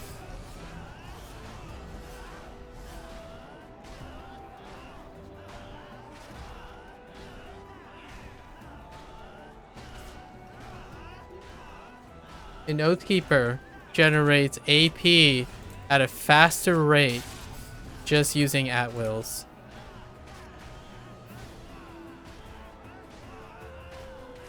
Or comparable rate with just one at-will because of its action, because of APM. And you know what Vanguard has? Vanguard has lower cooldowns because of shield throw.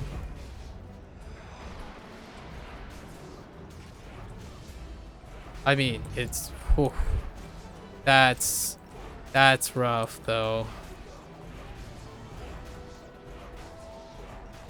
It's still higher than Sentinel. We're using 2 because of shield throw.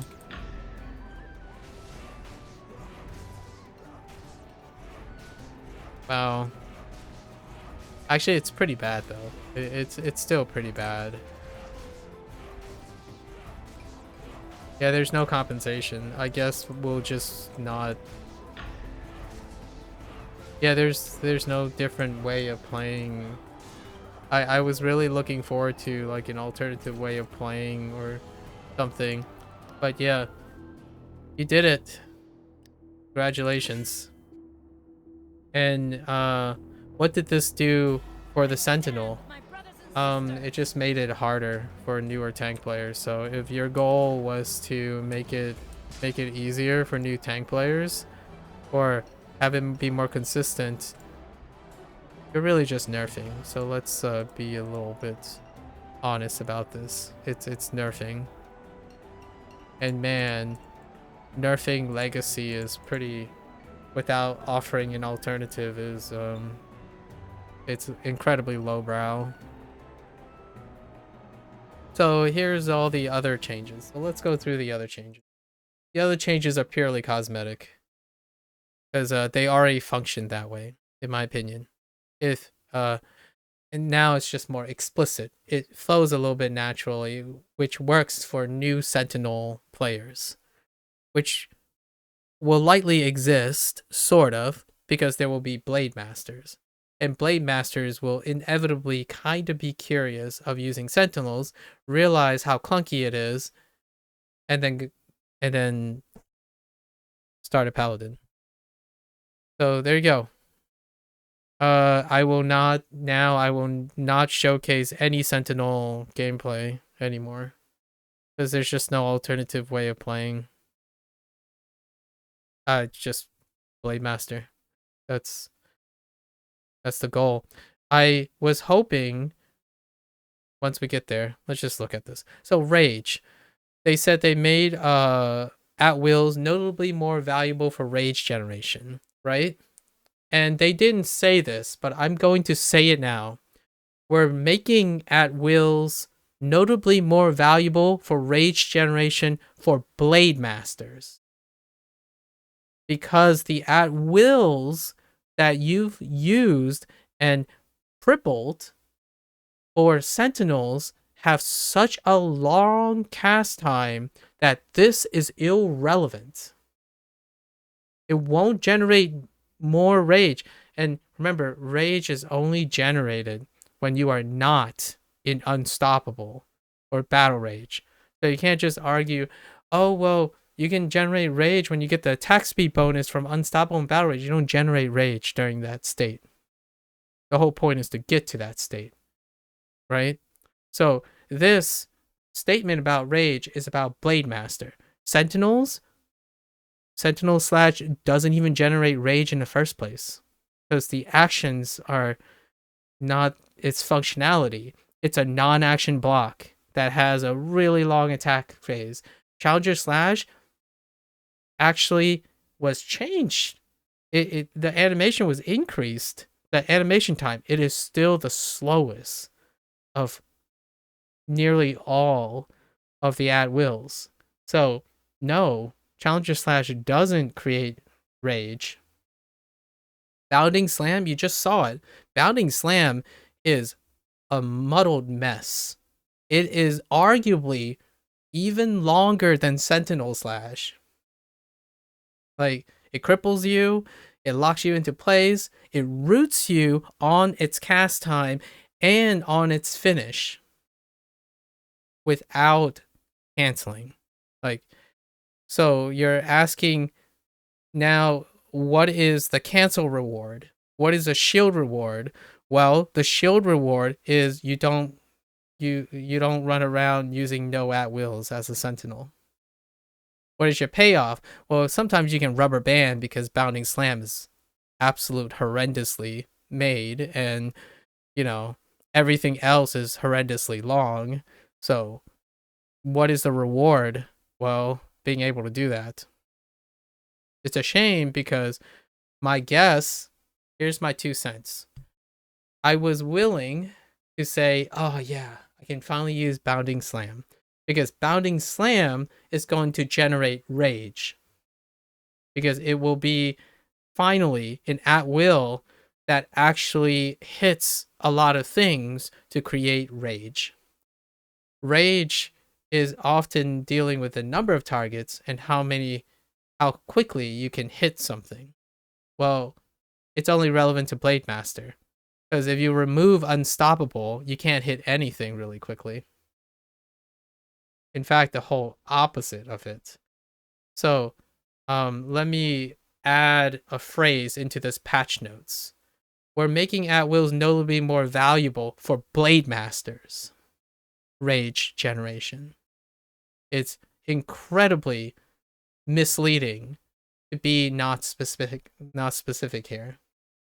Because there's no there's little to no incentive to use rage generation for a sentinel with at wills. And what's the even most disheartening part is encounter power rage generation is decreased for both Blade Master and Sentinels. So you have even less rage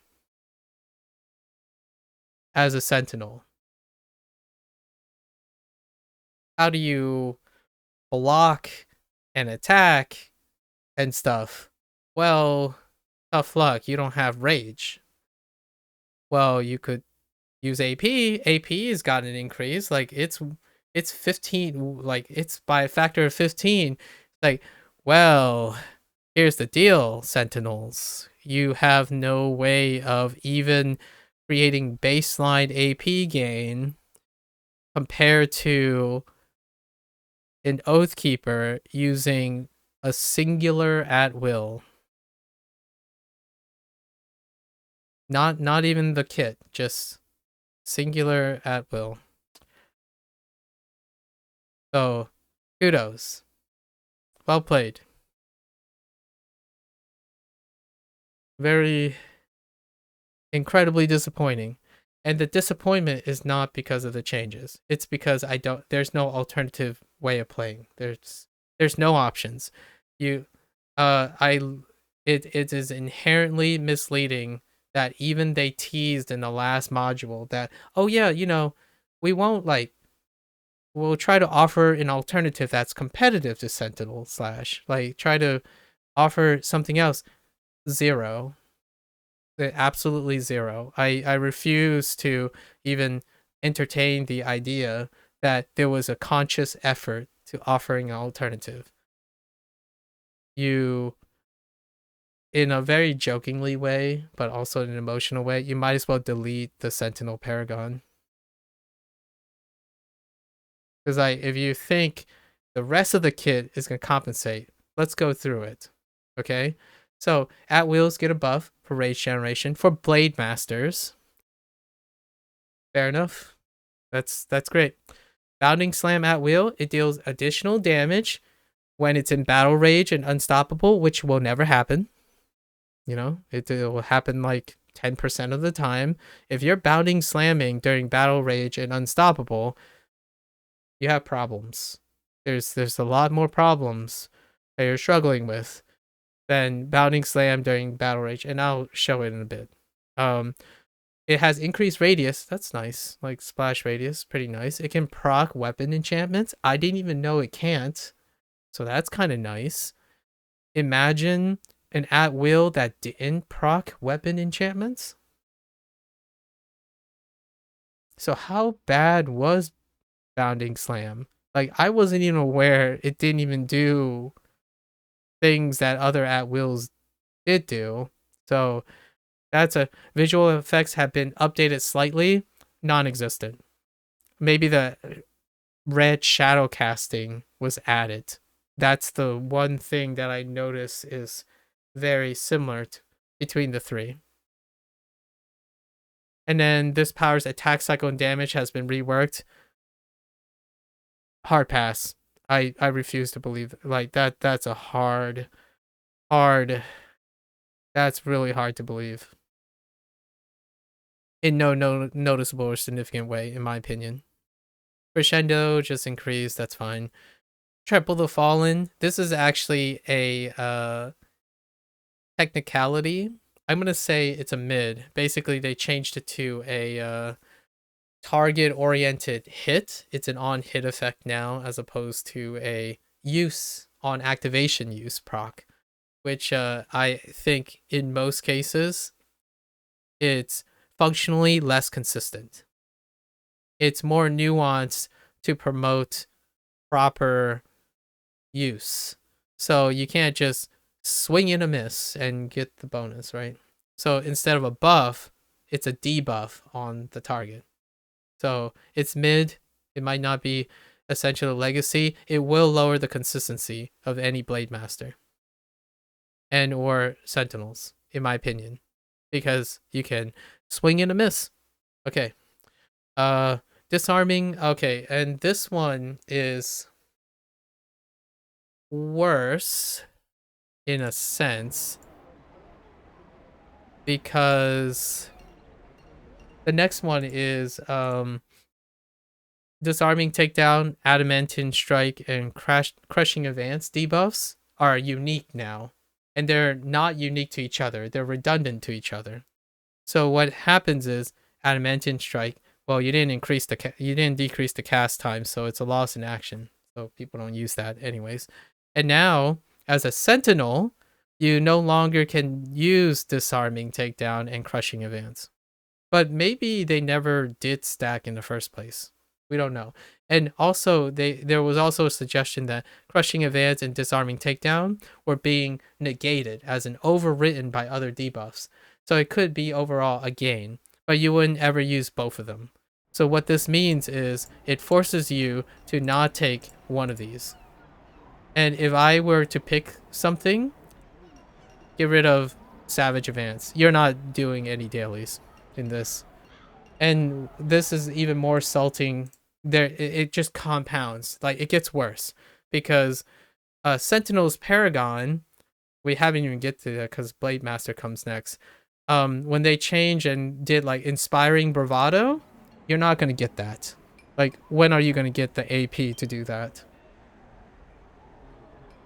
You can use artifacts and stuff and hope that your AP comes up. But yeah, Shield of Faith comes up in half the time. Shield of Faith is going to help your team. Phalanx is going to help your team.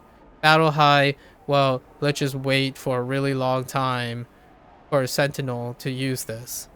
So what are you going to do with the alternative? Crush Savage Advance? That's not going to have any uptime either. You know why? Because Disarming Takedown, I don't know if you notice, but the cooldown in Disarming Takedown is 9.1 seconds. It will always be up when your Savage Advance is up. Like, it will generally always be up. So that, and they're unique to each other, so they overlap. So what is this feat? What do you use this feat for? You don't. And it's kind of humorous because this is a new one. It missed the mark so hard. Like, absolutely so hard, pragmatically. Like, I mean, what it replaces questionable at best as well. So because of the 3-minute cooldown. Again, further emphasizing, when you reduce the action options of a tank, don't use it. What was changed in Justicar?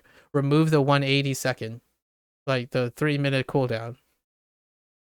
I think it was like Primal Instinct or something like that, something that prevented you from dying, or Undying Instinct, something like that.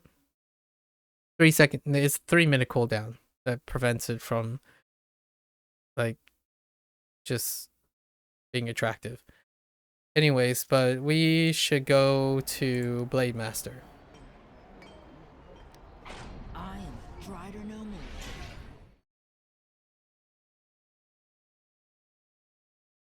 Didn't want to be have such a negative spin on things.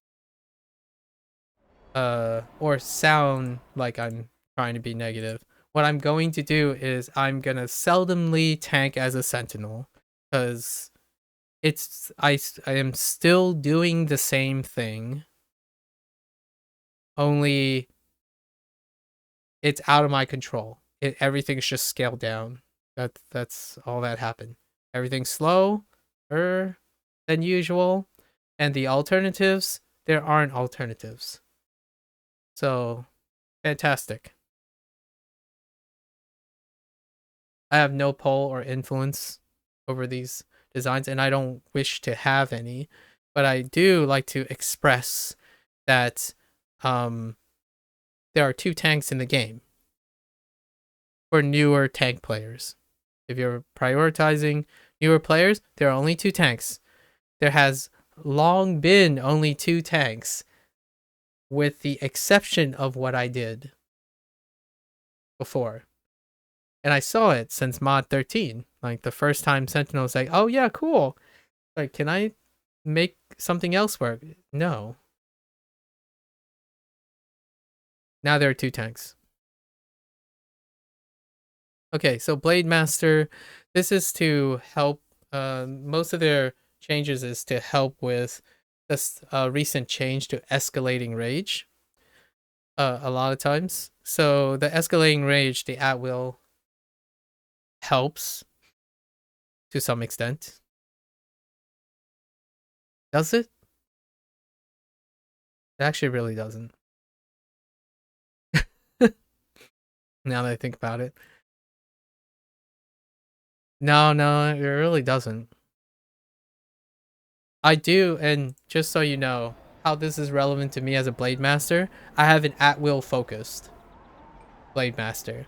So yeah, coincidentally, the one thing that I think the vast majority of people don't actually play, it's a Mightier Leap at will rage focused playstyle. And what they didn't make that any more prevalent, in my opinion. It did help what was already in excess and, you know, performing very well. So I suppose that's fine. So let's take a look. Battle Rage now increases baseline more damage. So, okay, more damage is more damage. I was already using escalating rage. So, and because I have an at-will focus with Mightier Leap, I was already hitting the capstone for the cap rotation for battle rage damage without the relentless battle rage, which reduces your damage by 10%. So already reached that. It's not an issue. But for newer players, escalating rage, this can offset the mana to reach it, which is the focus on here. It's trying to better reach the capstone without like being very geared. Hidden daggers, absolutely a win. Axe Storm, already mentioned a long time ago. Hidden daggers, it's a third. Oh no, it's 2/3 of what it used to be. Fair enough. And then Axe Storm, yeah, the verticality thing, dude, the vertical thing, whew. But hey, now you can do Mightier Leap into Hidden Daggers, and follow up by Axe Storm, which was the dream before. Like, that's what I love to do. And I already have a at-will centric focused thing.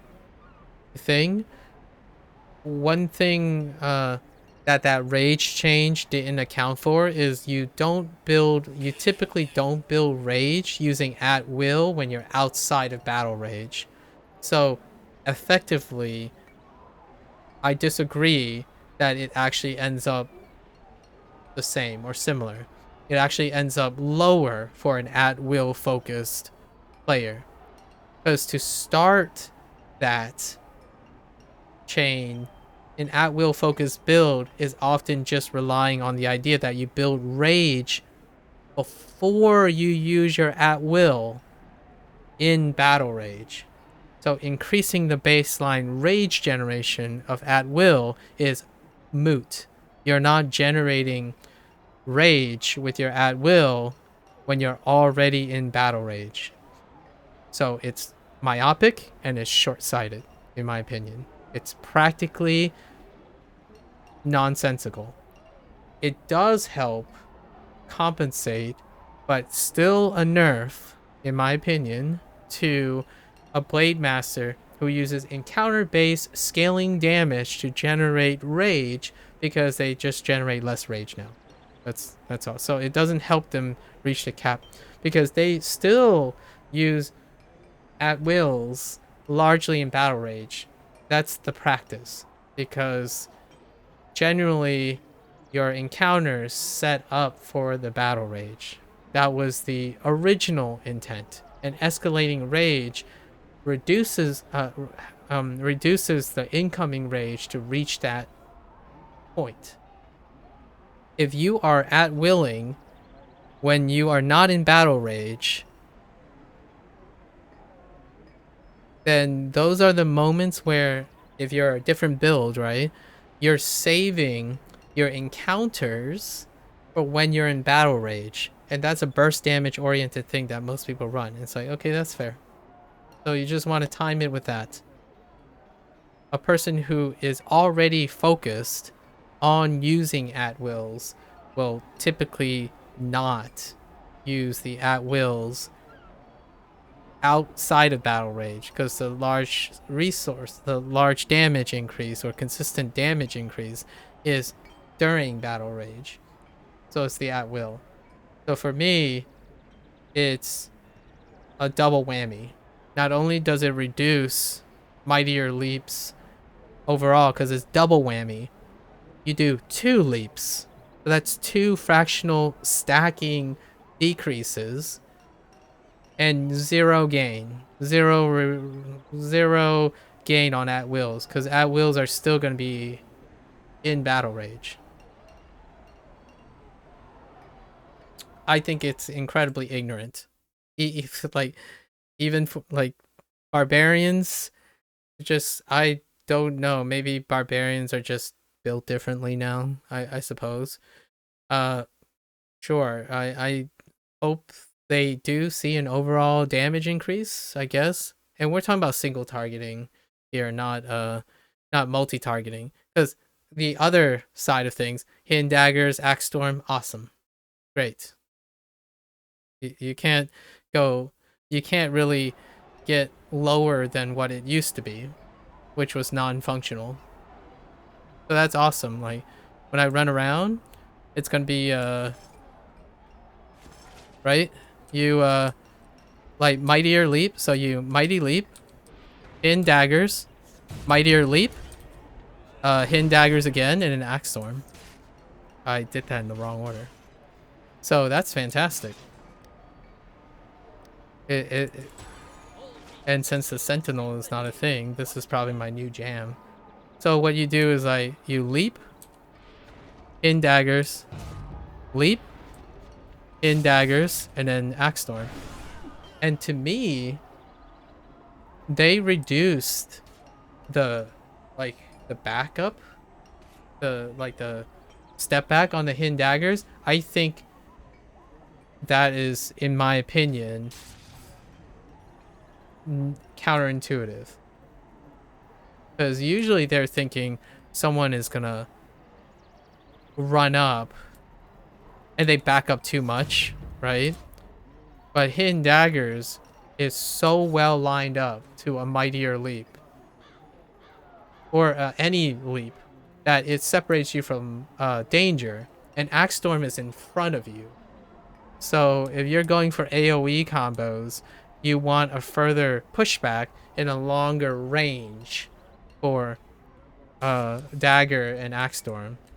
So you'd be like, here, you want to be here, you want to push back really far, and then axe storm, so that you know that people aren't like behind you by a little bit, unless the hitbox is also extended somewhat behind you. I don't know if it does or not, but this would be the ideal setup. So leap, in daggers, which powers mightier leap, then you follow up by axe storm, or actually you actually try to do the hidden dagger. I keep forgetting that there's 2 charges of hidden dagger. And you'll be great. But now you have cooldowns. So in between everything, you'll probably do a steel avalanche, you know, like an avalanche with a artifact rotation.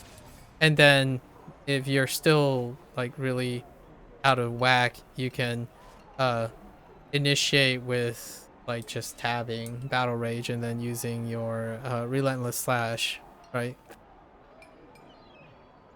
And the relentless slash is going to be in battle rage, so you don't generate anything from the additional battle rage. So like here, hidden daggers, here, hidden daggers, then axe storm. And that would mean hidden daggers powers the strongest mightier leap, which is incredibly powerful, by the way, because you're going to deliberately miss the first one, which is fine because hidden daggers is in front. So here, right? Then you empower that, you empower it again, and then axe storm, and then you get big numbers. Great, awesome, cool.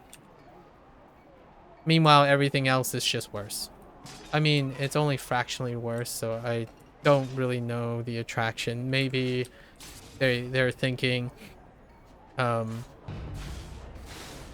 yeah, that's just fractionally better. In fact, there's a argument to be said of sheer striking out of combat. Hold up. Well, let's just have this expire. Sheer striking is still worse than brash striking, but maybe now sheer striking is okay. Just for rage generation for someone who likes sheer striking.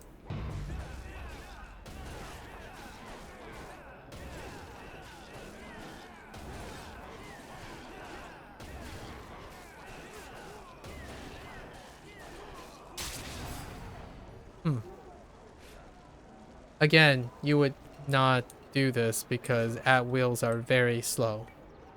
They are incredibly slow. Outside of Battle Rage. Just like Sentinels. They're incredibly slow outside of Unstoppable. So slow, in fact, it's the main underperforming aspect of Barbarians when it comes to, like, your effective one-buttoners, right? Like Rogues. So if you were considering trying to standardize that. So, like, let's just pull up Brash Strike here and just sit here. Sure, Strike is definitely faster. Very noticeably faster. And if I were to pick relying on that, right? Relying on topping off which at a boss, I would probably choose Sure Striking it. So, like, say, just to make sure, see, Escalating Rage is the build, right? And nothing else has really changed all that much. So I'm not using Relentless Battle Rage. And then usually the rotation would be, or like something that's used is like maybe Frenzy, Bloodletting, and IBS, right? So let's get Rage out. It's just going to be lower. So you have to top it off with arguably a Sure Strike.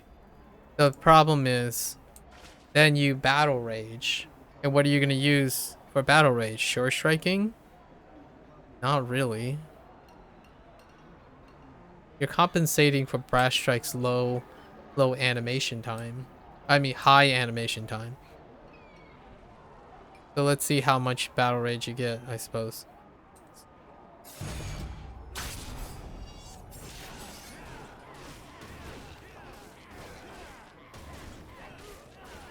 It's so slow that you could make an argument that you forego your next rotation.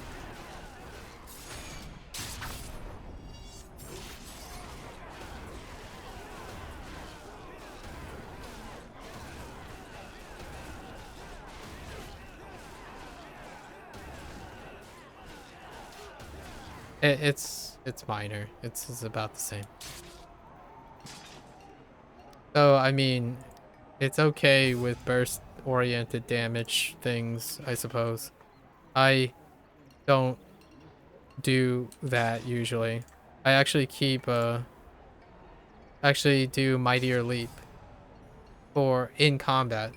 So, this would be closer to what it looks like that I'd be doing. So, you know, initiate combat, right?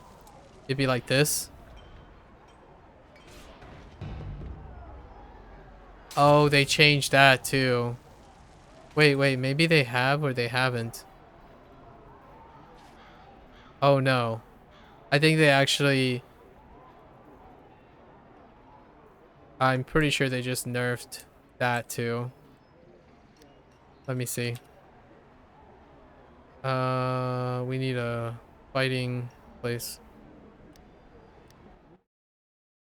It might just be the dummies, because the dummies leave combat too soon. Let's see.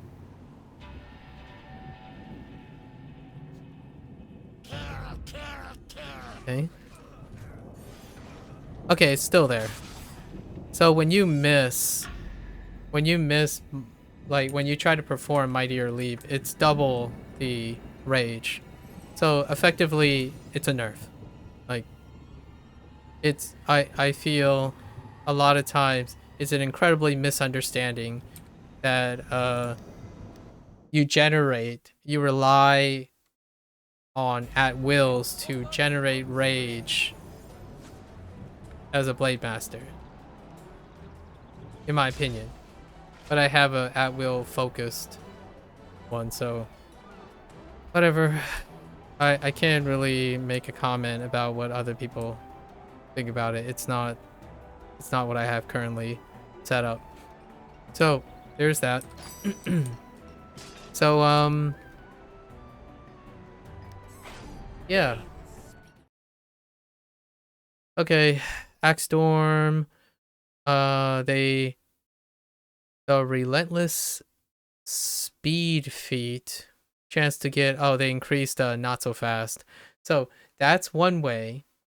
So that is definitely one way. You can hope that people would like to use relentless speed feats to randomly relentless slash for rage generation. But here's what I'm gonna say about that. Generally, the highest return is using Battle Rage and then using Relentless Strike, because Relentless Strike has a high cast time per unit damage. So when you're getting those not so fast procs is when Relentless Strike is used almost exclusively during Battle Rage. Again. So if it's as simple as reverting the rage change, you might as well revert the rage change. Because dailies are just not that. In fact, a lot of times the dailies are used during Battle Rage because of the damage modifier. So even if dailies get bumped, it's a moot point. You don't use dailies to generate rage either. If you're leading to practicing and encouraging player efficiency as well, like considering their growth, that change, man, I can't believe I'm saying this. I didn't think I was going to say reverting changes, but that might be an easy one, I suppose. Indomitable Rage feats. So, this thing gets increased to 1200. Oh, whoops. Oh, to compete with blood spiller. I'm just gonna level with you here. Action time. It's always action time. This action time. Indomitable 10 seconds, right? No cooldown reduction in Indomitable. Bloodletter is single targeting. It can't miss as well. Oh, actually, I take it back. No, it's pretty good. It's 10 seconds? Wait, hold up. It's actually not bad. Oh, no. I take it back. 1200 for, unless... Actually, I take it back. Is this really 10 seconds?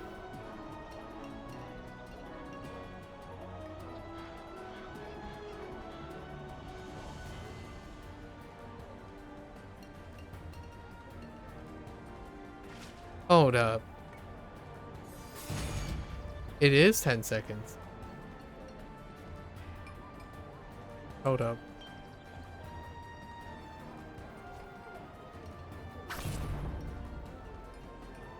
Okay, I take it back. That's actually pretty good. But it's at maximum rage though. So what, are you averaging 920 with full hit? No. You practically can't even stay at maximum rage anymore with the lineup on that. 1200. Honestly, 1500 sounds more like it. Anyways, no change there. Oh, I still have brutal critical strike. Oh, this is my other one that did not reach the capstone. I have one that has capstone and one that does not for over penetration. It's fine. And this, I mean, I could try it. 15% is kinda alright.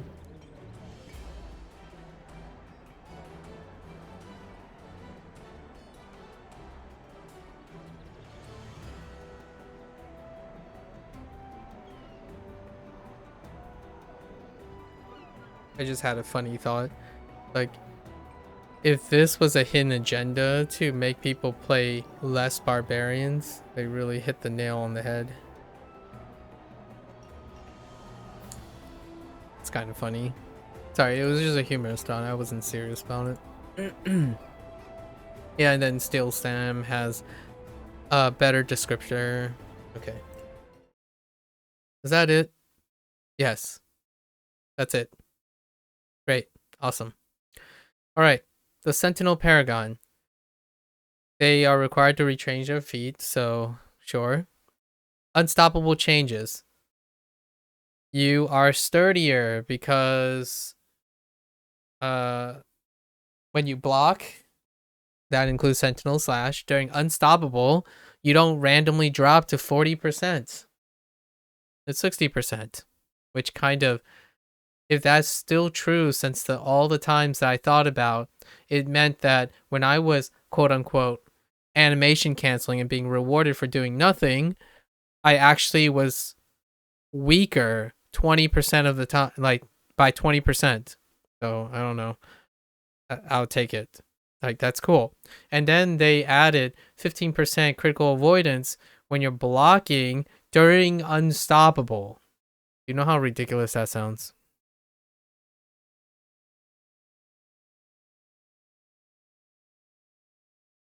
First, it was trying to generate rage with at will, when at will tends to consistently be used during battle rage.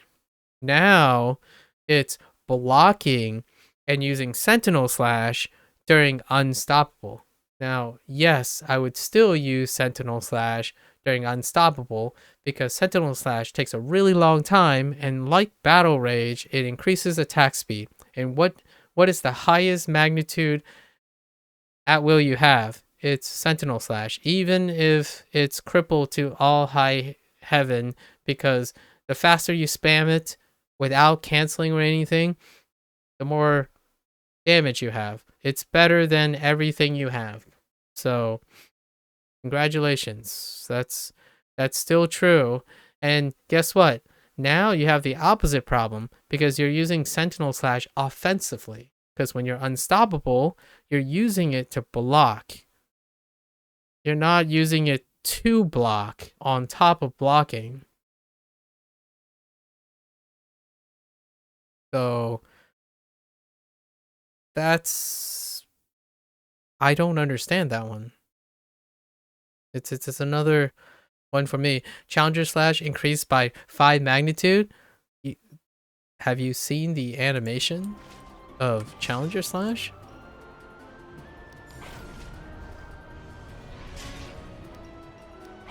I am a Drider no more. Oh, yeah. Bounding Slam.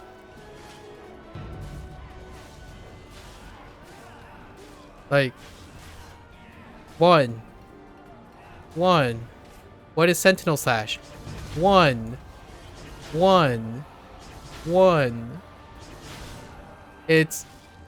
That's for one slash.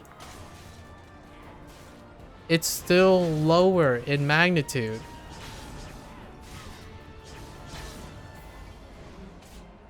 You've got to be kidding me. Sorry. Yeah, it's now 30 magnitude, by the way. And Sentinel Slash as a consolation prize, it's 50 magnitude, as long as the power executes, because you don't want it to cancel too early. It's like, great. It's not about the animation cancel, more about the action points. So instead of making sure that you can still have the accessibility of the activity of Sentinel Slash, the dev's direction is to make sure that it's not only a loss of action, it is also a loss of action points. So you lose 2 actions. Not 1, 2 actions. And it's still, I'm gonna say, I still prefer Sentinel Slash over the other 3. What is that saying? The other 3 are questionably worse. Where's the compensation? Oh, increase magnitude by 5 for Challenger Slash. Nice. Primal Fury changes. It's cosmetic, in my opinion. So, Primal Fury now has the End Unstoppable with Blood Fury feat onto it, and its minimum mag is increased by 100, which is fine because a lot of people do use Primal Fury without a decrease in stamina, right? The stamina decrease. So the baseline went up, but the cap went down. And what does that do? It hurts legacy players and it allows more consistent performance for newer tanks that won't play Sentinel. Because generally, an experienced tank will maximize 750 and rarely ever hit below 200. New tanks won't use this feature at all because they can't even generate enough threat to be blocking by the time they lost aggro. There's so many compounded problems right now, in my opinion, that makes it incredibly asinine about this change. So, what's next? Frustrating slash feat is reduced in time. So, the idea is you just decide to decrease threat generation on an arbitrary thing that's attached to Sentinel Slash.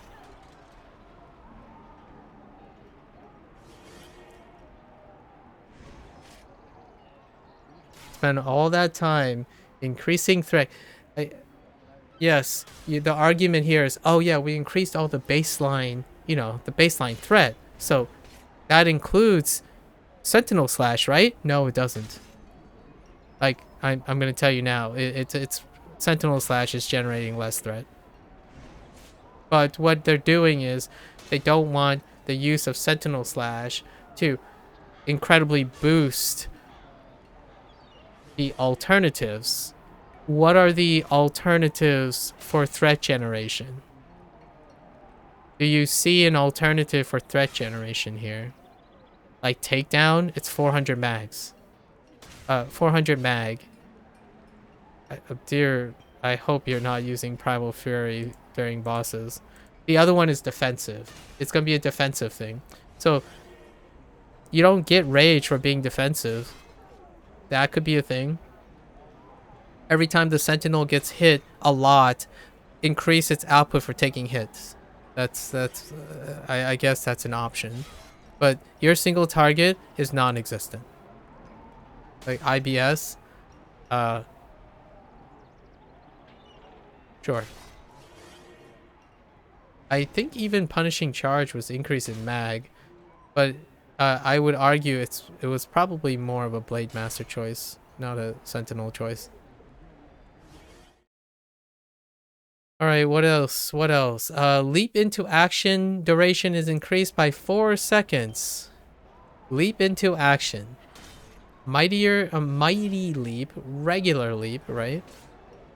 Regular leap, right here, is 325 mag. At a 16.5 second cooldown.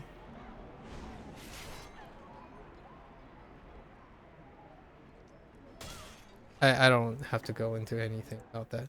I use Mightier Leap occasionally as giggles for like AoE stuff. So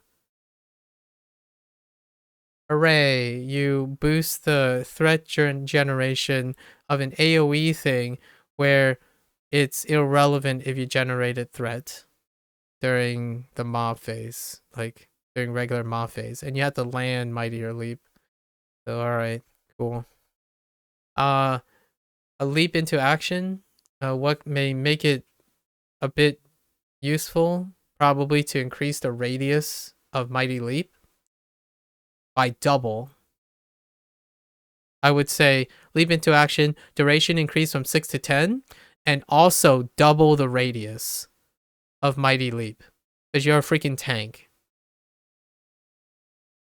If you're investing in action into something like that and you miss, it's not, if you're looking like the V word, right? The viability, the competitiveness, you can choose to Sentinel Slash or Mighty Leap. Increase the radius. That's something within the wheelhouse of the great Cryptic. So there you go. Short Slam feat was removed. I forgot. Was it like on the move slot? Yeah. And people stop opening lockboxes, please. I remember the Short Slam thing. It's not there anymore. It was down here, so it's fine. Short Slam is not miss. It's using Bounding Slam. It's using Shore Strike to proc Bounding Slam for higher mag. And we already gone over. Bounding Slam is a shameful disappointment. I almost feel like converting it to Radiant Slam is the way. It would most definitely make for a competitor. Boasting takedown, right. We need to read this. This is the new one. Takedown now generates increased threat. Wonderful. I thought there was more to it, but it's disgustingly worse. What was worse than this? The Oathkeeper one. No, the Justicar one. No. It's this next one. Oh, the two new ones were the disgustingly worse ones. Like, disarming takedown, you take this. Because you're not doing crushing advance. And takedown is one of the lowest cooldown single targets you have. And you know what it does? It procs Trample the Fallen.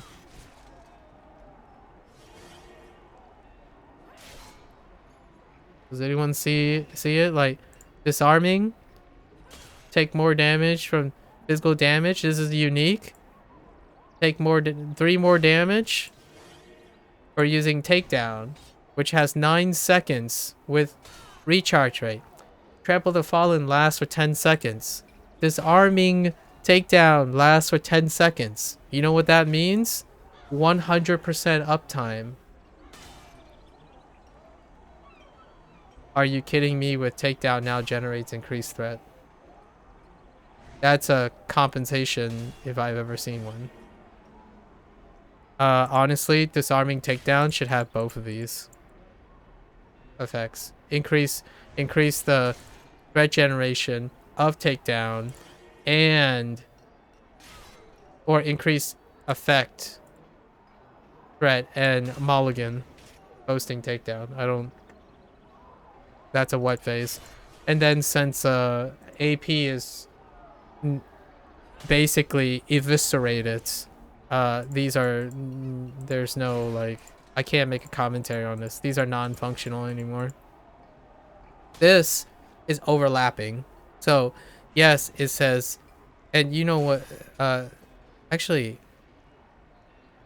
why is crushing advance? Oh no, maybe not. Maybe they're not redundant. Let me reread this. Did I misunderstand this? Maybe you can stack all of them, and that would still lead to crushing advance being used. Hold up. Where was it? It was here somewhere. I'm so flabbergasted. Okay, where does it say that? Disarming takedown. Oh, yeah, disarming takedown and crushing advance debuff update. We've done the past to ensure sure. They are considered unique debuffs from any other effect and will stack with other effects, but they do not stack with each other. So I think they just mean it's active, but they don't interact with each other. So you can still do... Yeah, so you just take this by default, because this is almost hysterically inefficient now. It's to the point where I can't believe I got baited into the proto engine thing, and it's just gone.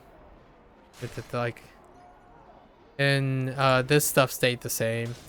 Like Blood Fury, primal, you know, it decreases primal rage costs, and then while unstoppable, the rage cost of primal fury is reduced to 0. Like, instead of having to be a certain amount, right? And it restores the hit point. It's just irrelevant compared to just being in unstoppable.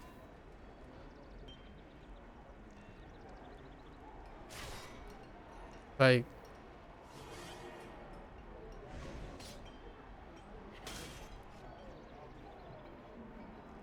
wait, did Blood Fury? No, Primal Fury did never decrease the rage cost. You can't generate rage. So why are you using rage? Like, I can't believe how crazy this is. Because rage generation...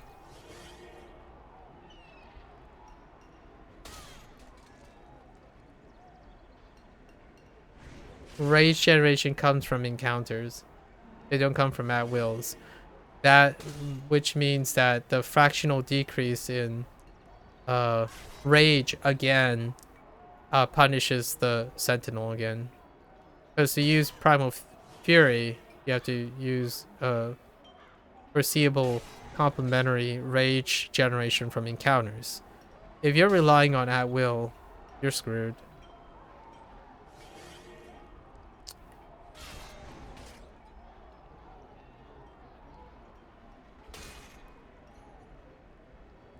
And this was unchanged. Since this introduction, I've been using Rage and Rally. This is fine.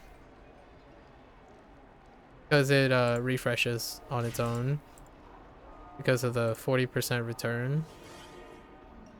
This, I don't know.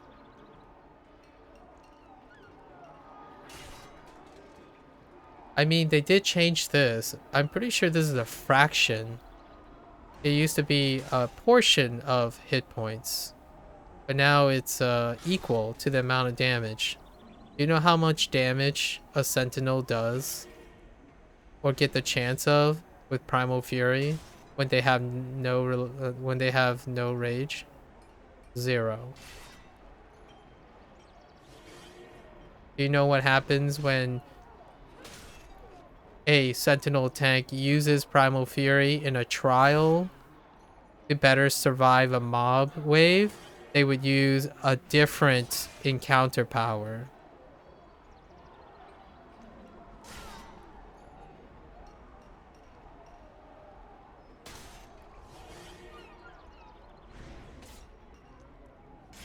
I was thinking if there's some dialogue.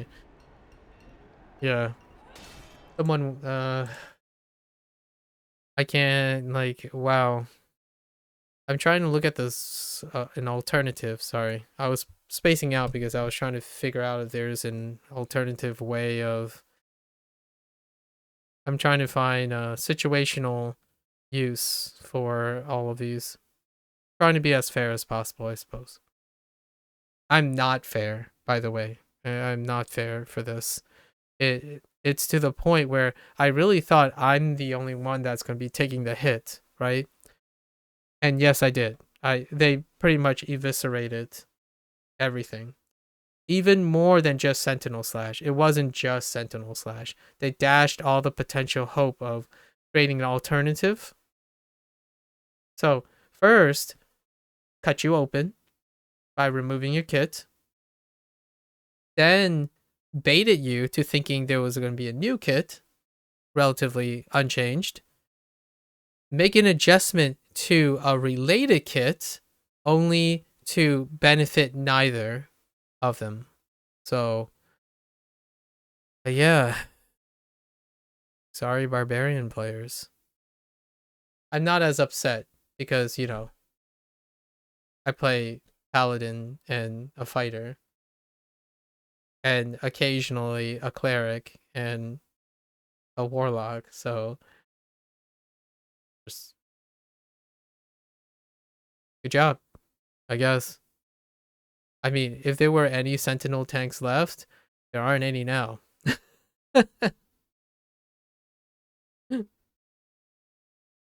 Oh, they'll put up the good fight, I suppose. It's not me. I'm not a legacy person. I don't get attached to it. Rest in peace, Sentinel. This is absolutely. I'm trying really hard to think maybe there's a way to compensate for wanting to use this. Let's fill in the nonsensical stuff.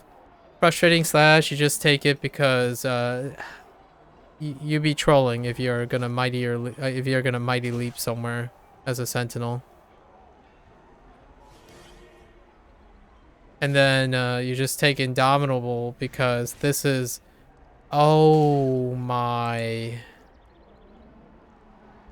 Oh, they force you to make the decision.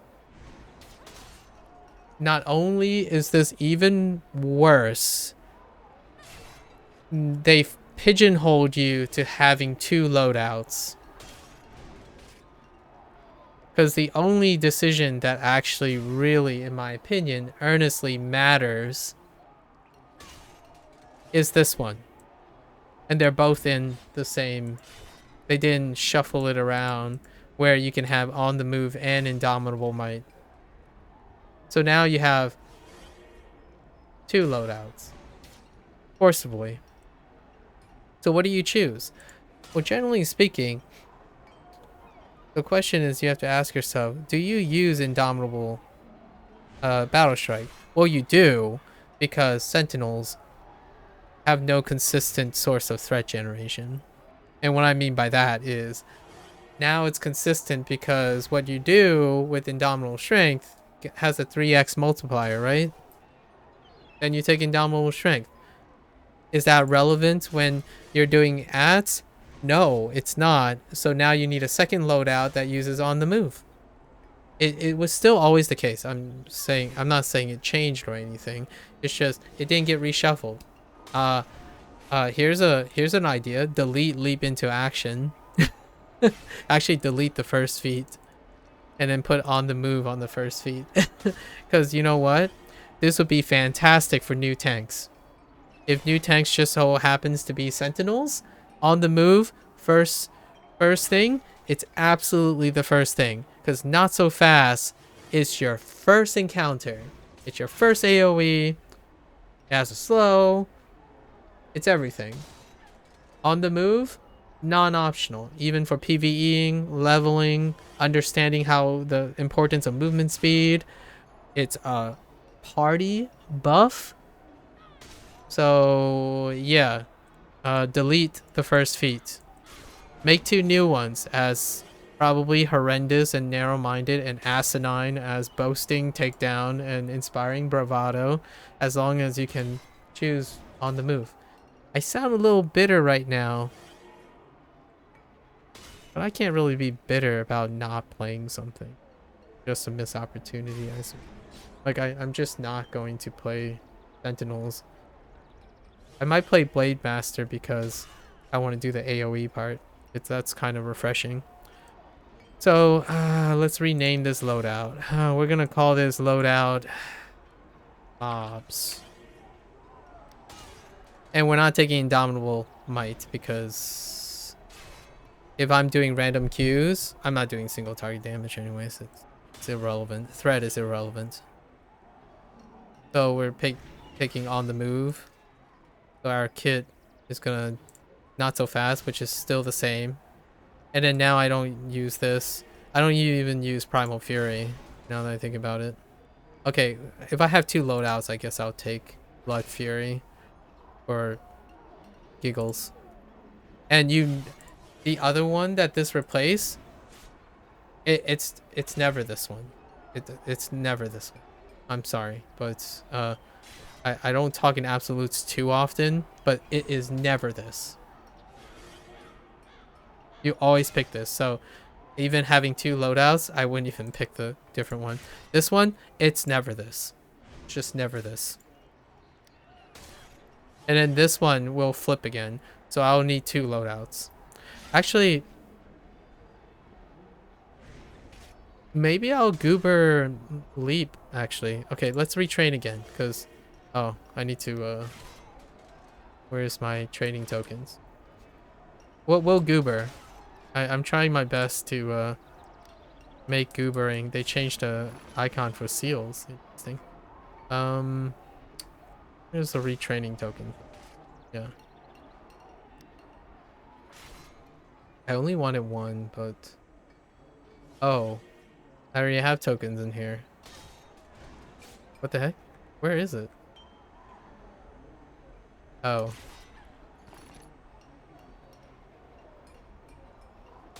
Okay. Alright. So, the reason why... Okay, this is just a little bit of a meta experience thing. It won't affect, new tanks. But having two loadouts as a tank, just think about it for a moment. Not all places have a campfire in front of a boss. Some, if you're still running things with new people, there are places where you literally can't change things. What happens when a tank stops to do a continuous run and stop at a campfire? All your pain givers are gone. They are already to the win. So if you want to increase something, don't let loadouts be restricted to campfires. I think that's a popular feature, actually. That's a popular quality of life change that hasn't been addressed yet. Because of this arbitrary need for variety, but not variety. Remove cooldown reduction or like restrictions on changing loadouts. Because a tank that needs to stop by a campfire to change a loadout is maddening. And you know what's... Yeah, like this stuff. Engine pendant. Like, oh my gosh. I can't believe I did that. I guess... Poo-poo me for having... That is a legacy bump right there. Okay, so we're gonna retrain.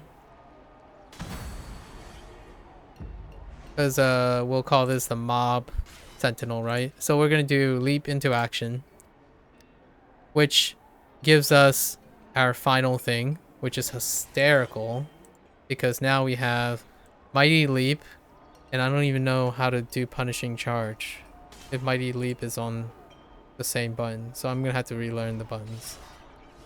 So we'll do punishing charge, mighty leap, and not so fast. And not so fast is probably in the center. Oh, you know what would be a fun thing? What was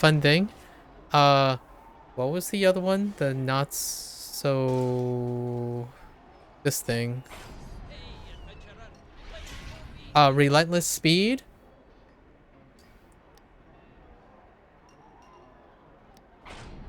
Delete this. On the move, relentless speed for the first feat. And relentless speed is procced by challenger strike. That would be a pretty decent compensation. So challenger slash is a proc or not so fast. That would be great. And on the move would be... They're both not so fast related things, but it would be a hard competition between using on the move versus... We're gonna call it the... What is this? Challenger speed, as opposed to relentless speed, right? Just to differentiate. But that would be something. But now we're taking leaping, on the move, right? Team oriented. It's always going to be this. It's always going to be crushing advance. And then we are taking blood fury. And guess what? And here's the problem. And this is why the first feat is incredibly short-sighted. Because it's always about action. How many action types you have? Well, guess what? Punishing Charge is 650 and is a gap closure. You have to sacrifice one of these to take advantage of Blood Fury. So if I want to try Leap into Action and on the move, you can't even do all three. If you think giving up Punishing Charge because now you don't have Savage Advance, that's ridiculous. You know how I keep up with the team? Savage Advance, Punishing Charge all the time. Because there's no Bounding Slam or Mighty Leap. Now it's funny because now you have to use Mighty Leap and Punishing Charge because Bounding Slam is still comical. And my second one was Battle High, but holy heck, it's non-negotiable anymore. It's probably just like, what do you even do? You do nothing. You just sit there. So what I could do here is I could turn this into like Primal Fury, and we do Bounding Slam and and Challenger.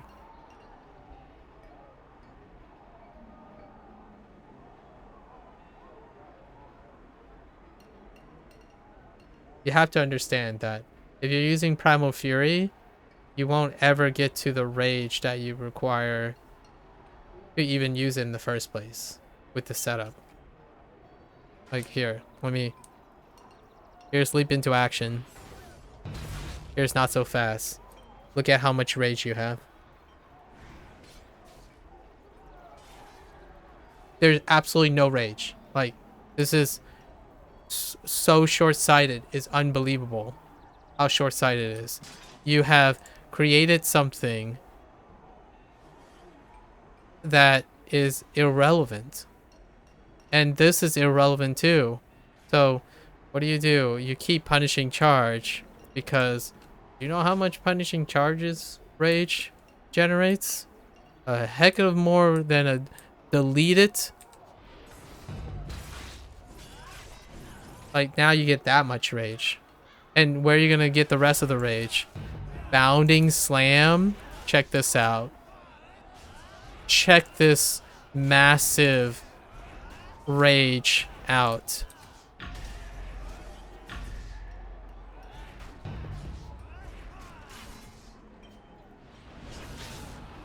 It's still Sentinel Slash.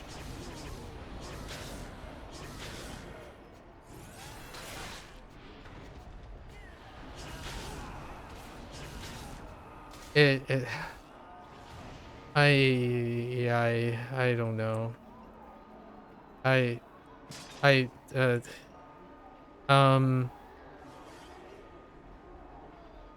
Yeah. I mean, I'm gonna slot this in, I suppose. There's no reason to slot this in. It's always gonna be Rage and Rally. Alright, we're just gonna retrain because I don't want to use a loadout thing. Yeah, let's just retrain again. Doesn't matter, we have like hundreds of retrade tokens. Alright, so we'll take the leap because there's no way to advance anymore. No Savage advancing. It's not reliable anymore. On the move, movement speed. Takedown, it's irrelevant. It's a single target thing. It's not going to do anything for mobbing, so it's not. And then Crushing Advance in the once in a blue moon, of course. And then Rage and Rally, because Primal Fury is effectively dead too.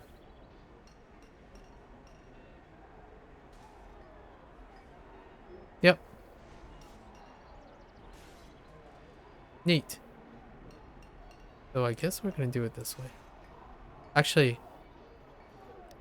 Let's line it up with my Blade Master. Where would... Where's my Mightier Leap going to be? I think it's here. Maybe we use Punishing Charge like this. Yes. So. Okay.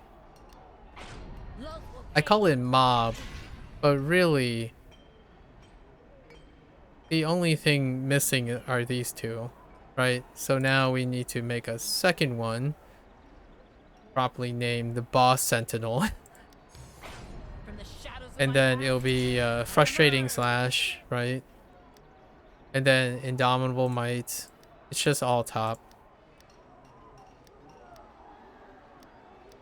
So let's summarize what has happened when it came to putting my, when I said 90%, I really did mean 90%. Blood Fury is absolutely nerfed to high heaven indirectly, and it's a combination of everything. Basically, Sentinel Slash having a reduction in action, which produces the rage, by the way, which is kind of nice.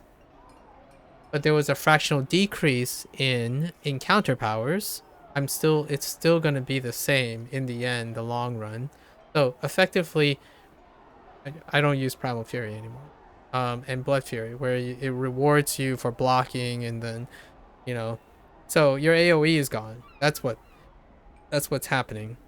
And then you gain leaping, Mighty Leap, but you lose what Mighty Leap was, which is anything better. Is it? It was Blood Fury. It was Mighty Leap was replacing Blood Fury. I would take the Mighty Leap because the action gain is movement, right? You close distance. When you sit there in Blood Fury, yeah, great. You're gonna get a lot of value out of your Blood Fury hitting one target when you're really far behind.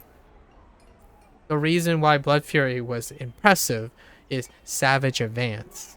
You advance ahead of your group, and then you use Blood Fury, because you would be the person with aggro. Now you have zero action. You have solo action. The most reliable one is probably like Mightier Leaping in, tabbing, and then hoping Blood Fury proc by them. Which then means you're giving up Punishing Charge, which still moves you towards the target. Blood Fury does not. So it's a hard knock life, but and then AP is just not a thing. So I don't really know how to argue about that. So they remove Savage Advance and Battle High. So sustainability, no self-healing. So now you're relying on HP stacking and defense. So if you were going to tell a new tank, like, what is needed to be an effective Sentinel thing? Get gear. Because you need to scale the heck out of your HP and stamina, so that you can just blindly like swing your sword around. So there you go. Everything and anything that could possibly have been disappointing has largely disappointed. And you know what's more interesting about this? I don't even use any of these things either, because like none of these work. Rage adds up to 5% deflect and critical avoidance. Yeah, I'm sure. Challenger's Charge? Well, we don't even need Challenger's Charge anymore, because like, this is one of those things where a feat requires an action slot. That's 2 slots to do something. So I don't ever use this, actually, except for trials, and that's probably what it's designed for trials. Threatening Presence, more threat on top of non-action. If you don't have an action, you just don't have a non-action. Like, you have to actually hit something. This is hysterical, because if you're spending that much time blocking, What is the use of this? Actually, this was changed. Oh, no, no. Yeah. Furious reaction was changed. It no longer does damage. I could have sworn this did damage. Oh, no, maybe not. I might have been coupling it with up here, but regardless, these are comical. So, yeah, I mean, mighty vitality. Come on. There's so many places that could have been compensated for. So we're gonna end up using Bounding Slam and Sentinel Slash, I guess, because Bounding Slam now does more than Challenger Slash. Yeah, so Challenger Slash is just longer than Bounding Slam at point blank range. So if you do this, regardless, look at that. I can choose to never hit my target. Isn't that cool? Look at this.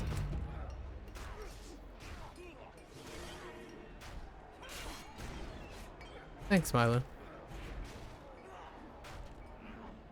Look at this.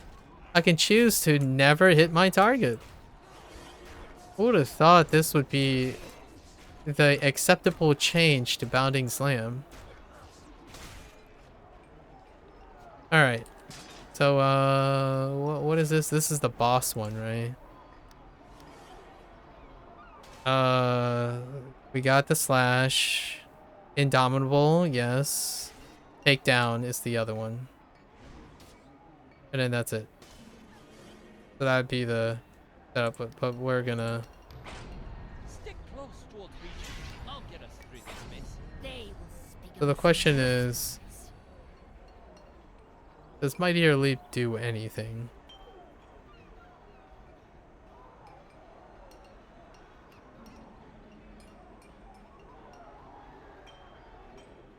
Oh, okay. It's okay. It's an update. Still processing it, I suppose.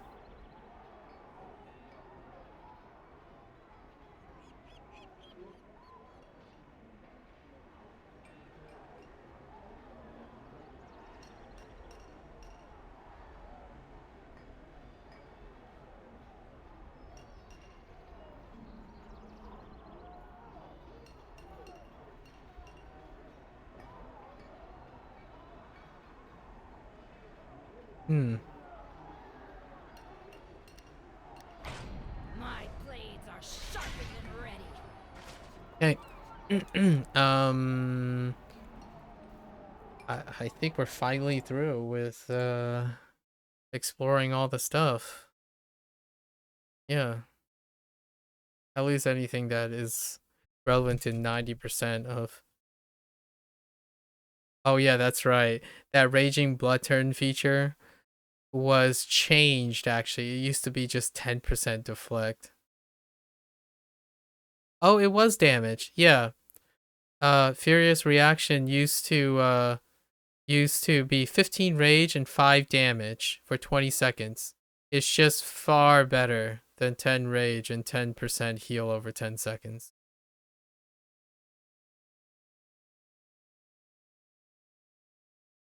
That is absurd.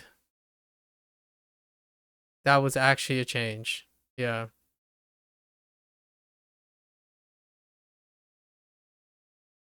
Well,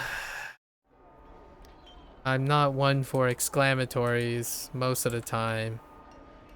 But man, I thought I was understanding. Maybe I'm not the understanding type after all. Okay. So, yeah. We'll just pretend like the Sentinel Paragon doesn't exist, right? And we can start. Oh yeah, and we can play with our Yeah, you don't even need to change anything. Yeah, it's always gonna be these. Huh.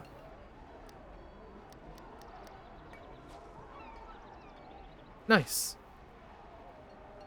Yeah, and then we just have to switch our kit, which is Mighty Leap. Oh, I guess we gotta change Mighty Leap, Crushing Charge, and then the only thing we're... Oh, that's kind of weird.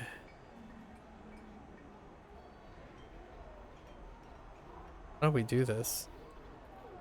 So we're gonna have to swap it around. Go Hidden and Axe Storm. Yeah. Maxi, what's up? We just got through the quality of life changes, I suppose. There is another quality of life change that we have to do for each character, which is the boon points. We have 8 up here. So I was going through this. On kill, irrelevant. Encounter use? Target takes do an additional equal to increase action point gain. That's still relatively the same. 20% on counter due to... Is there anything? That's the defense version. 10% chance... Oh yeah, there was a change to the at-will stuff that might be interesting to a Blade Master, per se. Adds 50 magnet per rank to your attack. Applies 50 magnitude per returns 10% of your damage done to you as heal. Interesting. Life lessons, huh? This is a life lesson. Heal you... Oh, no. That's none. 10% chance when you heal or be healed of at least 10 for the following. Yeah, okay. So actually, we're gonna use life lessons. Interestingly enough. Oh, wait. It's only life lessons during... So we're gonna have 2 loadouts as well for Blade Master? Man. Okay. Still the same. Oh, I see. Oh, interesting. That's right. We can have both now. Oh, no, but we need these things too, right? Forte? No. No. Get out of here. Action point? Recharge speed.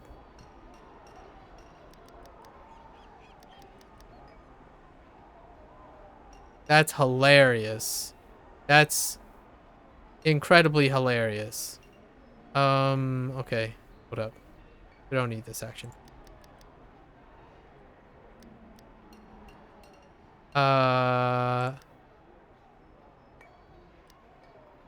We don't need this recharge speed.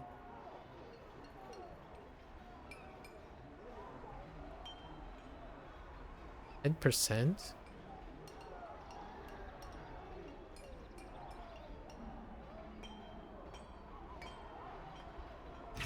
Man. That's... Okay. There's your boon lesson. All the boons these days stay the same, and you can, like, buy more of the secondary master boon. So, okay. Alright, cool. Alright. So we're finally gonna get to the content part, which is the shortest explainer of all, because we have 10 days, 10 streams, 10 weeks. But before I do that, I gotta go to the bathroom. I'll be right back.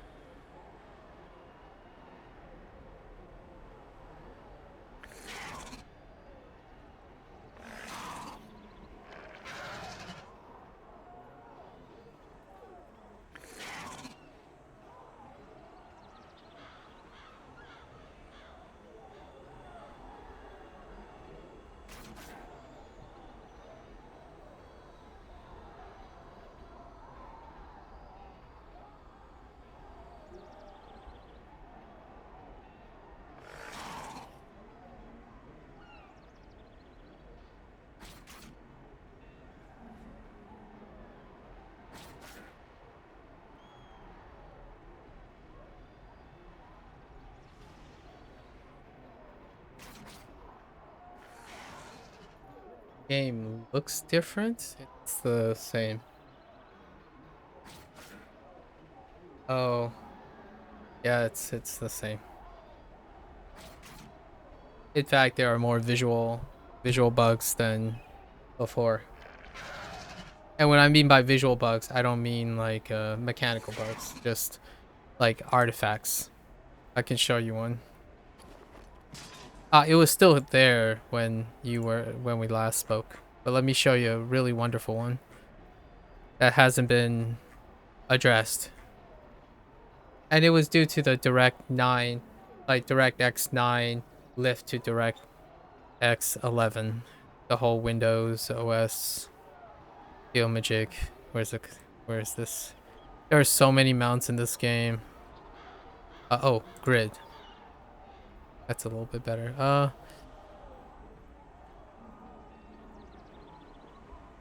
Where is it? This guy. This bug is still here.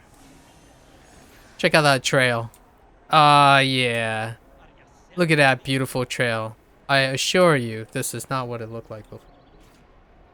It was incredibly beautiful, actually. But yes, this is still everly present. The Vorpal thing, still there. So, yeah, still good old graphics. Too much legacy. Let's stop flexing legacy. Alright. At least, I hope you're still there, I suppose. Alright. Now let's go and check out Spelljammer. We did the most important thing. I would like to wrap it up and just call it a day. However, we want to end on a consistent note because the quality of life change is more like quality of death and turnover. So not only am I not going to showcase Sentinel play for any type of things, good luck. Definitely good luck with Sentinel play. I am with the exchange, you know, there are ups and downs. I'm absolutely looking forward to using Justicar though. And then Vanguard is just moot. There's really actually zero change. Threatening Rush was the only false, in my opinion, falsely emotionally advertised change. It was oversold, the wording was deceptive, and of course, it turned out disappointing. Bounding Slam, Radiant Slam. Radiant Slam is negligible. Bounding Slam is unremarkably disastrous still. And then Threatening Rush still has the same kipping, pinging, non-practical changes. So it's not a good start right now for myself. So let's listen to the dialogue. And then we'll listen to like the music if there is music in the new place. Lord Neverwinter sent word requesting your presence. He didn't give specific details, but he said it's related to the shooting star citizens are reported seeing regularly as of late. I do like me some space, so spacey themes, I'm all for that. But the whole month drawing practically spacey themes. Alright, yeah, we meet with Neverember.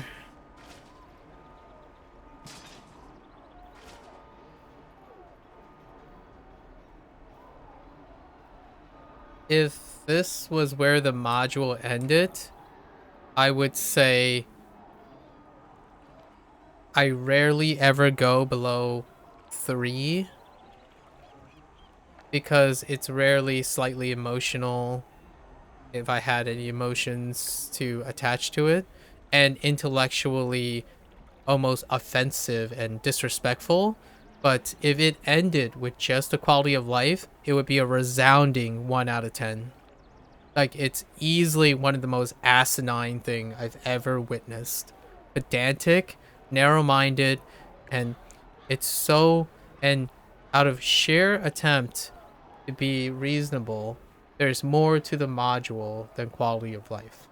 And what I mean by that is it's a 1 out of 10 from the perspective of if you are a player that is a barbarian. It's a 1 out of 10.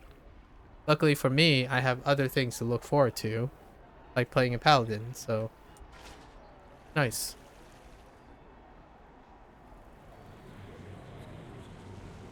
Greetings. Me, just to clarify, I get a haircut every once a year, Maxi, but thanks. It's been 4 months. Wait till you see me with a mullet after another 8 months. um am I using the word that I want to? Yes. Asinine. Asinine is the word. It sounds sophisticated enough to be sound a little bit more classy, but the other words just don't hit the same way. Foolish, stupid, is a little bit unrefined. I would use the word asinine or myopic or both. In terms of I am pleased you have received my message from Sergeant Knox. quality of life changes. I worry these falling stars are more than likely an ill omen. I have requested that Knox prepare the city's defenses until we know for certain. I would like you to meet with my most trusted advisor on such things, Kavatos. He will have more information as to what all this means. They're looking pretty sharp still, Lord Neverember. I remember I had trouble pronouncing Neverember's name because I have this habitual need to say never remember by like adding that extra syllable, but it's Neverember. Wait, travel to Neverwinter outskirts. Yeah. Hopefully I'm not exuding like some sort of malicious intent or something. I'm not particularly angry about anything. Just will continue to play Neverwinter in a way that is sufficient, which is basically a Blade Master. Thank good. There is the silver lining that there are 2 paragons, right? Effectively, though, Blade Master got a nerf as well, which is interestingly enough. And when I mean a nerf, specifically to the playstyle that I do, which is still a minority playstyle. Using at-wills during Battle Rage exclusively. It's a really minor, just a fractional change, so it's not that bad. It wasn't even directed at that, because there was no clarification or indicator that that was what was on their mind. Leave this one to me, but you can come and help. All right, we're back